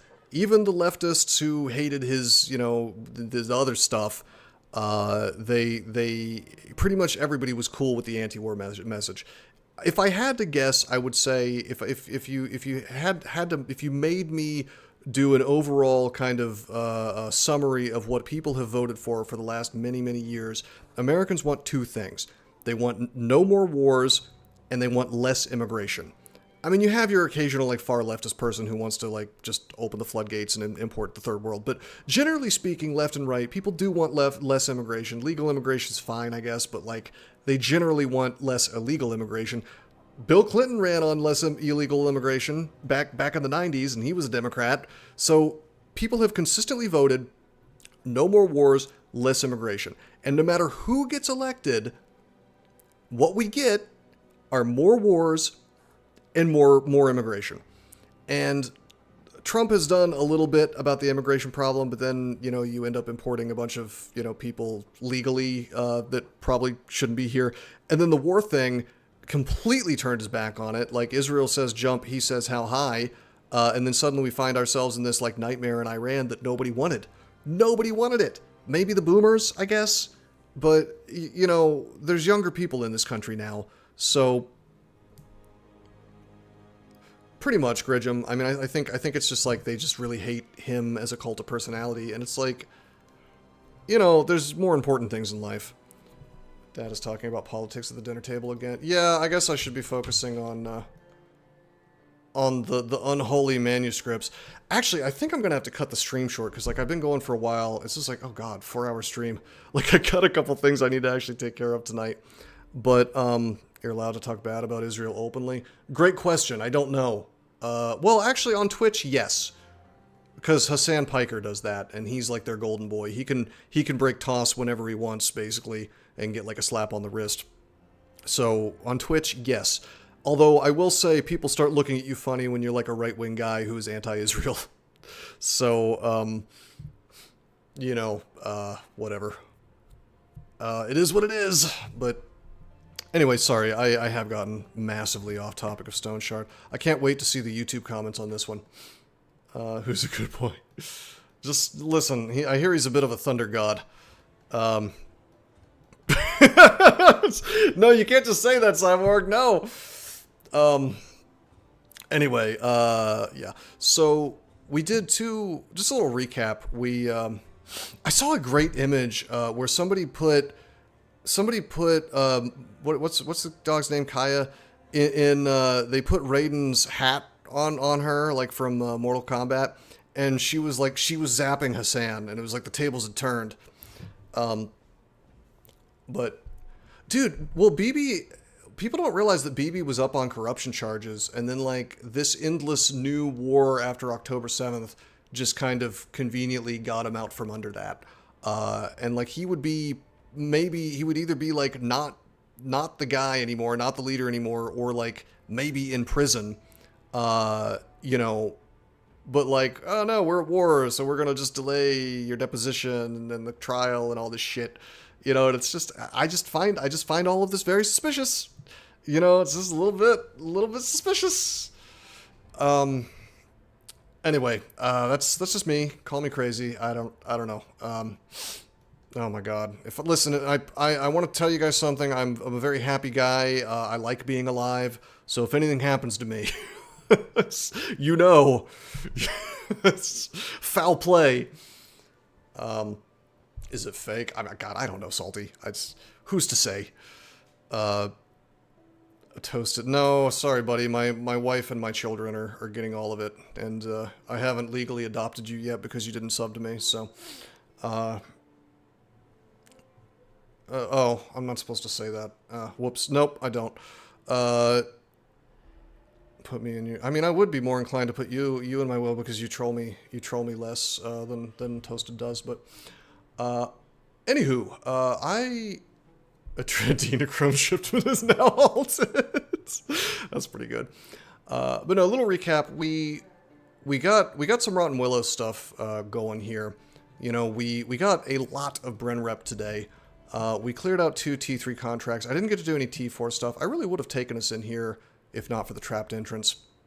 But, you know, it's progress. And then next time, we absolutely will be doing T4 stuff. Like, we'll clear this, and I guess we'll probably just ride on over to Bren.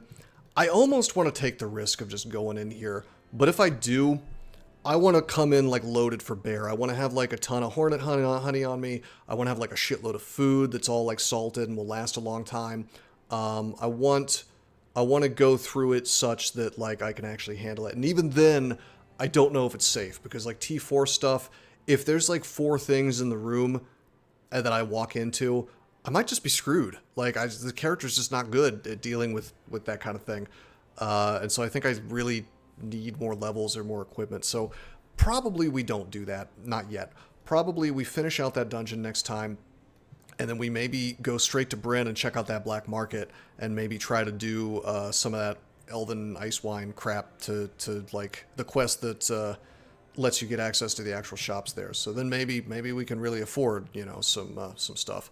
Probably buy some charcoal here and sell it at Bren. Stream tomorrow? Yes, probably. Probably.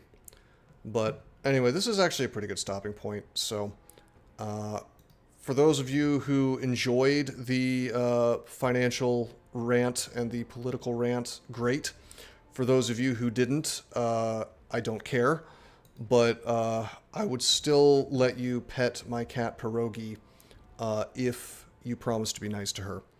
But anyway, alrighty, I will probably be streaming tomorrow. I hope you guys enjoyed. Until next time, I am signing out.